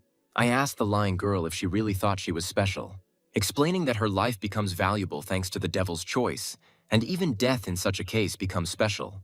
However, she added later, saying nastily that it was useless. After all, it didn't matter to her what she chose, because to her they were all just weak criminals. Taking the criminal's hands and squeezing them, she asked her to repent and confess her sin, explaining that now this could be the only meaning in her life, where there was nothing. Hearing these words, Hagar really became thoughtful and began to remember the past, and mentally saying that she really was weak, and that was precisely why she was abandoned on the black market. She recalled being shouted at to stay in the orphanage. These were quite difficult memories. She replayed her entire hard life that had happened to her. In the moment, I even remember how I met someone to whom I could say everything she thought, considering that I was her only defense. Our hero offered her another battle, but the girl spoke with a sad look. She says she understands perfectly well that the battle was not 100%, asking to do it one more time, but this time properly. Naturally, Pak had a plan B for this case. He told his interlocutor that there was no need to arrange a battle, offering only one word that she could bear. It was the only word he recognized that would make her win. Naturally, the black-haired girl considered this complete nonsense, and so our main character came as close as possible to her, whispering in her ear. Because of this, Hagar's whole body shuddered and her face changed in an instant. She thought to herself that her personality was being erased from reality upon hearing these words. She now did not understand how she could exist in this world, assuming that she would now have to be born again.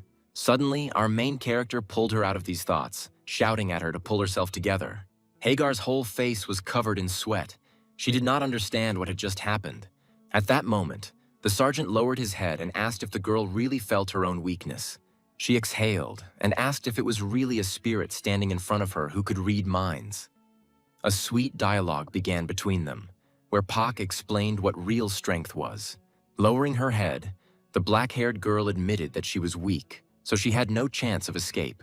But our protagonist immediately objected, saying that the problem was not that she was weak, but that she did not know how to use her strength correctly. He explained to her that her style was too honest. Hearing these words, the girl immediately looked in his direction with confusion. Well, as always, the sergeant changed in an instant, telling her with a terrifying aura to be like him. He explained that she needed to deceive her followers, forcing them to delve into their weaknesses in the most vile and creepy way. And he didn't mean ordinary words at all. He ordered her to become a veritable embodiment of curses. And remembering this, Hagar said with sadness in her voice that she would begin to repent. Hearing these words, Ice immediately beamed. She was glad to hear these words. The girl knight even began to jump for joy because she was able to reach the girl's heart. At that very moment, the fat man immediately tensed up, trying to shout something to his companion. Just like their skinny comrade, their faces looked scared. At that moment, Hagar herself raised her head and said, "They will start from that very time." She regretted that she did not have courage and strength then, and then she fell silent, taking as much air into her lungs as possible, starting to shout obscenities throughout the area.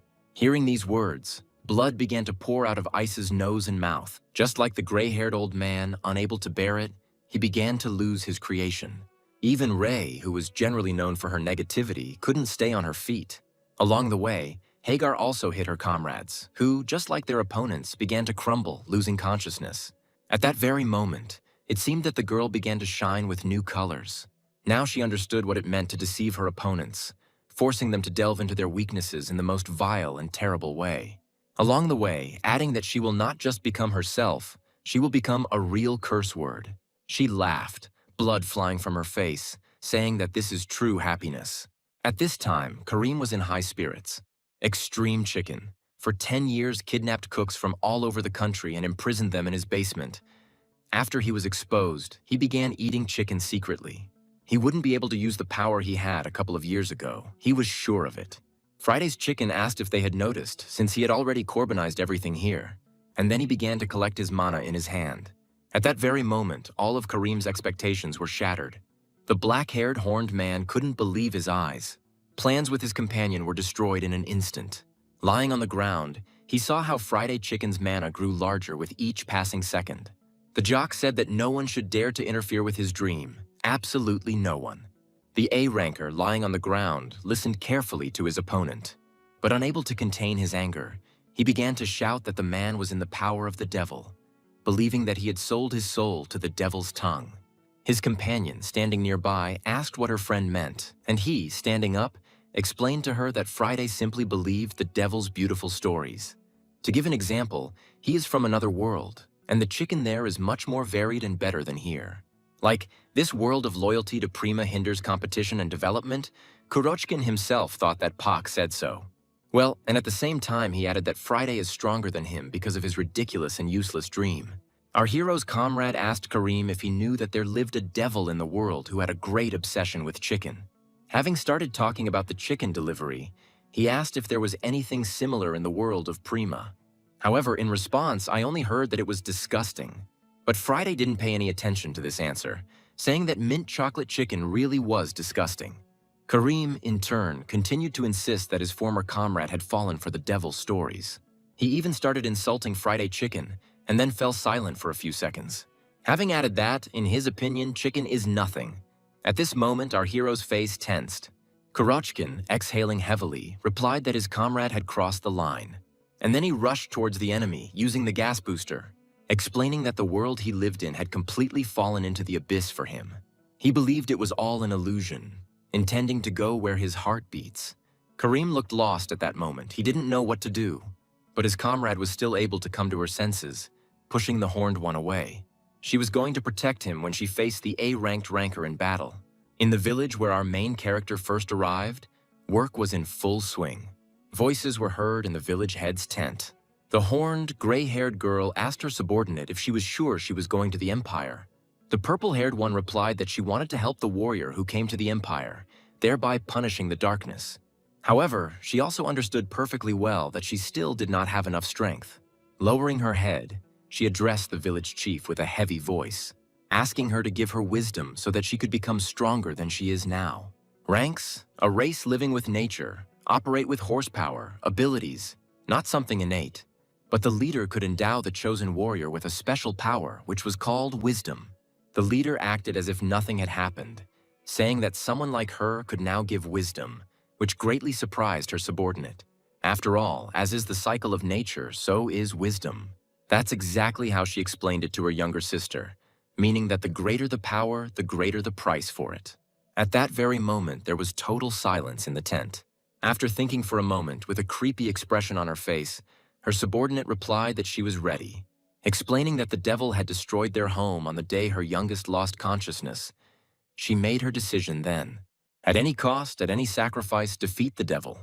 And now the moment has come when you need to show all your strength. Kareem was surprised by such persistence from his younger comrade, just like Kurochkin, because he already thought that she had lost all hope of winning. The wisdom Dora received was called the Cedar Hookah. She used this power against an A-ranker. Moving her hand to the dagger, she prepared to attack. Our protagonist's fair-haired comrade didn't have time to react, so he took the attack.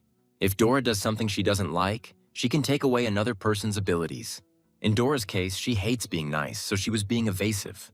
Having come to his senses, the black-haired man thanked his companion, adding that he had only lost his composure for a moment. At that moment, Kurochkin himself was trying to figure out what had just happened. assuming that his mana was blocked at the moment of impact since the gases completely disappeared. He immediately turned to Dora, saying that it was a very cute and cool skill, so he didn't understand why he didn't know her name until now. And then he shouted that she herself was very sweet and beautiful. He thought to himself that he should experiment more.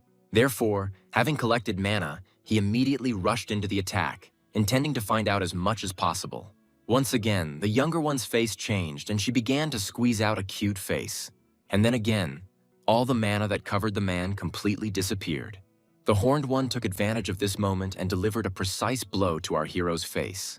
Pyatnichny himself was not at all disappointed in himself, continuing to analyze the fight. And here comes another attack, and another cute face from a girl. This continued over and over again as Kurochkin continued to watch. Once he had gathered enough information, his aura changed to a more terrifying one.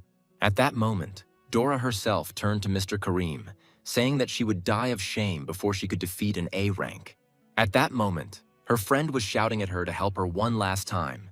And now our hero has already become close to Dora, still continuing to collect gases in his hand. The purple-haired girl, like before, made the cutest face, but this time something went wrong. Blood flew out of her mouth. But the mana that covered the devil's comrade's body dissipated. His opponents, seeing this, realized that this was their next chance to attack. But the fair-haired man was already prepared for this, having understood the plan of this attack. Resuming his mana, he screamed that he had cheated and struck at Kareem, sending him into the air, causing him to choke on his own blood. And then he struck the girl. His opponents could not believe that the man had managed to find a loophole in such a short period of time. Standing in front of the lying ones, the fair-haired man said that this was not enough to eat the prize chicken. Having explained, he noted that the effect of her power was not instantaneous. Dora herself understood this perfectly well, because the effect was delayed due to Dora's anti-cute nature. Then Kurochkin turned his attention to Kareem, saying that he was too passive, offering the black-haired man to use that very ability. And finally, explaining to him that it would be difficult for his opponent to win, even if he used all his abilities. But after thinking for a bit, he turned to the horned one again, suggesting that he could not use it. Hearing this, the purple-haired girl's expression changed. She was scared. She thought about how she was sure that Kareem's wisdom was to create a double that had the same characteristics. And the main condition was this faith in one's own convictions.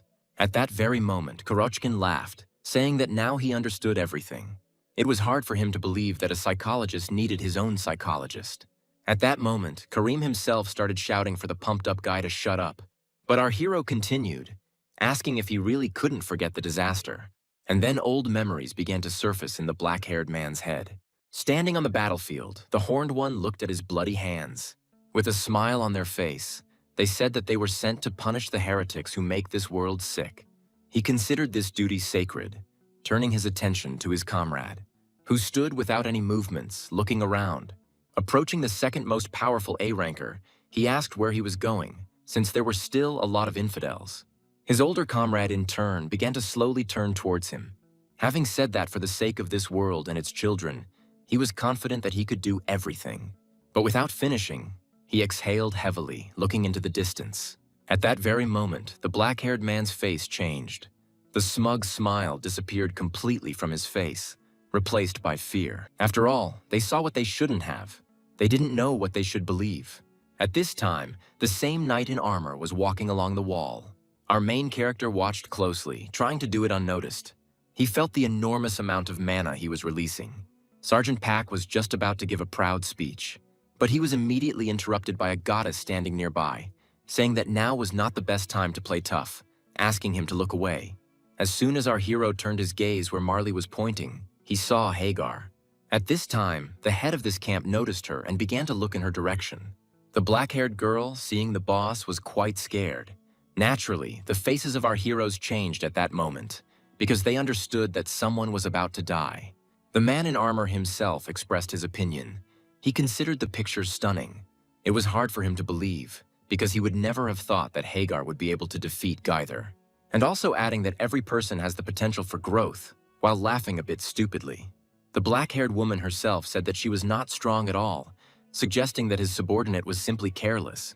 She thought to herself that she was very unlucky, because she had met the worst possible opponent. Hearing these words, The boss laughed again because her subordinate was called Sloppy. Hagar, hearing this laughter, realized that they were looking down on her. Realizing she had to act, she immediately began to take a breath, but Rangoy shouted at her to stop. With just one word, he pressed the girl into the ground, silencing her. And then he completely instilled fear in her, causing her to fall to the ground.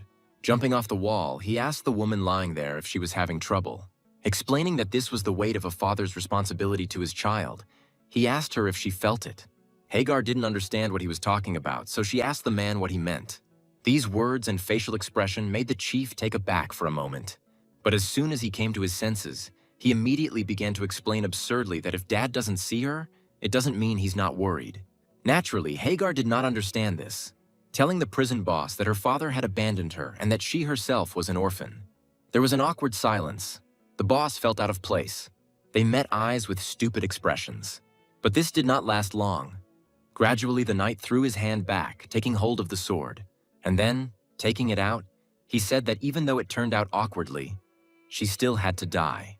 At the same time, he started to utter some incomprehensible nonsense about fatherhood again. By this time, our main character was already prepared for battle. The chief was attacked with incredible speed. He did not have time to react to the attack, which surprised me quite a lot because I didn't feel anyone nearby. The black-haired girl, who had not seen anyone, was also surprised by this. As soon as she raised her head, she saw some kind of strange weapon that she had never seen before. Park Byung-chan, using the goddess Marley, attacked the A-ranker. The knight's leg began to bleed. The bullet hit its target. The man thought to himself that as soon as he noticed the attack, he was already wounded. He considered this speed to be truly incredible. At the same time, surprised by the accuracy, he assumed that this was the same force that defeated Kareem, and he considered this force to be devilish. Our hero himself realized that he had only one shot left, so he shouted that it was time to act. A fairly loud sound began to be heard, which again surprised the boss. After all, he saw how right now 3 prisoners were approaching him. Using their mana, they began to attack him. But at some point, they ran past, rushing towards their comrades lying on the ground. Bella grabbed them and said that the captain was testing them too much since they were almost out of mana. Jun himself looked around in fear because both Hagar and the boss were frightening him. At that moment, the black-haired woman herself felt that the boss's strength had weakened. At that moment, Cindy was shouting at her to jump onto the cart quickly. Hearing this, the black-haired girl, who had recently been lying completely exhausted, immediately rushed towards the carriage. Seeing this picture, the boss got angry and shouted at them asking where they were going. Having approached the horse that Cindy was riding, he immediately attacked them. By this time, our main character had already arrived, also swinging his shovel, delivering a precise, powerful blow straight at the armored man. At the moment of touch, our hero understood what no one around him understood. Although the chief considered this attack quick, it was not enough. The black-haired man thought the same thing and jumped to the side, only managing to break the horn. He immediately shouted to his subordinates so that they would pay attention to him. He shouted that Gerlo knew the best way out. He ordered everyone to gather together and then leave the prison without him. Along the way, he told Friday to come to him immediately. By this time, the prison camp commander had already accumulated enough mana, asking Pak if he really thought he would let him go. The sergeant paid no attention to this, thrusting his shovel as deep as possible. This seemed to cut through the ground that surrounded the two. The knight began to look around because he did not understand what was happening. While the sergeant was shouting that he had been waiting for the right moment, he used his best technique. In an instant, he lifted the chief, along with the ground on which he stood, straight into the air. This attack was called a trench, sending the second most powerful A-ranker somewhere into the distance. Pak shouted at his subordinates to leave quickly if they wanted to live any longer. Those, hearing the seriousness in the voice, immediately began to carry out the order. Although they were not particularly pleased to leave the captain, they nevertheless rushed to flee. At this time, the commander was already outside the camp watching the prisoners escape. Though he thought this was an excellent assessment of the situation and a perfect delivery of orders, he felt that this was a completely different story from the one he had heard. Considering that the most terrible thing about this devil was his subtlety and cunning, which deceived everyone in this camp. The chief understood that if he could not stop him here now, the worst war in the world would happen in the future, which happened throughout history. So having collected mana, he immediately rushed into battle. In an instant, he returned to the place where he stood. Our hero looked intently in his direction, because he understood perfectly well how strong the enemy standing in front of him was. At this point, the knight himself began to talk about the children again, saying that he could not subject them to hell.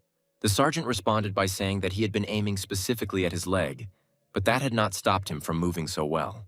The armored man responded by showing his respect to his opponent, as he had always thought that if he had a son, he would be like him. Our hero thought to himself that his opponent should see a psychologist, and at the same time, he perfectly understands that if they meet face to face, he will not be able to defeat him. Before him stood an opponent with unknown abilities, and the boss continued to talk about how Pak had once been so pretentious. He still remembered it. He said that this was the very moment when his daughter called him dad for the first time. After these words, our main character's entire body shuddered and broke out in cold sweat, and the crazy face we were used to seeing was replaced by fear. In his head, he began to replay his past, which seemed to him to be a very long time ago. How a woman, holding a child in her arms, pressed him to herself, trying to bestow all her love on him, while the little boy was reaching out somewhere. He reached for the face that he could remember with heaviness right now. Pronouncing a word as familiar as mother, he reached out to his father. Not understanding what Pak was experiencing right now, a tear appeared on his face. The sergeant didn't understand why his heart was trembling right now. He felt too depressed. He couldn't move. At this time, his opponent did not attack. He slowly reached for his mask. Taking it off his face, the man said in a gentle voice that he was very sorry. He said that he thought that the champion tiger would become his son-in-law because he liked him very much. In front of our main character stood the second most powerful A rank, Dad, with the ability to remember, transforming the emotions he experienced in his life into magic, transferring them in absolute form to another person. In other words, Batya was a very strong and at the same time a very difficult opponent. Seeing the face, our hero was surprised because it was the janitor, around whom he constantly experienced a strange feeling. The man himself said at that moment that if he had been released early and it had later come to light that he had freed the devil, he would have been responsible for a lot of problems. Along the way, he began to tell how it would have happened if everything had turned out differently. He believed that his fantasies were above all else, and Pa himself, listening to this, could barely restrain himself from releasing all the contents of his stomach. Suddenly, the old man fell silent, starting to laugh loudly, waving his sword. In an instant, his expression changed, and he threw his weapon high into the air. He said that they would meet in hell, and then said goodbye. Naturally, after much training, the black-haired man was able to react to this by raising his shovel. His face looked much more terrible than the prison warden's. Feeling this terrifying aura, the old man's face changed greatly. After all, he felt not only the aura, but also the mana, which in a split second delivered a fairly powerful attack. The camp commander was unable to dodge this attack, so she took it and sent him flying back several meters. The goddess Malboro appeared behind our hero and attacked the man. With a lewd smile, she asked the sergeant if he had really been crying, to which Pak replied that it was all because of the old man's ability. He thought to himself that he already understood what kind of ability this boss was using. It converts emotions into mana to buff him, and also acts as a debuff on the enemy. The deeper the emotions, the stronger it will be, and if you open the family album and use it, the effect will be multiple, thought the bald old man. So he immediately picked up the book he was holding in his hands, shouting family album. Hearing these words, the black-haired hero became angry, responding to his opponent that he was using too dirty a skill. At this time, the fight between Kareem, Dora, and Friday Chicken continued. Gradually, as the dust began to settle, the silhouettes of the Imperial rankers lying on the ground appeared. Their faces looked beaten. They were losing to our hero. The fair-haired man himself was still angry, because the chicken had already become completely cold and soggy. He couldn't even imagine how to eat it. Kareem, hearing these words, clenched his teeth in anger, his whole body tensed. He shouted to his former comrade that even if he couldn't use his skill, with Dora's skills they could still win. But Kurochkin did not agree with this opinion, because he was simply playing with them, thinking that they would then be able to reward themselves with a chicken. The lying girl, starting to get up and wiping away the blood, said that until they try, they won't know. And so, once again, mana enveloped the big guy's body, starting to bubble just like soda. In a terrifying voice, Friday Chicken told her to try, and then he rushed towards the girl who could barely stand on her feet. This time the man was serious. He was going to finish this fight. And so, once again, the purple-haired girl made a cute face, saying in the sweetest voice, "Don't do such things, uncle." At the same moment, The carbonated one flew off in the opposite direction. Kareem couldn't believe that their opponent was flying in the opposite direction. At that moment, Dora herself experienced a terrible fear that ran through her entire body. Kurochkin, flying, shouted that the radius of the cutie's ability was about 2 meters. He had already managed to find this out in battle. So I decided to use a ranged attack, a gas shot. The attack hit exactly where Dora was, and rocks started flying towards Kareem, obscuring his view. But even so, it was already too late, because our hero had gotten close to him, attacking him from behind, having delivered a fairly accurate yet powerful blow to the black-haired man. While Friday was using a gas rush, Dora started approaching him, but she managed to dodge. However, the fair-haired man anticipated her actions and struck again from a distance, exploding the floor right under the purple-haired girl's feet, causing her to jump back. But that wasn't the whole attack. Using Mentos, Friday got closer to her, hitting her in the air, making her spit blood, because at the last moment he finished her off with a carbonated meteor. There was a powerful explosion. Kareem, who was watching this, shouted the girl's name in concern. But the fair-haired A-ranker had no intention of giving the horned one time to rest, so he immediately approached him. Once again, he delivered a new attack to the face, causing the black-haired man to begin to lose consciousness. He didn't understand why he couldn't use his ability now. After all, no matter how much he remembered that scene, it wouldn't change the fact that they were Prima's children, Kareem thought. Suddenly, his whole body was covered in a green aura. He shouted that they must protect this world. Seeing this reaction, our hero's face filled with a smile. He was glad to see this ability.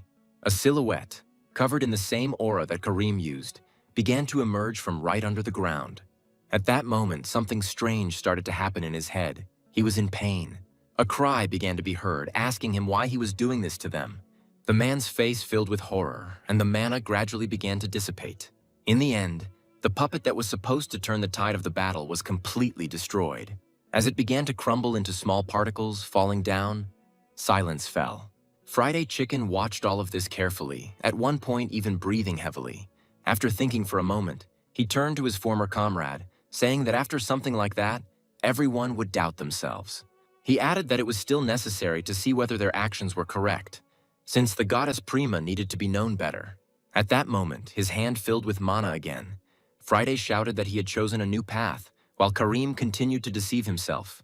As she stood up, Dora began to grab the ground, squeezing it in her hands. Tears appeared in her eyes and she asked the A-ranker to stop. But it was already too late.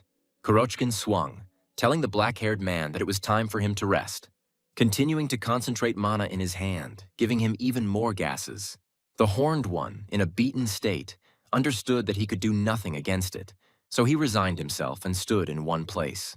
Dora screamed in alarm at the top of her voice, starting to sob, because right now her comrade was going to die. At the same time, quite loud sounds were heard in the corridor. These were the sounds of hooves, the pumpkin horse moving as quickly as possible along the narrow corridor. Our heroes followed their captain's orders, looking for the chicken. And then, in the distance, they finally saw a blockage of stone walls. Without stopping, they crashed into it, thereby destroying it and slipping inside. As soon as the horse ran inside, it immediately began to stop. Cindy ordered her because she saw Friday Chicken.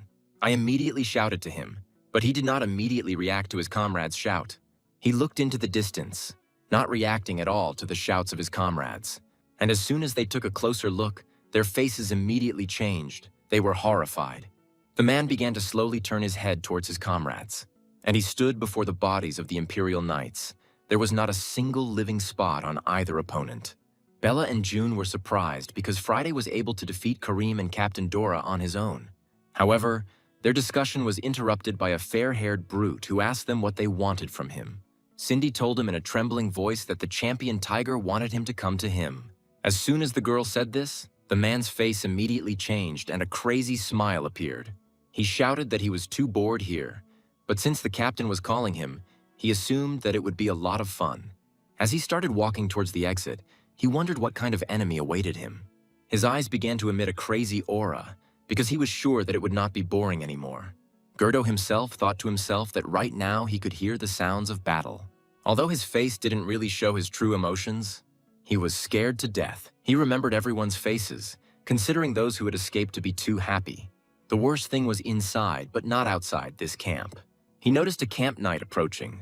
wandering from side to side. All this time, Mongi and Gerlo were pursued by a knight named Hood. No matter how smart the red-haired one was, Hood knew how to hunt. Escape was impossible. In his mind, he wondered for the 100th time what he needed to do. And so, the red-haired man's pursuer shouted that he felt everything fastening his hood. And then, as he unbuttoned it, the man's face disappeared, because in its place a monster appeared.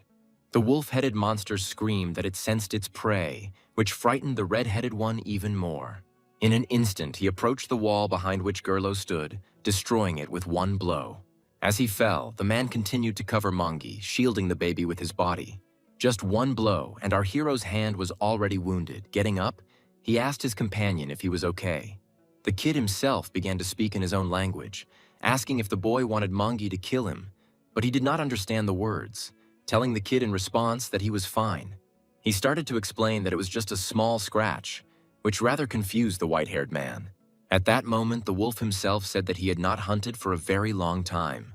Gerlo, listening attentively to this story, thought to himself that he had a real knight in front of him, who wears clothes made from animal skins.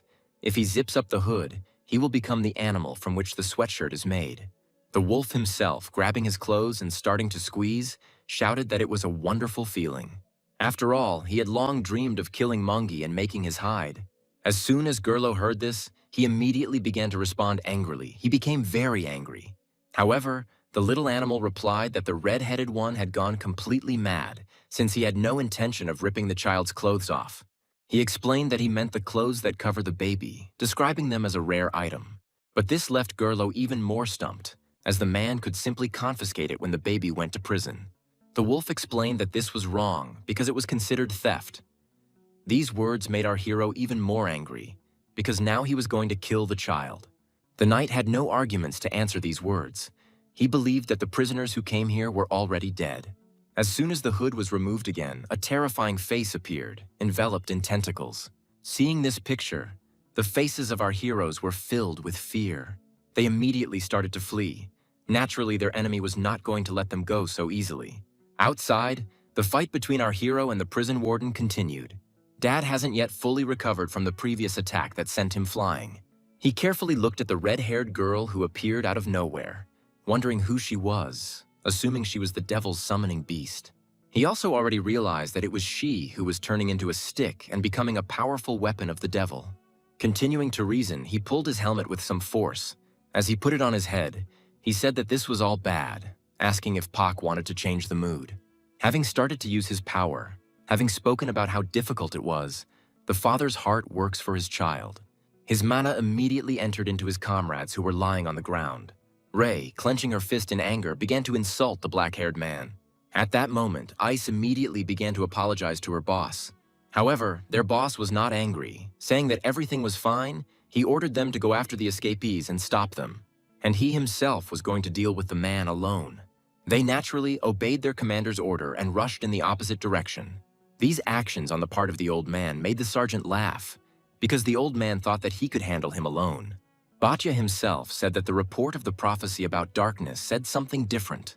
It was written there that the devil is very smart and insanely cunning, vindictive, uses all possible provocations, and masterfully stimulates the human psyche.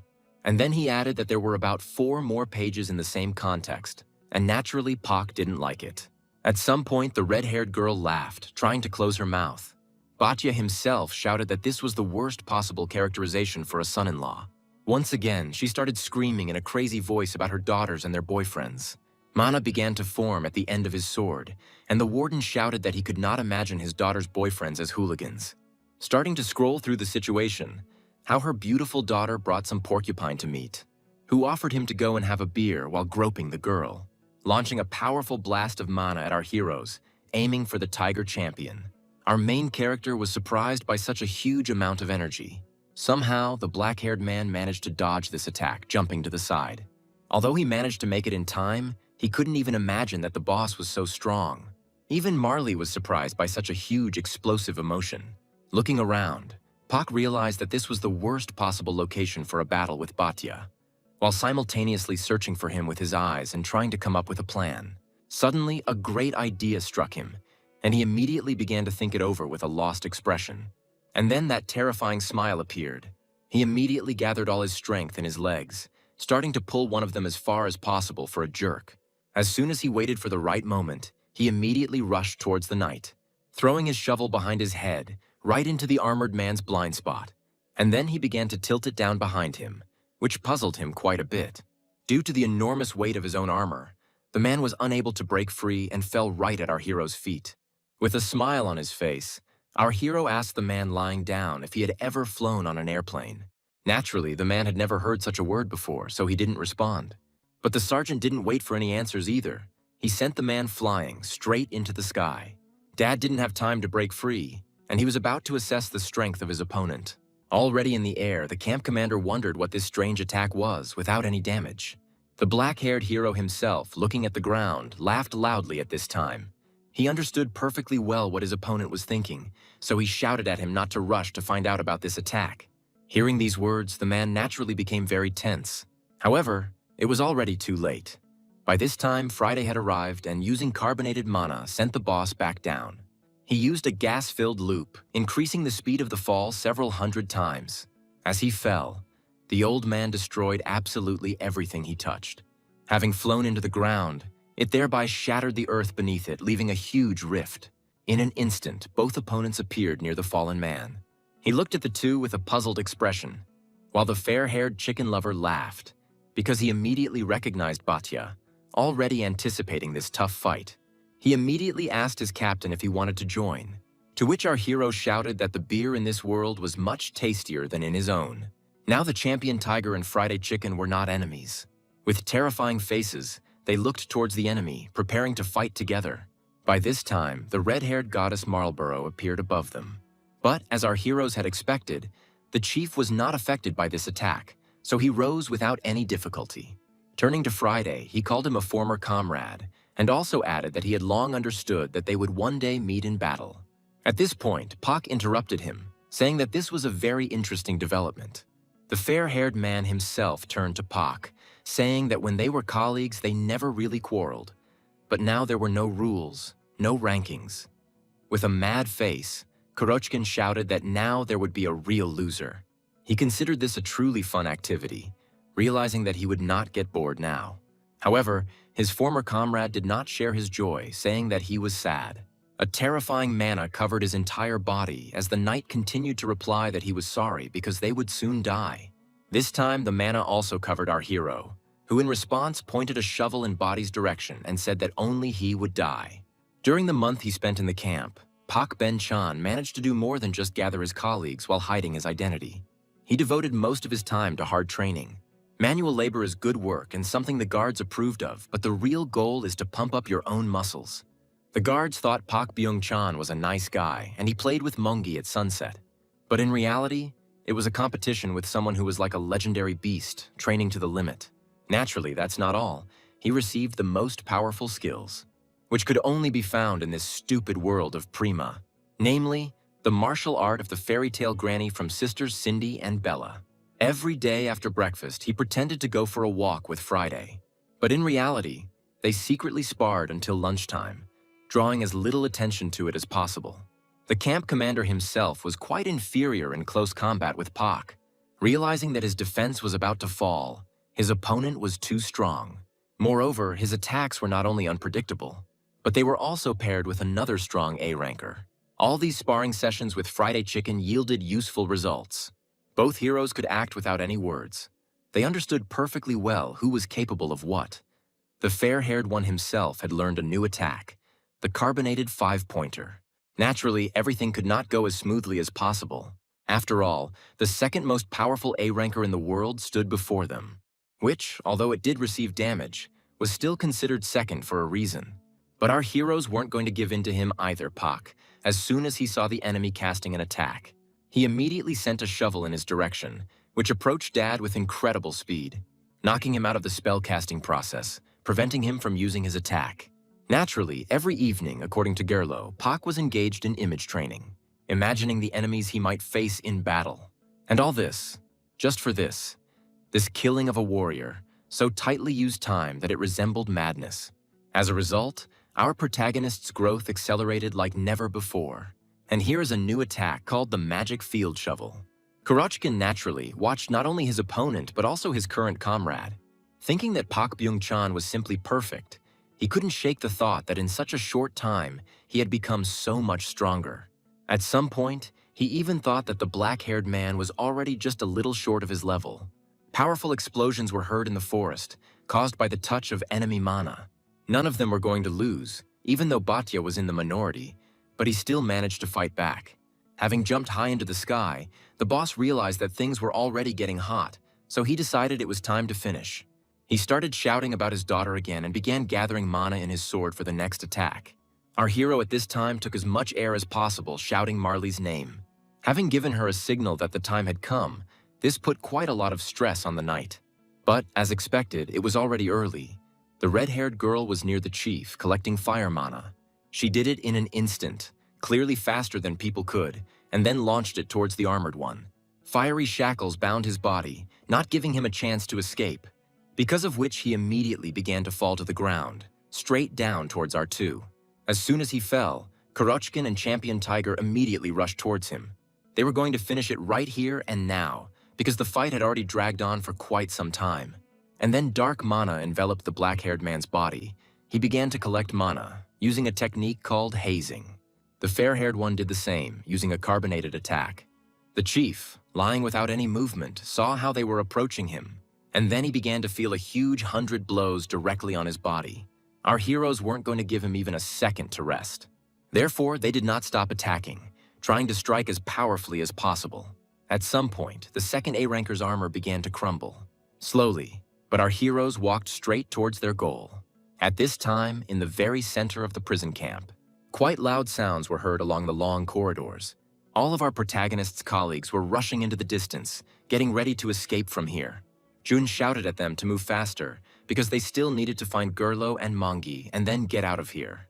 Agari, in turn, asked the blue-haired man what they were doing right now. But Jun explained that Karim could only come here for one purpose. And this meant that the leader of all the rankers, Captain Han, was also here, and he would definitely find them. The boy shouted for everyone to look at themselves, because even in their best form, they all together would not be able to cope with him. However, he was also thinking about something else to himself. If they managed to escape, they might survive. But Jun was also worried about Pak, because he didn't know if they would have time to deal with Batya. How suddenly he threw these thoughts aside, rephrased them, whether they would be able to win him at all. And then, a few minutes later, all the mana that enveloped our main character's body almost disappeared. It was the same with Friday Chicken. His breathing was already quite difficult. Looking at his opponent, Pak Byung-chan had only one question. Why are they so much more exhausted than the one they beat for a few minutes? Suddenly Batya turned to him and asked the devil if he was surprised. And then he rephrases his question, asking if he is surprised that he is still standing on his own 2 feet. Well, and then he replied that he simply didn't want to fall, he couldn't do it. Starting to talk again about the child who is worth learning, looking at the backs of the parents. Batya, who is ranked second in the A ranking, can be invulnerable thanks to his passive ability. In other words, as long as there is a child to protect, Batya cannot fall. A wild silence descended, which seemed to fill the entire surrounding dense forest. Breathing heavily, our hero turned to his comrade, who was also at the end of his tether, shouting that they needed to run, as he didn't think standing still was a good idea. Seeing this picture, the second A-ranker was the most surprised. Even Friday Chicken didn't immediately understand what his comrade had said. However, he quickly caught up with the black-haired man while he was explaining everything to him. Pak said that he had heard about his father's abilities from Gerlo, so fighting the old man face-to-face was not an option. At this point, Marley was saying that this situation looked pathetic, and our hero angrily said that he needed 10 shots to win. Running after the champion tiger, the blonde asked Pak about the plan. And as soon as our hero said that this was the plan for their cool victory, the man's face lit up again. For quite a long time, they had been running as far as possible into the depths of the forest, overcoming not only the pursuit, but also the difficult obstacle course created by the forest. Having stopped, our hero immediately began to explain that they had 2 things to win. The first plan was to take the boss's children hostage. However, Gerlo doesn't know everything about the boss, assuming it's because of his perfect double life as a janitor and a supervisor. Therefore, they reject this plan, adding that it is too dirty a plan, to which his comrade agreed. The second plan was through his gun, Pak said, pointing at Marley. Explaining that the Overseer's upper armor was already broken, this was the best option. But the catch was one shot.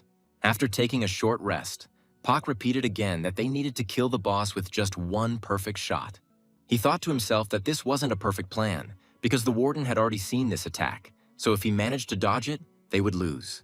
His thoughts were interrupted by a fair-haired comrade turning to him. With the most sullen grimace he could muster, he asked what he needed to do. Seeing this serious face and hearing that he was ready to obey him, that same evil smile immediately appeared on our main character's face. Pak asked his comrade to immobilize the boss for just half a second, and it is at this moment that he will pierce his heart with his incredible power. At this time, Mongi and Gerlo were already caught in the hood's tentacles. The man couldn't believe that these were the same legendary prisoners. However, he later dismissed these thoughts, because in front of him was only a child and an informant. Turning to them, he asked if they wanted to say anything at the end, since these were their last seconds of life. Gerlo immediately asked in a trembling voice if Hood knew how important the information was. By starting to explain that information changes in value every minute or even every second, he was able to reach the top because he used the information in time. His opponent immediately interrupted him, telling him to express himself more clearly since he did not understand anything at all. However, at that moment, the red-headed man's face changed and a smile appeared. Gerlo shouted that the man had given him too much time, and at that very moment, all of the man's tentacles were cut, and Mongi entered the battle. With incredible speed, he broke free and then helped his comrade. Hood didn't understand what had just happened, because he hadn't had time to notice anything. Gerlo himself thought to himself that he shouldn't be looked down upon, because even if he dies, it certainly won't be from physical violence. Our informant's power lay in an ability called a herb. This is a truly unique ability that has 3 unique functions. The first goblin sticky, it detects sound or the location of a person clinging to them, in simple terms GPS. He scatters grass to get information. The second is the goblin's memory. It sticks to the object and shows the past image of the object, in simple words, a treasure check. And finally, the goblin's grass leg sticks to the enemy and transmits the information that Gerlo wants to show in the form of an image. Gerlo used the second plant. He glued them to Hoodie's sweatshirt to project many images of the wild animals he encountered. And Mongi projected them using the goblin's grass legs. All this was done for only one purpose, which the informant pursued. This is a victory over the prison knight. He was going to kill the Hood. Using Manga's wild instinct that had been dormant in prison, he awakened it again. The red-haired man shouted to his comrade that he had invested in his future, so when he grew up, he should pay him back twice as much. The kid immediately rushed from his place towards his opponent with a wild look. Hood thought to himself that he now understood everything. As he began to close his hood, he now understood what Gerlo had been trying to achieve. And then opening it, he shouted that the hunt for survival was beginning. Using the Class A poisonous beast, Gornirodzilius, as soon as he dodged the white-haired baby's attack, he immediately began to attack him, launching a powerful volley of mana, thereby destroying all the nearby walls. Even after reaching the distant toilets, this attack did not reach Manga. Using the rocks as jumping points, the baby approached the enemy. They were like a springboard for his small body, so in an instant he returned to his attacker, preparing to strike again. A rather powerful and very loud fight between real animals began. The red-haired boy himself stood motionless at this time, covering his ears, understanding perfectly well who his comrade is currently fighting against. Suddenly, he remembered the information about the weak points of this animal. These were the burning organs on the shoulders. Weakness information successfully obtained, recording in the goblin's grass legs. It was this technique that he used to help his colleague. Using his power, he thrust his grass foot into the baby's head, thus having conveyed all the information that he could obtain. The white-haired kid immediately took out his weapon because he understood everything perfectly. Watching this, the blue-headed man did not understand what was happening. But it was too late, because Mongi was already ready to attack. All that was left for the Hood to do was to watch the child's movements. And at some point, he understood everything, which he could not believe, because these movements and forms spoke of only one thing. This was the same legendary Mongi hunting method. In an instant, several rods struck the Hood's shoulders, thereby dispelling this power, turning him into a harmless animal. Looking at his opponent, the knight realized that in front of him stood not a beast, but a hunter in the form of a beast. And all this time it was not he who was hunting, but they were hunting him. The man immediately turned around as soon as he realized this, starting to run away. But it was already too late. A wild roar of flight began to be heard. Cindy knocked down the knight, sending him high into the air, which surprised the baby, and she called this technique the classic deer kill. Gerlo immediately started shouting that his comrades were late because he had left a huge number of clues, but he still almost died. Agar was about to speak to the red-headed man, but Bella stopped her. To himself, the Hood thought that only thanks to these new arrivals, his life was saved. But the feeling he experienced was a wild shame that made him think that death would have been a much better option. After arguing a little more, our heroes finally shut up. Gerlo asked where their captain was, to which he was told that he was fighting with the chief, and Pak also ordered them to escape first. Upon hearing this, the informant became angry, saying that Cindy had lost all her brain while pumping her muscles. Bella immediately began to calm her sister down so that she wouldn't kill her colleague. The black-haired sister explained that they were following the captain's orders. However, the red-haired man replied that he didn't care about the order, because everything would have been different if they had listened to him right away. He thought to himself that these were real degenerates standing in front of him. Using his power, he immediately began to gather information. And in just a few seconds, he found the sergeant who was in the western forest. I thought to myself that it was smart enough to go into the forest to fight. Gerlo immediately shouted for them to turn left in 300 meters. Cindy was the first to be surprised when she heard this, because she understood everything. Following her, the rest of her comrades were surprised, and smiles began to appear on their faces. With an excited smile, the boy said that they would play for big stakes this time. The beautiful building had a calm atmosphere. Inside was that very warrior of Prima along with his angel. Next to them stood another minion of the goddess of this world. However, the peace did not last long because the purple captain was tied up at that very second. With an angry face, he asked the warrior what he was doing right now, adding that if he can't do it, then he's going to do it himself, while calling the warrior a disgrace. The angel girl, breathing heavily, said that this man irritated her because he did not understand simple words. She ordered the purple-haired man to leave the devil alone. But these words angered the captain of the rankers even more. He could not accept these words. At that very moment, the men began to squeeze their whips even harder. While Hong was shouting about the devil destroying the camp, explaining that his people could die. He could not accept such actions from the warrior. The bars began to break. Still rude, he asked why he was being ordered to ignore the devil. The angel boy was surprised by this because Captain Han was able to break the divine bonds. At the same time, wondering if there is a person in front of them, he stands. The gazes of the girl who was sitting next to the warrior and Han crossed. She exhaled heavily and began to mutter something as quietly as possible. And then she shouted that this was exactly what Prima wanted. It was her order, which left the man stupefied. With a smile on her face, she also added that Prima said that the warrior and the devil were not yet ready to face each other. And then, with a wildly worried face, she asked if he was really going to violate God's will. It was at this moment that the purple-headed boy's face changed even more. Some memories that he had long forgotten surfaced in his head. The red-haired girl standing nearby looked at the fish, while the boy was surprised that she liked them so much. He told his companion that he missed her very much. However, she didn't pay attention to this as he continued to smile at her. He asked her if she had the one she liked and offered to buy it. Suddenly, she interrupted him, addressing him quite rudely.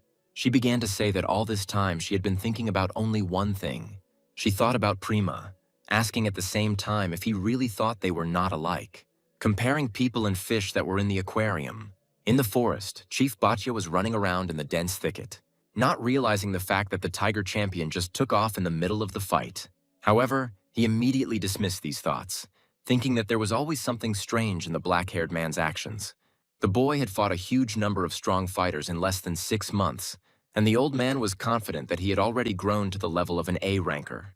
Consciously pushing himself to the limit, Batya understood that such a person cannot simply up and run away, comparing the devil to a seed that is trying to blossom. Just when the man thought that the seed was currently feeding on him, he noticed Pak. Looking closer, he saw a contented smile on his face, and next to him stood that same beautiful lady. The old man immediately shouted that he would not let him leave just like that, swinging his sword. However, at that moment, right next to him, there was a loud crash. It was Kurochkin, who pushed off from the ground, grabbing the boss. With a crazy face, Friday apologized to Batya, saying that he would play with him. Powerful explosions resumed in the forest, the roar of which echoed throughout the entire area. This time, due to the fact that most of the armor was destroyed, the warden was able to escape capture.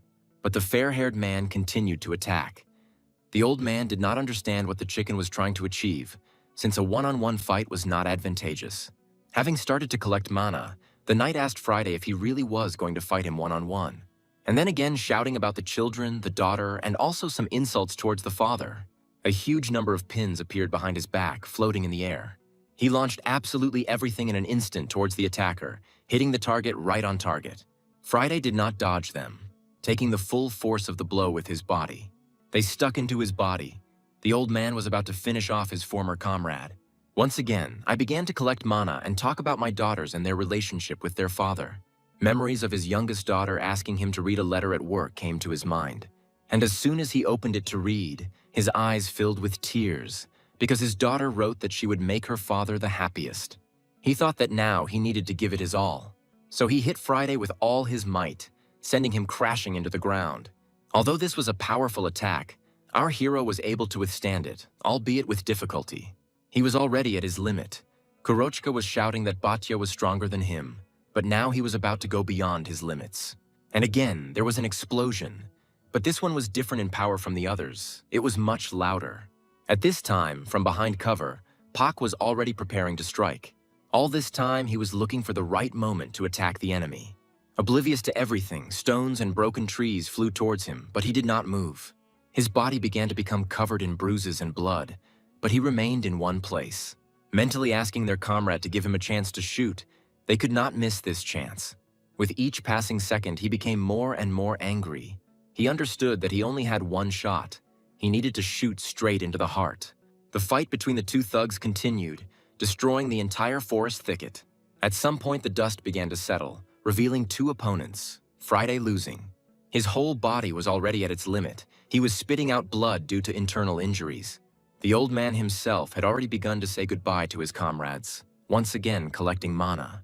The fair-haired man, in turn, looked towards the old man without moving. But literally in a second, his face changed. The pain disappeared from his face. It was replaced by a crazy smile. Raising her hand, the chicken began to collect energy again, filling it with gases. And then, the Mentos that appeared in his hand, he threw into his mouth. Gradually, all the air flying around our hero began to fill with a huge amount of mana. And then there was an even more powerful explosion, which threw the enemy back. Flying in the air, the second highest level A-ranker watched the events unfold. After all, his opponent acquired incredible strength in an instant. His entire body was filled with energy, much more than at the very beginning of the fight. But the chicken did not attack him, but on the contrary flew around him and grabbed him from behind his back, starting to squeeze with all his strength, continuing to fly in the air at maximum speed. At that very moment, he turned to Pa Byung-chan, shouting at his brother to take action. Hearing this, Batya tensed up because he had completely forgotten about the black-haired man. Immediately starting to look around, he noticed another enemy standing in the distance, who again used that same incomprehensible weapon. Taking a closer look, Batya realized that the devil was aiming at his heart right at that very second.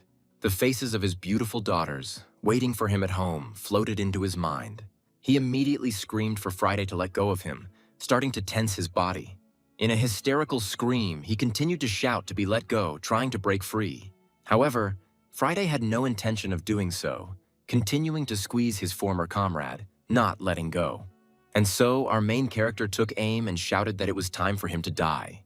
At that very moment, everyone tensed up. Batya tried to break free. Friday, in turn, held back the enemy, believing in his brother. And our hero believed in his comrade, as well as in the strength that Marley had given him. A powerful shot was fired, into which Pak put all his strength and energy. At the very last moment, the overpumped warden managed to escape. He tried to shift his body so that the bullet would not hit his heart. He almost succeeded. The bullet pierced his neck and blood began to splatter in all directions. The bullet reached its target, drenched in blood, and the man began to fall down. Our main character watched all of this. Marley began to return to her usual form. This was the last shot. The man didn't dodge, just continued to fall straight down. Our hero watched with trepidation, hoping that victory would be theirs. However, upon closer inspection, he realized that he had missed after all. He had not been able to mortally wound him. The warden began to move, reaching for the pendant that hung around his neck. Still bleeding, he carefully examined the pendant. Thinking about it being a memory was something he didn't want to think about. And as soon as I opened it, I saw a beautiful gray-haired girl. The same voice was heard again. It was the chief's wife. He was reading a spell. Naturally, at this moment, that Friday chicken. Our main character was tense, because now they had no chance of winning. For the first time in the entire fight, Marley also tensed up. She understood the situation they were in. A bright beam appeared in the forest, rising high into the sky and could be seen from a great distance. And with every second, it became larger and larger, swallowing up a huge area. We are transported to long-forgotten memories, where a huge number of dead animals lay around. The people's weapons were covered in scarlet blood, and there was a foul smell. There was a rather gloomy atmosphere that reminded everyone that death was always near them. One of these worthy people was the future camp overseer. Every day was similar, almost no different from the spinning one. Relaxing with a glass of beer and delicious food, a new task. And another new battle surrounded by death, under constant tension. And here is another drink in the company of friends. Relaxation. And then the next day, another fight to the brink of death. Day after day, everything repeated itself. Absolutely nothing changed. At some point, the black-haired man even stopped being surprised by the smell of blood. However, one day, our hero took a slightly different path, going into the shop to replenish equipment. He felt some warmth as he turned to the side. The future boss noticed a gray-haired girl holding a jug in her hands. Noticing the man's gaze, she smiled at him. And at that very moment, the face that had not changed from day to day finally changed. Sometime later, having dressed up and taking a huge bouquet of flowers, he went to the girl and invited her on a date, thereby confessing to her his feelings, what he was experiencing. She didn't expect such an answer, but nevertheless this love turned out to be mutual. And after some time, they got married. And after some time, the A-ranker's wife became pregnant. Having given birth to a beautiful daughter, his life began to fill with meaning. Now his days had changed. They were not the same. And when his comrades tried to persuade him to go out for a drink, he refused. After all, they were waiting for him at home now. He was loved and wanted to give the same love to his family. But as the family began to grow, they faced financial problems. Therefore, our hero got a job at a camp, working part-time as a janitor, continuing to chop down monsters left and right, fulfilling orders. He tried to lead a double life without complaining, constantly coming home wounded. When his strength was running low, all he had to do was come home and see the most important thing in his life. To have his gases filled with energy again, he was glad of such a life. On what seemed like another ordinary day, his boss called him. Having promoted him, the black-haired man agreed to the promotion because he needed money. The man happily told his wife about this right away. She, in response, upon hearing about this, immediately bought him armor. And so they continued to live a wonderful life, trying to constantly support each other. Time passed, they grew old, their children grew older and older. Their family already consisted of 7 people. The black-haired one had completely forgotten about his old days. Beautiful days have completely replaced those gloomy, monotonous days. However, naturally, everything could not be so wonderful. One gloomy day, the old man's face was filled with horror. After all, before his eyes lay, without any movement, the most dear thing. He immediately picked her up and rushed towards the hospital. However, doctors could do nothing about this disease. With tears in his eyes, Batya attacked the doctor, screaming without stopping. It was hard for him to come to terms with this. He couldn't do it so easily. But he was powerless to change anything, continuing to sit by his wife's bed every day. Seeing her husband crying, she tried to calm him down and cheer him up, addressing him in a sweet voice. Her eyes were still filled with love for him. The black-haired man tried to think of something, thinking every day how to save her. However, on one of those days, she apologized to him with tears in her eyes. She apologized for leaving him, asking him to take care of his daughters. It was these memories, this thirst for life, that forced the old man to go beyond his limits. Gerlo, noticing this enormous force, exhaled heavily because they were late. At that very moment, the old man was already standing on his feet, clenching his fist. These were the very memories he didn't want to remember. But now, they have created a field where his feelings, experienced at that very moment, are realized. The first thing everyone noticed was that the sky started falling right on top of them. The second is a feeling of heaviness, as if something was pressing so hard that it was about to crush you. It becomes not just difficult to move, but even incredibly difficult to breathe. This terrifying feeling even affected our goddess. She was terrified, trying to gasp for as much air as possible. Then came the fourth, darker in his own eyes. In addition to all this, there was pain in the heart, chills, trembling, nausea, and dizziness. In this field, in other words, real hell was unfolding. But even in this extreme field, Batya was able to move. Every time, the expression on his wife's face before her death played in his head. He shouted that his wife asked him to take care of the children. And he couldn't just up and die, he needed to protect his children. Approaching our heroes, he leaned his huge sword against Paku. Our black-haired hero looked silently at the ground, covered in sweat. However, the expression on his face did not look broken, because Pak did not intend to die either. Dad asked the devil what was wrong with his face, suggesting that he was upset about dying here. However, our hero answered with heaviness that this was not so, adding that this was his ability. At this time, our hero himself was carefully looking around. Memories also began to surface in his head. He asked the little girl if she was crying, to which she, wiping away tears, replied that she was afraid that her son would suffer. But our hero continued to calm her down, saying that Hazing had long been absent from the army, adding that if she cries, he will worry too. With a smile on his face, he promised his mother that he would definitely return. Remembering his promise, his whole body was filled with energy, and the muscles began to tense. Pak could not just up and die. With fury in his eyes, he shouted at Bada not to even try to make him remember useless memories. The fat man and the skinny girl from Hager's company remained at the entrance to the forest. Gerlo told his comrades that they were one step away from hell, ordering that everyone would go there except for the two sleepyheads and the Manhwa member. Cindy and Bella knew their captain was in danger, so they had to go. The blue-haired man, in turn, tried to ask why he would stay, to which the red-headed one said that the members of Manhwa always abandon their comrades in trouble because they are cowards. At this point, Hagar interrupted him, saying that she had not thought that the boy would go help their comrade. And he, looking up, said that it was too late, and it was not loyalty. He simply had no choice. Mongi supported these words, joyfully shouting them in his own language. And so our heroes rushed into this zone, which was created by the boss. They were going to help their captain and thereby survive. During this time, they had enough rest and also gained strength. Each of them considered why and how they followed Pak, and even those who happened to be near him. Suddenly, Gerlo, who was walking in front, shouted for them all to stop.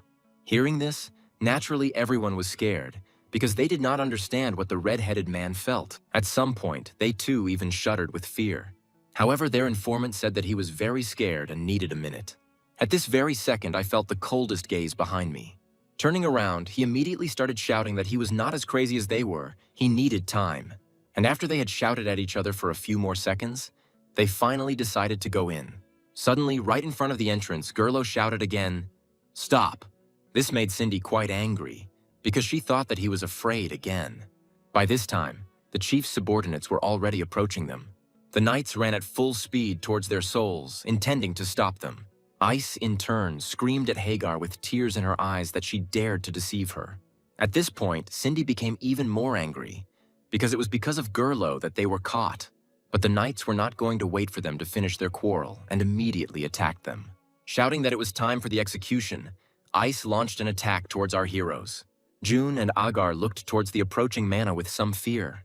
By this time, the skinny, black-haired comrade had already managed to wake up, shouting that they had had enough of shouting because he was sleeping, and then activating his ability, thereby stopping the attack. Two puppets appeared behind him. Feeling this eerie aura, even the knight's expressions changed, and the boy himself put the hat on his head, saying that the moon always has nightmares. Luna's ability was unique. It was called Lunatic. He could summon creatures from his nightmares, using them as soldiers. The ability of the interrupter is proportional to the amount of fear he experienced in the dream and the time during which he experienced it. For this strength, he thanked Hagar, because it was because of her that he survived his worst nightmare. The girl herself, with a smile on her face, said that they would leave them to him. The fat man approached the thin one. The fear disappeared from the knights' faces. They came to their senses again, getting ready to sort everything out. But our two weren't going to let them go because they're not that simple. Feeling the feelings of the devil, Batya asked if he also had a family. However, our hero did not answer, continuing to glare at him with an angry look. And then, he rushed into attack with bare fists. However, Batya was faster, so he was able to dodge, and our main character fell to the ground due to the gravity created in this area. As he stood up, he continued to angrily tell his boss not to remind him of this. The guard was surprised because the prisoner could move in this area, immediately turning his gaze to the side, looking at the remaining two. However, they continued to be in the state in which our hero should have been. They were depressed, their feelings were completely broken. Seeing this, the chief realized that the field was working normally. And then it dawned on the pumped-up A-ranker, because this meant only one thing: Pak had already encountered this. Our hero himself answered to himself, yes, because when he got into this world, it was too hard. He cried, went crazy, waited for a new death, was so full of anger that he did not control his actions. But now he understood everything. At that moment, a smile appeared on his face. He shouted, suggesting that they stop talking and move on to fighting, because this is the reason he lives. Pak was his parents' son, and then he just died, and now he is alive, only for one thing, and that is revenge. The chief himself, seeing the expression on his face and hearing these words, turned to Prima. After all, such an expression of emotions made him wonder if it was really the devil standing in front of him. However, our protagonist was not going to wait for the boss to attack. Although he attacked first, the warden was still stronger than him. But the black-haired man managed to regroup and get back on his feet. Naturally, he was not going to stop there, but rushed into battle again, running into the pumped-up one, trying to kick him. But the big guy managed to dodge this attack too. And then, grabbing him by the leg, he threw him. This time, Pak still missed the attack, falling to the ground. Covered in blood, he looked carefully towards his enemy, but he didn't notice how he approached him, attacking again. The black-haired sergeant's entire face was filled with blood. She began to fly apart in different directions. Kurochkin, looking at this, thought to himself that Pak had a lot of fighting spirit, considering the man amazing.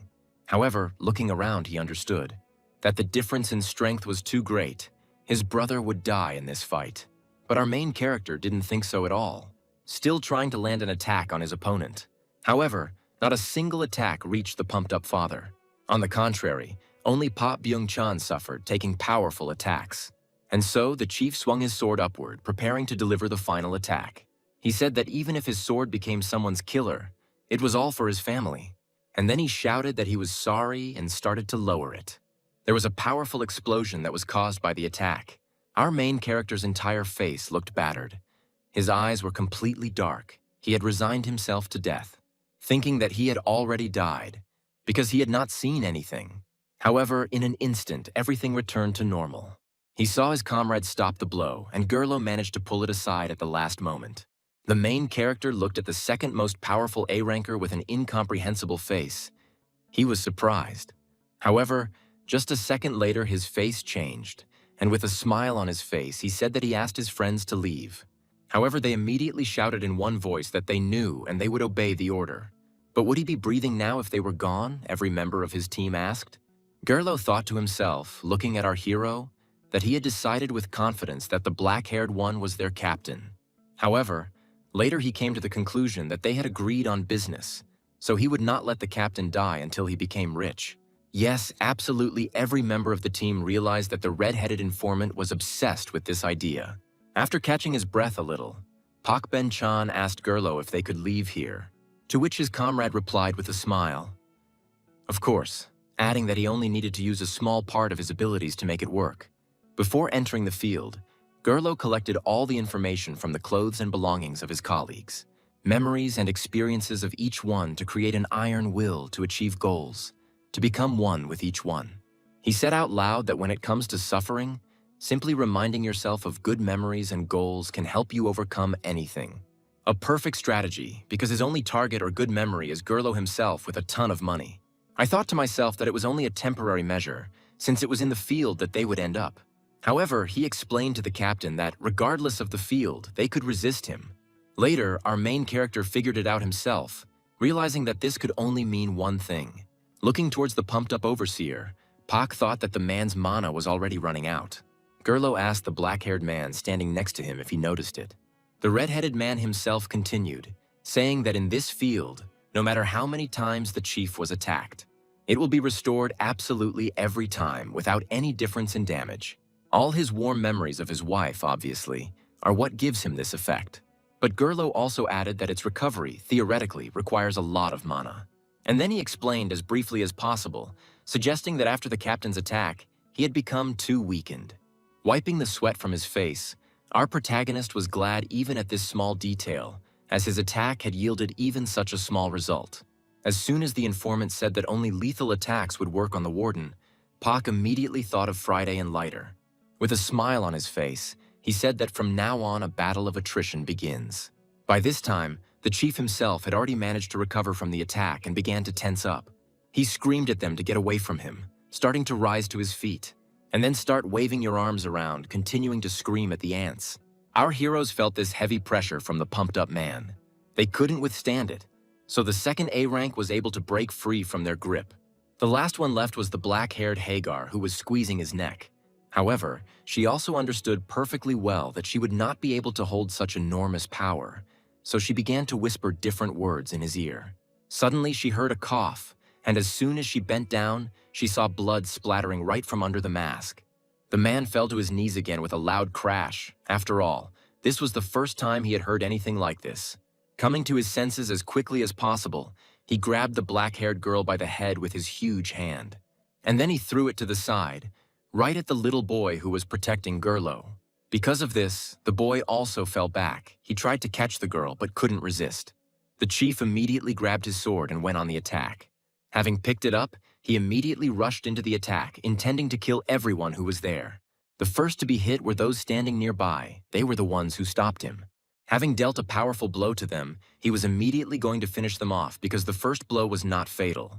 Having begun to gather his forces, the warden was just about to launch another attack.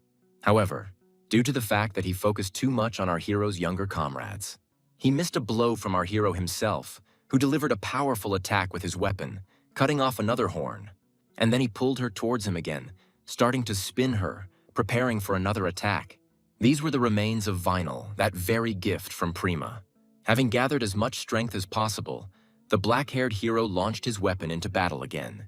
There was a loud roar, followed by a thick column of dust. No one understood whether their captain had hit the target or whether the overseer had managed to repel the attack.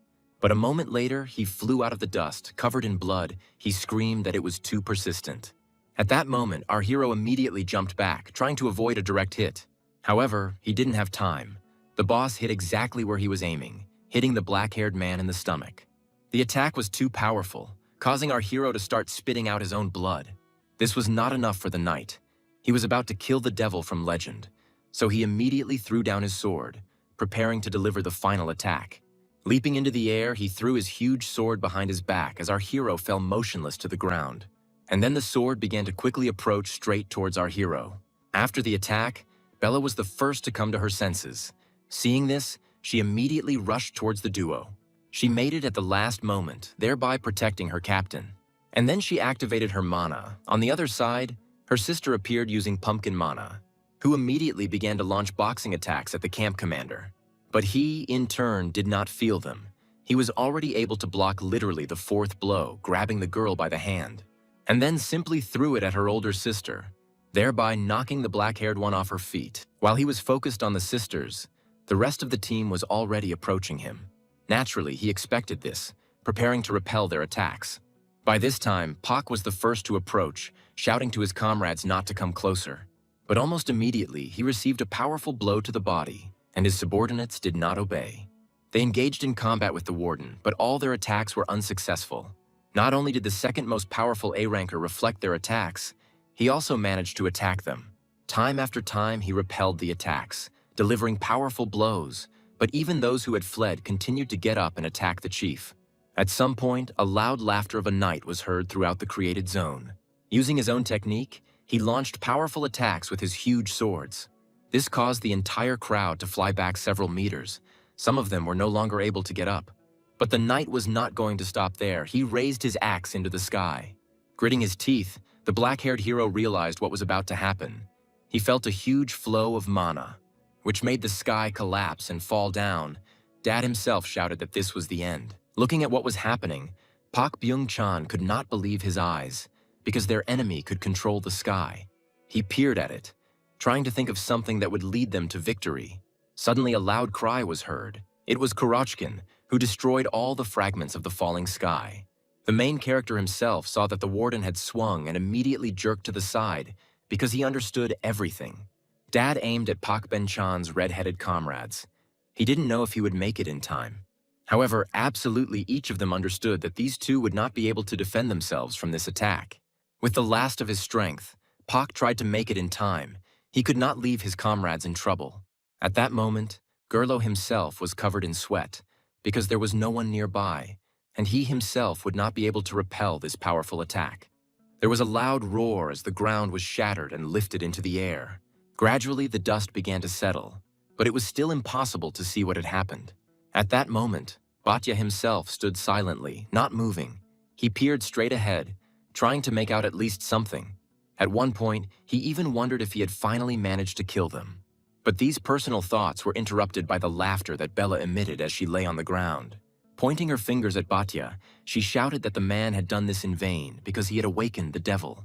Seeing such a confident expression, a drop of sweat ran down the old man's face, and his face showed fear. Gradually, a human silhouette began to appear from behind the dust. Our main hero appeared in the center of the attack, having managed to cover his goddess. She looked into the distance with horror on her face. Her whole body was shaking. She could not contain her fear. As soon as she came to her senses a little, she immediately turned towards our sergeant. The black-haired hero himself, turning to her with a smile on his face, asked if she had come to her senses. Tears started streaming down her face. She couldn't believe the sergeant was doing this for her. Moments from the past began to scroll through her head, and these were not the best memories. Those that she tried to forget, although she always remembered them. It was precisely that situation when her friend, the goddess Prima, betrayed her. Our heroine's face filled with even more tears. She sobbed, saying that it was all because of her. At that moment, Pak squeezed her shoulder and said that he understood that she was depressed because her world had been captured and she didn't know how to get it back. He understood perfectly well how hard it was for her, and he felt sorry that he only thought about himself. Having said these words in the most gentle voice possible, he apologized to his companion. Wiping away his tears, he also added that her children were still alive, because while they were alive, she still had a chance. He asked to bet on him and not to doubt him. He promised to realize this chance. Hearing these words, it seemed as if Marley was once again filled with the meaning of life. After all, right now she saw in front of her beautiful eyes that were filled with confidence. At some point, she didn't even answer right away, starting to carefully examine our main character. And then, smiling sweetly, she said that she always bets on him, asking in passing whether he was really playing the tough guy again. Hearing this, the protagonist smiled even brighter, asking if she had really managed to come to her senses. Marley immediately started asking if Puck remembered when she talked about their bad connection. Our hero himself immediately replayed the moment when the red-haired woman said that his body and her strength were a poor match. The heroine explained that, in other words, if he took too much of her power, it would be too difficult for him to maintain his essence. Explaining that due to the previous treatment, her power had already affected his body and he was on the verge of crossing that line. Our hero understood what the girl was talking about because she meant that if he took more power, he would cease to be human. She asked the boy if he wanted this. Hearing this question, Pak Byung-chan's expression changed, asking the red-headed girl if she was a fool. Without listening to her to the end, he interrupted her, reminding her that he was called darkness, the devil, and other insults. With a smile on his face, he said loudly that he was going to show them a real demon. She, upon hearing this answer, immediately put her hand on the guy's chest, saying that he was too immature. She also added that no matter how hard he tried, it would be difficult for him to use her power. And then, looking at her companion with the sweetest face, she declared that she would help him with this. At that very moment, the black-haired boy felt a burning heat in his chest that spread throughout his entire body. She told her companion to be as wild as he could. Our main character's entire body had changed. He was unrecognizable. The first to feel this terrifying force was Batya, who immediately realized that Pak's body had been reconstructed. He didn't understand what had happened in such a short period of time, but he knew one thing for sure. It was too dangerous. The A-rank knight bet that the field effect was active, so no matter how hard he tried using his power, his limit would soon be reached. At this time, our hero looked around because silence had fallen. He saw his subordinates lying unconscious on the ground, fully aware that they were in trouble, but also noticing that they had tried hard. In just a moment, the gazes of two truly powerful monsters met. Each of them understood that from this moment on, a one-on-one fight began. None of them intended to lose. Each only wanted to win. Pak Byung-chan understood that he couldn't stay in this form for long. Just like the knight, his strength was already running out. He needed to deal with the last escapee as quickly as possible. That's why he was the one who started to act first. Starting to gather a huge amount of energy, he collected them from the memories and emotions that he could only recall and put it all into one attack. He loudly addressed the black-haired man, shouting something in an incomprehensible language. And at that very moment, a huge force began to burst out of his weapon, energy seething straight into the sky. At this moment, Pak Byung-chan was also preparing to attack, forming a weapon in his hand. He felt the warmth in his chest that was coming from Marley. She said that no matter how much of her power she gave, she had fallen to such a level that even one attack from the boss could work, so it would be difficult to win. But here and right now, it wasn't just about her strength. She was going to combine her and our protagonist's powers. These were two completely different powers. Malboro mixed her power with Sergeant's mana, and this created a new power that did not exist before. Literally a second later, a smile appeared on her face. She was happy, because it turned out much better than she thought.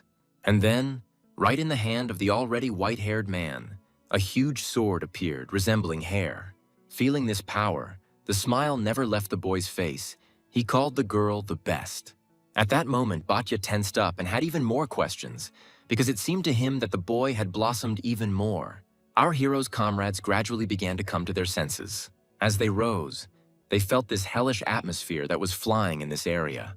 However, not everyone came to their senses. The most tired, who had participated in difficult battles, were still unconscious. Gerlo was worried about them because now a terrible battle was about to begin, which can affect not only the fighting duo, but also those around them. For literally a second, there was total silence. It seemed as if everything around froze. And so, two enormous forces rushed towards each other, intending to finish everything as quickly as possible. The first to attack was an A-rank knight who launched his massive sword. But our hero saw her. He was able to dodge her. Their speed was incredible. With one swing, Batya destroyed everything within the attack radius, leaving not even a single stone behind. But our hero, naturally, was not going to wait for the next attack, so he immediately regrouped. Intending to launch a counterattack, he wanted to test the power his companion had bestowed upon him. The knight was at a disadvantage, and his reactions were slower. Therefore, with one light, but at the same time powerful enough swing, our hero cut off the chief's hand along with his helmet. Due to the gust of wind, the old man's body was also damaged. While our hero silently looked at the blood rushing in different directions, an aura spread across the entire area for many, many kilometers, showing Pak's current strength. The aura gradually began to dissipate. Everyone felt it, and then the field was destroyed.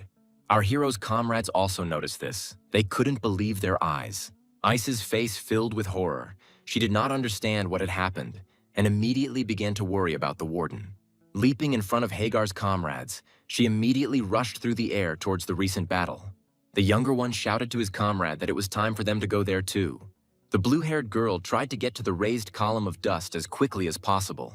The closer she got, the clearer the silhouettes inside became. As soon as she got as close as possible, she saw something she didn't expect at all. She couldn't believe her eyes. The old man himself, at that moment, was on his knees apologizing to his girls, because they would be having dinner without him today. Ice herself, seeing this, immediately fell to her knees. She could not believe her eyes. At that moment, the sergeant silently looked at the kneeling warden. Suddenly, his face began to change, and a human look appeared again. And after him, the sword disappeared. And seeing this, Batya tensed up. He didn't understand again what was happening. He immediately started shouting that this could be possible, but he did not understand why the devil was sparing his life, since this was not at all in his nature. As he left, Pak Byung-chan turned to the old man, telling him to take his daughters and leave the empire, warning him not to even think about going back, because the next time he appears, the empire will cease to exist. Time passed, our heroes moved further and further away, and finally, they reached the edge of the wall, standing on its edge. Gerlo, laughing loudly, shouted that he expected this from their captain. He shouted that he never doubted his captain. Redhead asked what their plans were next, hinting at business along the way. At that moment, Pak turned around and asked if he hadn't told them, which made the informant quite nervous. Seeing these puzzled faces, the black-haired hero began to smile. With pride and a satisfied face, he said that they were going to kill the warrior. At the moment of the battle, Prima felt that something was wrong that was happening in her world. She thought that the force that had prevented her from observing had completely disappeared. She felt Marlborough's power disappear, hoping that Pa Byung-chan hadn't lost. She decided to test it, so she gathered her strength and immediately snapped her fingers. At that very second, a circle showing the Empire began to appear right in front of her face. Her view was obscured by a raised column of dust, preventing her from seeing what was happening. However, as soon as it dissipated, a picture appeared on her face that she did not expect to see at all. Seeing our hero in his new uniform, a tear appeared on her face and flowed down her cheek, and her hands began to tremble, and it was these trembling hands that she began to reach towards Pak Byung-chan. Having started to grab herself from different sides, she could not let go of the thought about it. That these two will fight for her forever now, Park Byung-chan and Kim Shin-im. Now she was confident that she had made no mistake in her choice. She chose two ideal candidates for this theatrical scene. And so, finally, the devil left the Empire, as many believed. It was a deliberately showy escape. Not only the correctional system, but the Empire itself is the greatest power in the world. The camp was under the jurisdiction of the most powerful man in the Han Empire. That meant only one thing: that the national power of the Empire was questioned by the whole world. Moreover, the Empire lost more than just its reputation, but also the strong rankers who died in this battle. In the village where our main character first found himself, there was a sad atmosphere. Many were crying. The rankers themselves stood with a terrifying aura, the air filled with the smell of anger and pain. Everyone felt the pain. It was a pretty serious loss for everyone. Even the seemingly indifferent Hong's expression changed. His eyes filled with pain. He recalled how Karim explained to him how to use Qi correctly. And just as he rejoiced when he surpassed him, Karim shared his joy with him. And even in moments of love, he helped him in everything. They were very close. Black-haired participated in all the highlights of the Empire's most powerful ranker, and also in the most difficult times of his life, listening to absolutely everything and helping. For Khan, Karim was his only friend. The boy thought that his comrade would always be there. At that moment, a tear streamed down his face as he began to wonder if he had listened to his advice. Even the crying Dora was surprised when she saw Han shed a tear. Gradually, the funeral ended. Everyone began to disperse. The A-rank decided to stay with his friend a little longer. Suddenly, the warden addressed him, distracting him from his inner thoughts. Noticing the sewn-on arm, the purple-haired man was delighted because the operation was successful. However, the old man came for another reason. He again turned to the captain. After a short pause, he said that he was going to retire. Hearing this, his senior comrade in rank asked him again what he meant. The old man himself was taken aback, starting to say that the devil in the prophecy was an ordinary man who had a family and knew sadness and despair. He clutched his face, not knowing what he would do the next time they met, wondering if he could put in all his effort like last time, knowing full well that he wouldn't have the confidence to do so. Exhaling heavily, Han replied that he couldn't catch him alone, but Batya stood his ground. And then he said that, as the eldest, he had something to apologize for. After bowing, he said that he would take full responsibility and then apologized again. And so, the Empire lost the 10th place among A-rankers. Karim died. The second-ranked A-ranker, Batya, retired after being defeated by the devil. All about this event quickly spread throughout the great empire. Some, reading this news, hearing rumors, felt fear. No one knew about the previous encounters, so by drawing conclusions from just one, they understood how powerful the devil was. Some felt not fear, but real anger. One of the knights in the camp was angry at Ice, who allowed Batya to retire. The masked man was angry, not understanding where they all were while the devil was doing his strange things here. At some point, a heavy hand was placed on his shoulder and asked the guy to stop. With a terrifying face, the yellow-haired man said that he was not the only one who was angry here. However, in the distance, some, on the contrary, found hope for the best. The two people were discussing whether the blue-haired June had managed to escape with the devil. As soon as the red-haired woman heard the answer from her subordinate, she said that this changes absolutely everything. She gathered all the strongest, saying that they needed to get to the devil as quickly as possible and protect him. Some people were overcome with arrogance, one of them being the man sitting among the inhabitants of the world of Marley. Above, right above him, hung the very same monster that destroyed cities with just one movement. The man called everyone who fought the devil real weaklings. After all, they had already caught similar creatures in the Empire, and it was not difficult at all. Some, on the contrary, took advantage of the opportunity. These were the two girls who sat at the table, sweetly sipping tea. Their tea drinking was interrupted by a man in knightly armor who came in. The black-haired girl's name was Alice, and she didn't understand if everything would be okay in the future. Some mourned their great loss. This was Kareem's older brother Kram, who never stopped crying. Some have gained quite a confident determination. This was Han, who immediately went back to training after the funeral. He couldn't let this situation go, constantly thinking about it. All over the world it was quiet. A real silence had set in, but one thing was clear. Everyone heard about this news, but nothing else happened. So Han understood that a real storm was brewing. And the man who was in the center of this storm, the purple-headed one, was interested in what he would do. Pak Ben-chan himself and his comrades were in shelter number 9, which was Jun's next shelter. The black-haired man stood in front of his comrades, holding 2 plates of food in his hands. He shouted at his subordinates that the war needed money, so it was time for them to open their businesses, explaining that they would be selling sour garlic chicken and Hangul chicken. Hearing this, Friday Chicken lost his composure and suddenly shouted that it was amazing. He couldn't stop screaming with joy, because this was the best news in his entire life. Even the birds that were nearby began to fly away in different directions. At that moment, Gerlo, hearing this, fell to his knees. He could not believe it. Tears of joy appeared on his face, because with the emergence of the business, they would have money. However, Jun interrupted them by raising his hand, drawing everyone's attention to himself, after asking all the happy faces where they were going to open it. Immediately after escaping from prison, Park Byung-chan's group hid in Jun's hideout outside the Empire, and the sergeant slept for 2 whole days. Marley has used up almost all of her powers, resulting in her no longer being able to maintain her physical form. When Pa Byung-chan stood up, his colleagues became very curious. A huge number of questions arose, but Park Byung-chan was a little crazy, so he went to the kitchen to prepare, telling about their future plans for earning money. And here is the very moment where the blue-haired boy killed everyone. Having said that 2 days had passed, so he was sure that everyone already knew. Because the sergeant's posters were all over the country, he didn't understand how they were going to sell the chicken. Moreover, there were also those who were dissatisfied. The first to speak out was the fat man, who spoke rudely about escaping.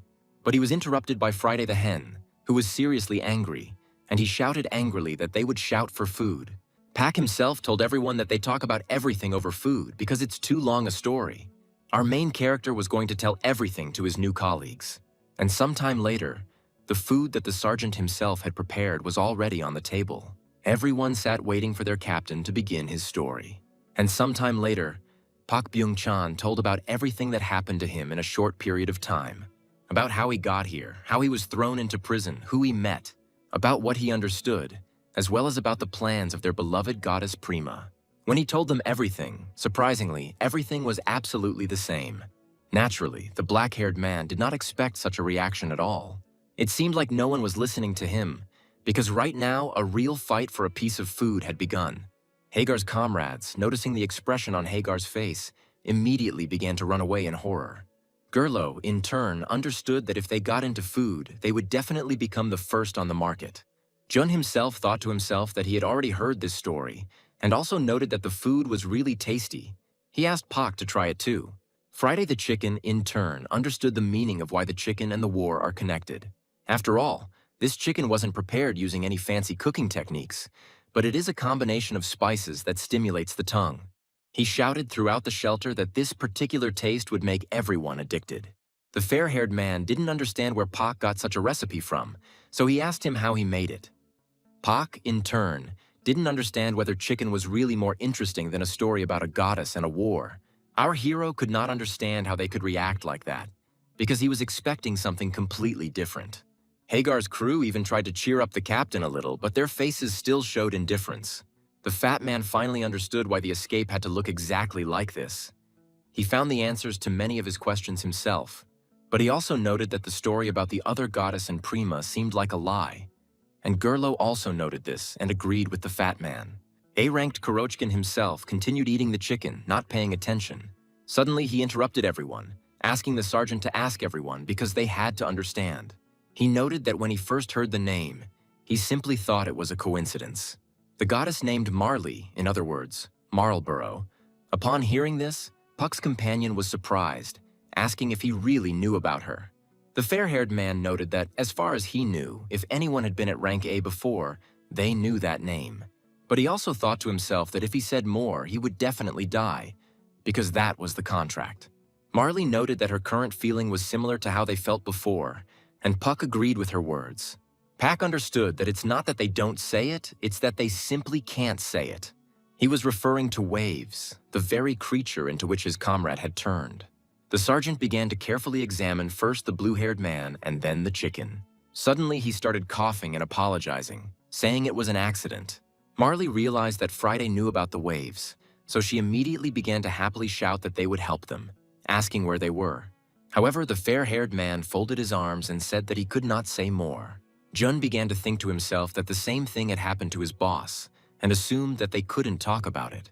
In turn, Pak Byung-chan began to loudly ask what the negative atmosphere around was. Suddenly, a loud voice was heard, shouting that it had come for my mother's scent, but my mother was weak, and next to her stood a man filled with her strength. All our heroes felt the terrifying atmosphere. They felt the tension, and literally a moment later, some creature burst through the door. Looking at him, each of the heroes felt something incredible. It was even difficult for them to look in his direction. The creature itself, in a rough, disgusting voice, asked if the man had absorbed everything. Suddenly, an even more ominous loud cry of some animal was heard. With each passing second, this roar became closer and closer. It could be heard everywhere. This very creature flew straight into Jun's shelter, thereby destroying it. The impact raised a huge column of dust, which gradually began to settle. As soon as it settled, devastation appeared. The shelter was completely destroyed. However, each of our heroes managed to jump back and protect themselves from destruction. Some survived the blow themselves, suffering only a small part of their body. Someone had to protect their younger comrades who were weak, but each of them remained completely intact. Each member of Pak Ben-chan's team began to analyze the situation. The black-haired sergeant himself immediately prepared for battle, looking carefully towards his opponents. What appeared before his eyes was not the best picture. A huge animal was growling loudly, and on its back sat that very creature, which said that it was happy. He could not believe that his mother was so close. He also added that no matter how long he waited, the doors no longer opened. He was too annoyed about this, so he toured the dimension and came here. Our protagonist interrupted this story by asking who he was.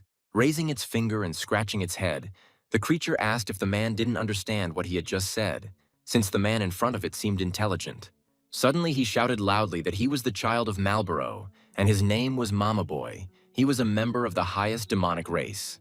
Looking at our hero, he felt a huge amount of his mother's energy in him, but he understood perfectly well that they were not brothers. His body began to overflow with energy. The creature angrily asked if the man had stolen his mother's power, noting that he usually liked to talk, but now he was very angry. He added that he would be grateful if he told him while he counted to 3. He immediately began to count, while our hero, in horror, mentally called out for Marley. As soon as the creature counted to 3, the son of the red-haired goddess immediately began to raise his weapon. He shouted that time was up, so he was going to attack right away. With a powerful swing, he was about to cut the man who had offended his mother. Pak himself realized what a critical situation he found himself in. He didn't know what to do, because his companion was silent. At the last moment, Marley rushed forward, standing directly in front of the sergeant. As the black-haired man created a sword, preparing to defend himself, he felt this enormous power. At that very moment, Mama Boy stopped, looking ahead in surprise. He managed to freeze at the very last moment, carefully examining the red fireball. He immediately asked why his mother was doing this, but he didn't understand it. She, in turn, shouted loudly at Mama Boy to retreat. She explained to him that she would tell him everything right now, continuing to ask him to stop. And then, closer to night, Marley told her son absolutely everything that had happened. Listening to this, Pak thought to himself that they were telling this story for the second time, and this infuriated him quite a lot. Upon hearing this story, Mama Boy immediately apologized to his mother's friend. Pak himself called Mama Boy a mama's boy. He didn't like it, and Agar noticed that the monster in front of them was too polite. Marley started saying that anyone would have done the same, but he apologized. At this time, June was crying because his next shelter was destroyed. In an instant, the creature's face changed. With a sad face, he said that his heart was breaking when he saw her in such a state, offering to devour the animal in order to restore his strength. Marley, hearing this, was surprised, immediately fell silent and began to think about it. With a trembling voice, she answered her son that she could not do this because he was also her child. Putting his hand on his chest, Mama Boy answered her. They understood it perfectly well, but it was their will. Marlborough fell silent again, beginning to consider her son's words, while he continued to explain to her that she was not taking his life, but on the contrary, they were offering it to her. After all, if the mother takes her, he will, on the contrary, be happy that he was able to help. The animal, hearing these words from Mama Boy, immediately began to shake its head. Exhaling heavily, the red-haired girl agreed with this, because it was the will of her child. And just a second later, the animal's body began to shine brightly. Some bright light gradually shimmered into Marley's current body. Eventually, this huge body disappeared completely, leaving only bright bubbles. And literally a moment later, Marley herself appeared, filled with power again. Her face did not look happy. She thanked her child for his help. The main character, in turn, looked at this and remained silent, surprised by what was happening. Then Mamboy bowed, saying that he felt his mother's divinity again. He was now sure that his mother was standing before him. And then he walked up to the red-headed goddess, firmly grabbing her hand, loudly declaring that he was her child, so from now on, he would personally protect her. And then, shouting even louder, he said that from this moment on, she is only his. Hearing this, Marley was surprised and asked the child what he meant. Pak himself, hearing this, immediately tensed up. His face changed, showing obvious displeasure. Marlborough tried to pull her hand away, asking her son to wait. However, he did not listen to her. He led her away while she looked back towards the sergeant. Our hero immediately called out loudly to the creature while Marley asked the sergeant to stop. However, there was no stopping him. Pak angrily asked the monster what he was doing. Hearing this tone, he was surprised, still stopped in surprise and turned towards the man. Mama Boy began to thank Pak because he protected his mother for him and was going to say that from now on he would protect her. However, our hero did not allow this to happen. Grabbing him tightly by the hand, he shouted at the monster to shut his mouth. Pak threateningly told Mama Boy to let Marley go and leave here. Jun also supported the captain, starting to shout that the girl was already their colleague, so he couldn't just take her away. Mama Boy continued to stand his ground, shouting that they had to solve the problems of their world themselves. Turning to his mother, he asked if this was true. Marlborough supported her son's words, although her face clearly said something else. With her whole appearance and voice, she showed that she did not think so at all. She is the one who was originally a god, and people are the creation of another god. But having been brought down to their level, Marlborough finally began to perceive people as equals. This is all very different from her all-powerful everyday life, experiencing hardships alongside her colleagues and experiencing emotions she never experienced as a god. But there was a certain spectrum of emotions that she could not yet understand, namely those that she experienced next to the sergeant. It was something new for her. She thought to herself that she didn't understand, because she was happy that Pak was going to tear her child apart because of her. Her face was red. Looking towards his mother, who was almost exploding, Mama Boy began to think about his own thoughts. Having said that he now understood everything, he also added that he couldn't even believe that he hadn't understood it right away. Calling our main character father, which surprised not only Marley but also Puck, he immediately told the goddess that she should have told him everything right away, at some point even adding that he was glad because he had managed to catch his mother's boyfriend. Gerlo laughed. Kuroshkin in turn recalled his past. Naturally, the sisters, upon hearing this, became quite angry, since it was they who had laid claim to our hero. Gerlo recalled that very moment from the fight against the boss, because even then it was possible to understand everything. After thinking for a bit, Mama Boy noticed that the black-haired man was very dear to their mother. Thinking about it, he realized that he couldn't let her lose this relationship. Pak, in turn, was drenched in sweat, and at some point, without realizing it, he began to thank his companion's child. Suddenly, the creature's face changed again, and he began to emit a terrifying aura. Naturally, our main character felt it and immediately became frightened. He screamed loudly that he could not allow his mother to go through another pain of loss. And at that very second, some tentacles began to grow out of the ground, rising higher and higher. Naturally, it was our main character who felt this terrifying aura more than anyone else, while Mama Boy continued to scream that he would never allow this to happen again. And just a minute later, a huge area was covered with tentacles. Our heroes separated from the real world. All of Marley's colleagues were inside, and they didn't understand what it was. The sergeant understood that the situation was as bad as possible, calling himself a fool, because talking didn't solve anything in this world. Having seated his mother in a soft chair, Mama Boy said that he would now act extremely wisely, because if he listened, he would understand what he wanted to say. Starting with the fact that if they continued in the same spirit, they would simply die. Looking towards the chicken, he said that although he scared him a little, he would also die. He also proudly stated that in their world, everyone follows Marley, noting that she strove for freedom of choice for her children. That's why those who follow their mother appear just like him.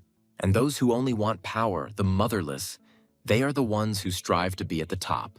Well, there were those who didn't care. They just wanted to have fun. The motherless ones dreaming of swallowing up Malbra. Mama Boy explained that if the world united, each of them would make an effort to make this planet a real hell. After hearing this, our hero became thoughtful, thinking that Marley had completely forgotten to tell him that she was a very bad goddess, and she, in turn, was trying to look innocent. Mama Boy spread his arms and continued shouting that his mother's friends would not be able to survive this because they were too weak. So he was going to make them prove him wrong. He also shouted that he was no longer going to allow his mother to feel the loss of something important. So until he decides they have a chance, he won't let anyone leave this place. These were the words Mama Boy finished with, while Pak noted that he had too high an opinion of himself. With a satisfied face, he said that they would crush him right now, proving their strength. However, he didn't think so against Pak at all, saying that his father didn't know how to use their power at all. In an instant, he came close to Pak Byung-chan, stopping right in front of his face. He said in the most disgusting voice that he needed to die once in order to understand this. As calmly as possible, without any tension, he brought his hand to our hero's body. And at that very second, a huge part of the body was completely destroyed, leaving not even parts of the body. Immediately, Pak's whole body tensed up and his blood began to boil in all directions. The red liquid began to flow down, forming a puddle that grew larger and larger with each passing second. Mama Boy silently looked at our bleeding hero. All of Pak Ben-chan's colleagues could not believe their eyes. Their faces were filled with horror. And then the black-haired man began to lose consciousness and began to fall down. Having fallen into his own pool of blood, all the boys' sighs died down and silence fell all around. Bella was the first to scream, screaming in panic, her entire face covered in beads of sweat. Her sister Cindy rushed towards her captain and rushed after her. However, Marlborough's son merely raised his finger, concentrating his energy on it. Immediately, huge tails grabbed the girls and threw them aside. However, they were too angry to pay attention to this, as they were about to finish off Mama Boy. Even the goddess joined in, anxiously asking what her son had done. He, in turn, raised his finger to his mouth and told everyone to close their mouths, explaining that the black-haired man was supported by his mother's strength, so it wouldn't kill him right away. But he also added that if the others stood in his way, he wouldn't even have to use his hands to kill their comrade, and then asked the crowd if they understood what he meant. There was only silence in response. Everyone understood everything. The creature leaned towards our hero. Bending down, he asked Pak what he wanted to say, whether he was okay. Our hero himself responded that it was very painful for him, calling Mama Boy names along the way. He laughed and replied that he had been holding back and that he would now tell everything. He asked our hero if he remembered the first attack, asking him to collect his thoughts and answer completely honestly, while our hero answered that he really didn't like Mama Boy. Not hearing an answer, Marley's son began to tell the story himself, saying that the first time he attacked him, Puck tried to use their power but was unable to release it, explaining that in previous battles, his mother had supported him and he could use her as his own, leading to the fact that if he doesn't learn, doesn't get used to using it, he will simply die. Naturally, our hero did not understand what this had to do with the fact that the creature had made a hole in his body, and then he shouted that Paku needed to learn to use their power. Along the way, he added that the guy was very lucky. The strength that his mother gave him was very similar to his. He was going to help him, but only with his little finger to try to restore part of the body. Suddenly, the aura inside changed, and in an angry voice, Mama Boy shouted that this was too extreme a situation, so he needed to do everything possible. Naturally, Pak was not happy with the current situation, but he had no other choice, so he mentally asked himself to concentrate, starting to gather energy. He understood that he needed to get used to this power in order to win. During the restoration process, he also understood that there was no need to rush. The sisters watching this from the front row were horrified, because Pak really was no longer human. The rest of the crowd watched the events without moving, believing in their captain. Marley looked anxiously towards her Puck, hoping for the best outcome. And our hero paid no attention to anyone, continuing to restore his body. And literally in just a few seconds, the arm was restored, as was the body part. Mama Boy, seeing this, immediately shouted that Pak was a good boy, also noticing his talent. And then he asked the main character if he had ever knitted a sweater. These words hurt Pak Byung-chan too much. His face became even more embittered. Shouting that he still dared to mock him, he rushed into the attack. But Mama Boy continued to mock, slowly beginning to raise his hand. And again, in an instant, he destroyed the body of our main hero, leaving only one hole. Marley's son was going to destroy his body at random from now on. Until he got used to his new power, he shouted at Pak to attack. Meanwhile, all the powerful people of the Empire gathered in the Central Imperial Church. They sat at a table headed by a new hero, a man Prima had summoned to save the world. Behind him was the goddess's direct subordinate. The two of them looked pleased because everything was going according to their plan. One of the men said that this time they had a very difficult time. When I asked Captain Hong if that was what he thought, I was met with silence. The brightly-haired man asked if it was time to give the title of the strongest army to someone else. The man's name was Abramuns, the doctor's immediate attendant, who was present in the doctor's absence. A junior subordinate of Han's stood up to defend him and ordered him to be silenced. Hearing this, the junior doctor laughed. He found this situation too funny. He asked everyone there what they were going to do, since there were already suspicious movements in all countries. However, he also understood perfectly well that this most likely did not bother anyone. As always, there was one thing, but it was the Kingdom of Ma7, which released criminal gangs and a bunch of drugs into the Empire. Naturally, Hong had heard about all of this, as well as about the alley called the Black Market. At some point, the conversation even turned to Ellis, who was also released. Well, and besides, Crumb was also among the pure future strongest rankers. The doctor joked that it was precisely because of these two characters that he was beginning to feel despondent, suggesting that their majesties were disappointed in them. After all, it was precisely because of this reason that they could do this that these words angered the yellow-haired knight. A warrior joined their conversation and asked them not to worry, because from now on, he would take care of everything. Hearing this answer, Hong looked dissatisfied. In turn, Abramuns, on the contrary, said in a satisfied tone that he believed in him. Suddenly, a man entered their room, interrupting everyone. He apologized and said that he was late because he needed to find out too much information. He suggested holding a meeting about future operations, and then he pasted up a leaflet of our main character with his company. Baldy said that the devil did not appear through a spatial crack, so it is believed that he entered this world individually. It was also known that he did not initially know their language, and was not strong in combat. The devil didn't have enough power, but that didn't stop him from destroying the rankers one by one, and it was also known that he created the worst group. In turn, the warrior noted that the devil looked like an ordinary person. The bespectacled man also added that the devil is well disguised, since he entered the Empire disguised as a priest. The warrior, having read the report, said that he had a very strange feeling. This devil was too different from the existing demons. He asked if it was possible that the devil had awakened mana. Han replied that they had only heard of him from prophecies and reports. The strongest also spoke about the words of Bati, who said that the devil had a family and he also suffered from despair. The junior doctor joined in, beginning to recount Jun's interrogation. He added that the devil is now called the human devil. There was silence. The warrior was immersed in his own thoughts. Then, breaking away from his thoughts, he asked if he had a name. The bald, bespectacled man immediately began to leaf through the paper, saying that he had something unique. And then, stopping, he loudly declared that he had it. Pak Ben-chan, hearing this, the warrior's face immediately distorted, he remembered.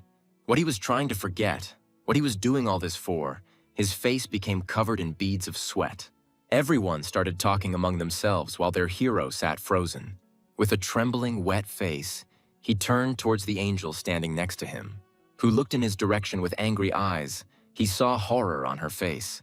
But as soon as he looked closer, he saw that she was all red. She was licking her lips. She liked this atmosphere.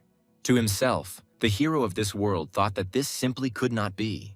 Baldy also noted that when he hid his identity, calling himself a champion tiger, at that moment the hero realized. It was definitely his comrade. Han noticed this incomprehensible reaction, who immediately turned to him, asking if everything was okay with him. The junior doctor also noticed that his face had changed. He looked too unwell. Standing up, the doctor said in a trembling voice that he needed to go out and also asked to write down everything from this meeting and pass it on. And then he grabbed the hand of the blonde girl standing next to him, and he began to impulsively pull towards the exit, saying goodbye to everyone. Once he reached the corridor, he tried to move as far away from prying ears as possible. Pressing the girl against the wall, he began to peer into her face. He still asked in a trembling voice if it was him, hoping to the last that it was not his Pak Ben-chan. The angel in turn asked in an excited voice, if it was him, then what would he do? Would he leave? At this point, the hero exhaled heavily, saying that he tried not to think about it, although deep down he knew about it. Clenching his face, he said again that it was because of him that Pak Byung-chan died. He did not understand how it happened that he was called upon to kill him a second time. But his companion interrupted him, saying that he was mistaken. She called it a normal test, which the hero did not understand. The girl called the guy a fool for thinking he just needed to destroy the devil. And then her whole face changed, asking if he really thought so. He started talking some nonsense about testing and returning back. She asked if the guy liked Pak, or if, on the contrary, he just wanted to atone for his guilt. And then she shouted loudly that he needed to kill Pak Byung-chan. And it is after this that everything will return to normal. With an excited face, she asked if it was wonderful. At this time, in the forest, our main character's training continued. Inside, our hero's body was destroyed again and again. Loud cries of pain were heard, and the sisters almost lost consciousness due to the bloody sight. And not only they, everyone was horrified looking at this suffering. Marley couldn't believe that this was all because of her, because she was the one who chose Puck, and now he was suffering. The black-haired man himself continued to restore his body time after time. Mama Boy praised him, saying that he was already much faster and suggested that he increase the pace. This time, by raising 2 fingers, Marley's son declared that he would use not 1, but 2. Seeing this, the boy's face naturally changed because he could barely cope with 1. At this moment, the goddess Marlborough ran up to him. Standing right in front of her son and spreading her arms, she didn't want to listen to the screams anymore.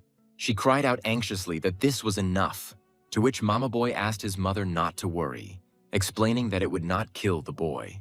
And she continued to scream that she couldn't watch him suffer. Her son didn't understand, because a new level of power was about to open up. Naturally, he understood that it was painful, but it was better than dying later. However, this time the mother's mood changed and she angrily shouted at her son. There was silence. Her little son silently looked towards his mother, stating that, as he thought, the man was not good enough for his mother. He turned away and allowed Pak Byung-chan to rest. At this point, absolutely everyone breathed a sigh of relief because it was very difficult for them to watch this. The goddess in turn sat down and asked the sergeant if he was okay. She explained anxiously that these training sessions were too much. She promised that she would think of something. At that moment, Pak Ben-chan himself silently looked at the girl's face. Turning to Marley, he apologized to her, saying that perhaps it was on topic, but he wanted to ask this. With a face as expressionless as possible, he asked if she liked him. She immediately blushed and began shouting incomprehensible words. And then she added, "Does he even understand what he's talking about since she's a goddess?" Still with a blushing face, she declared that goddesses do not think in such categories. She ordered not to even think about it. She loudly declared that she had no feelings for him, but everyone understood that it was love. Do you think that when she fell in love, everything was right at that very moment? When she was already a little in love with him, she fell in love with the sergeant who performed the miracle. Gerlo and Pietnishny began to talk about how this was too sweet a moment to interrupt. Naturally, Bella was angry, because she was the one who first laid claim to the captaincy. Marley continued to state that she valued him only as a colleague. Our hero began to scratch his cheek, saying that he must have made a mistake. Turning away, Marley again stated that he was mistaken when he asked if he really thought he would ever like him. At this moment, Pak Byung-chan began to rise. And then he silently walked past the red-haired goddess. Declaring it was excellent, he liked the answer, which surprised Marley. Hearing this, the girl was first disappointed, but then asked again. There was a huge wall in the sergeant's head at that moment. From the moment Pak was born, he instinctively rejected any relationship. His whole life was for the sake of his precious mother.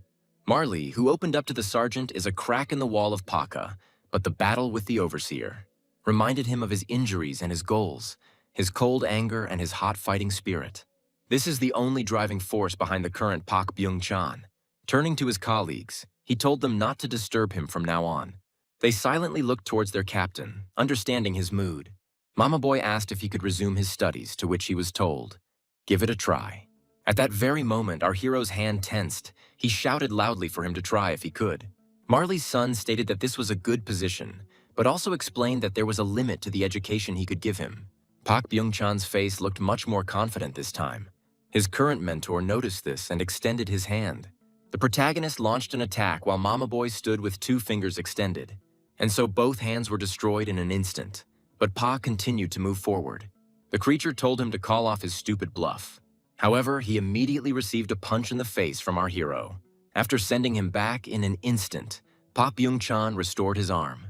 With a crazy face, he asked his son if this was all he was capable of. A group of people was moving through the forest, through the very forest where our heroes were. The red-haired woman stated that this was the very place where Jun's hideout was. The girl standing nearby stated that several weeks had passed between the time the letter was sent to them and their arrival here. She asked if the blue-haired man could have changed his shelter. However, their captain replied that no, because he would have reported it. Suddenly, the man asked everyone to turn their attention to the right. Approaching the girl with glasses, the captain asked if she had really found something, and she said in a trembling voice that they had clearly found something. Looking at this, no one understood what they had just seen. However, for their captain, everything was already clear. After all, this place where she stands is the place, Jun's refuge. At that very moment, they felt a terrifying surge of force that almost knocked them to the ground. At some point, it seemed to them that it was a real earthquake. And then, right in front of them, some kind of creature began to appear from the ground. However, it was not quite a creature. It was the power of Mama Boy. An entrance appeared in front of the heroes. Looking at this, the 4 boys prepared for battle. The red-haired captain, in turn, silently looked forward. Suddenly, the sounds of footsteps began to be heard from within the darkness, and behind them appeared a huge crowd of people, from which emanated enormous power. Terrified, they prepared for battle, knowing full well that they could die right then and there. And then our heroes appeared, each of them playing out just one moment in their heads. These are the words of Mama Boy, who spoke about what they received.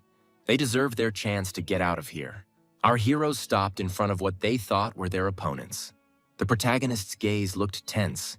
He was about to rush into battle, just like the captain, who was expecting an attack. However, their glances were interrupted as Jun ran out of the crowd with tears in his eyes. This picture surprised our hero quite a lot. After all, right now he saw Jun hugging him, shouting that he missed him. Now he realized that the leader of the blue-haired group was standing in front of them. Realizing that they were not facing enemies, he dispelled his power and immediately began to fall. As soon as Pak fell to the ground unconscious, Marley immediately screamed in alarm. Mama Boy, standing behind him, thought that he might have gone too far. Mama Boy's ability to freely control and shape his muscles.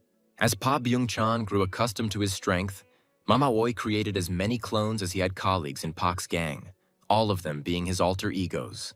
Cindy and Bella focused on clearing their bodies of the remnants of the dirty needle and Arofi's magic, and then began training their muscles. Hagar trained her meanness to be able to instantly strike at the enemy's weak point, and Luna trained to increase the power of his nightmares.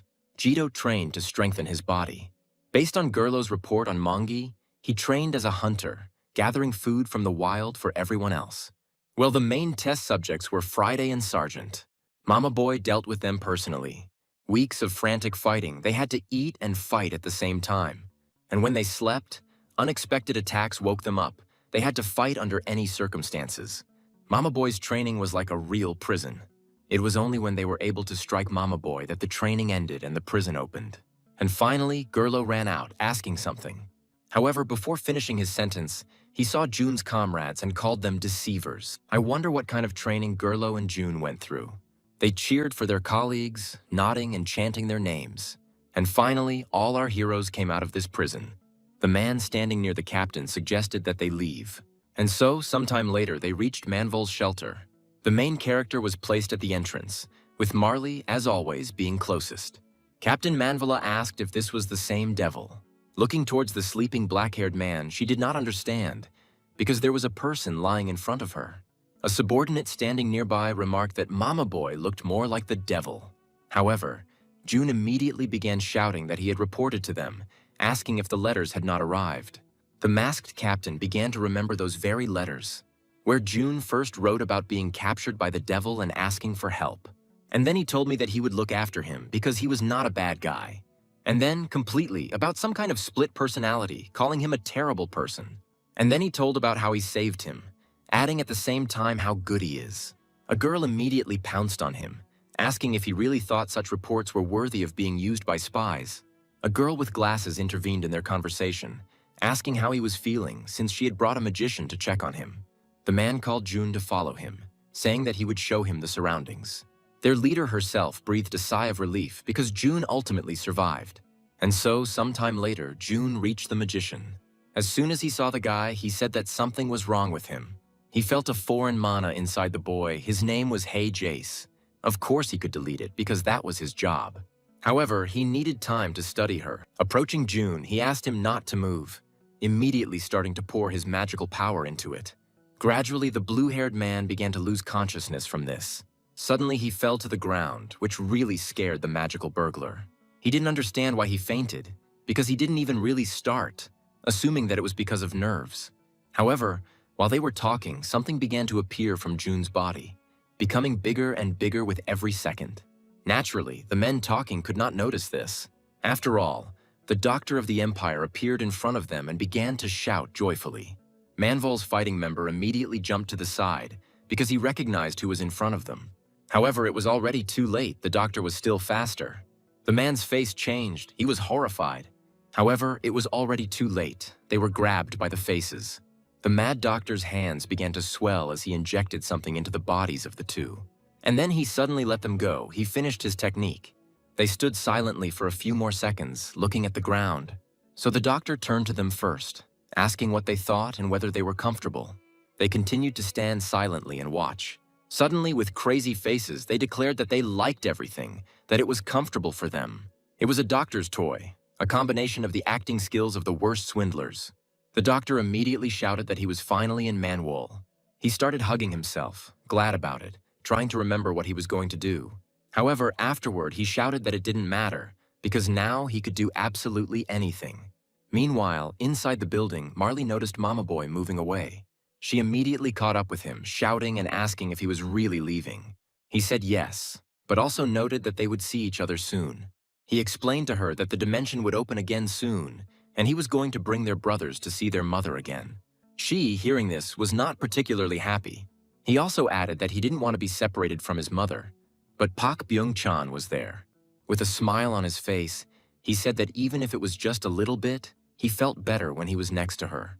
The goddess silently lowered her head. She was uneasy. Seeing this reaction, the little son began to laugh loudly, asking his mother not to despair. Leaning towards her ear, he began to whisper that Pak Byung-chan would soon fall in love with his mother.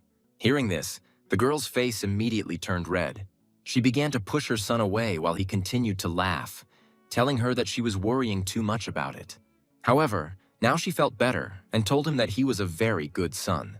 And so, Mama Boy came out, bowed. He said that he would return with the strongest army in the world. He asked to take care of himself. And then he waved to his mother as he began to walk away. At this time, the Doctor was watching everything from behind the wall, holding something in his hands. It was a means of communication. He immediately squeezed this creature. He happily declared that the mission was accomplished and also announced a cool thing. He told about a funny devil from another world, adding that most A-rankers could be killed with just one swing of it. He bet that the Empire was about to experience its worst story ever. At this time, Han was on the other side of the line, who was asked if he could handle it. He, after thinking for a bit, said that it was possible. Starting to play out their future fight in my head. Standing on the cliff, he peered into the distance. He stated that the situation made him a little angry. A junior doctor standing nearby said he was surprised. as he had not known about their plan. However, the A-rank captain did not respond to this, starting to remember the past, that very moment of capture. When they visited June again with the doctor, looking at his body, they couldn't even tell that it was him. The doctor knew that it would be difficult for him to repair his body. He asked Ray if since he looked like a piece of meat, it meant she had achieved her goal, but she only apologized. Hearing this, the doctor laughed loudly because he knew about the wall inside the guy's head. Hong himself only sighed heavily since it had not borne any fruit. They started to discuss some kind of experiment, but the doctor said that there was no need for it. He said he drew inspiration from the warrior's strategy. Hong, realizing that the doctor was asking him to ask him and tell him, did just that. Immediately, a sinister smile appeared on the madman's face. The doctor suggested releasing little June, and now they stand here at Manvol's shelter. The doctor enters St. June's body, frees him naturally, and then enters Manhwa. This plan did not please Han at first, but now it has borne fruit. Suddenly, a cry was heard that the devil the doctor had spoken of was about to appear. At this moment, Han's eyes lit up and he immediately began to take out his weapon.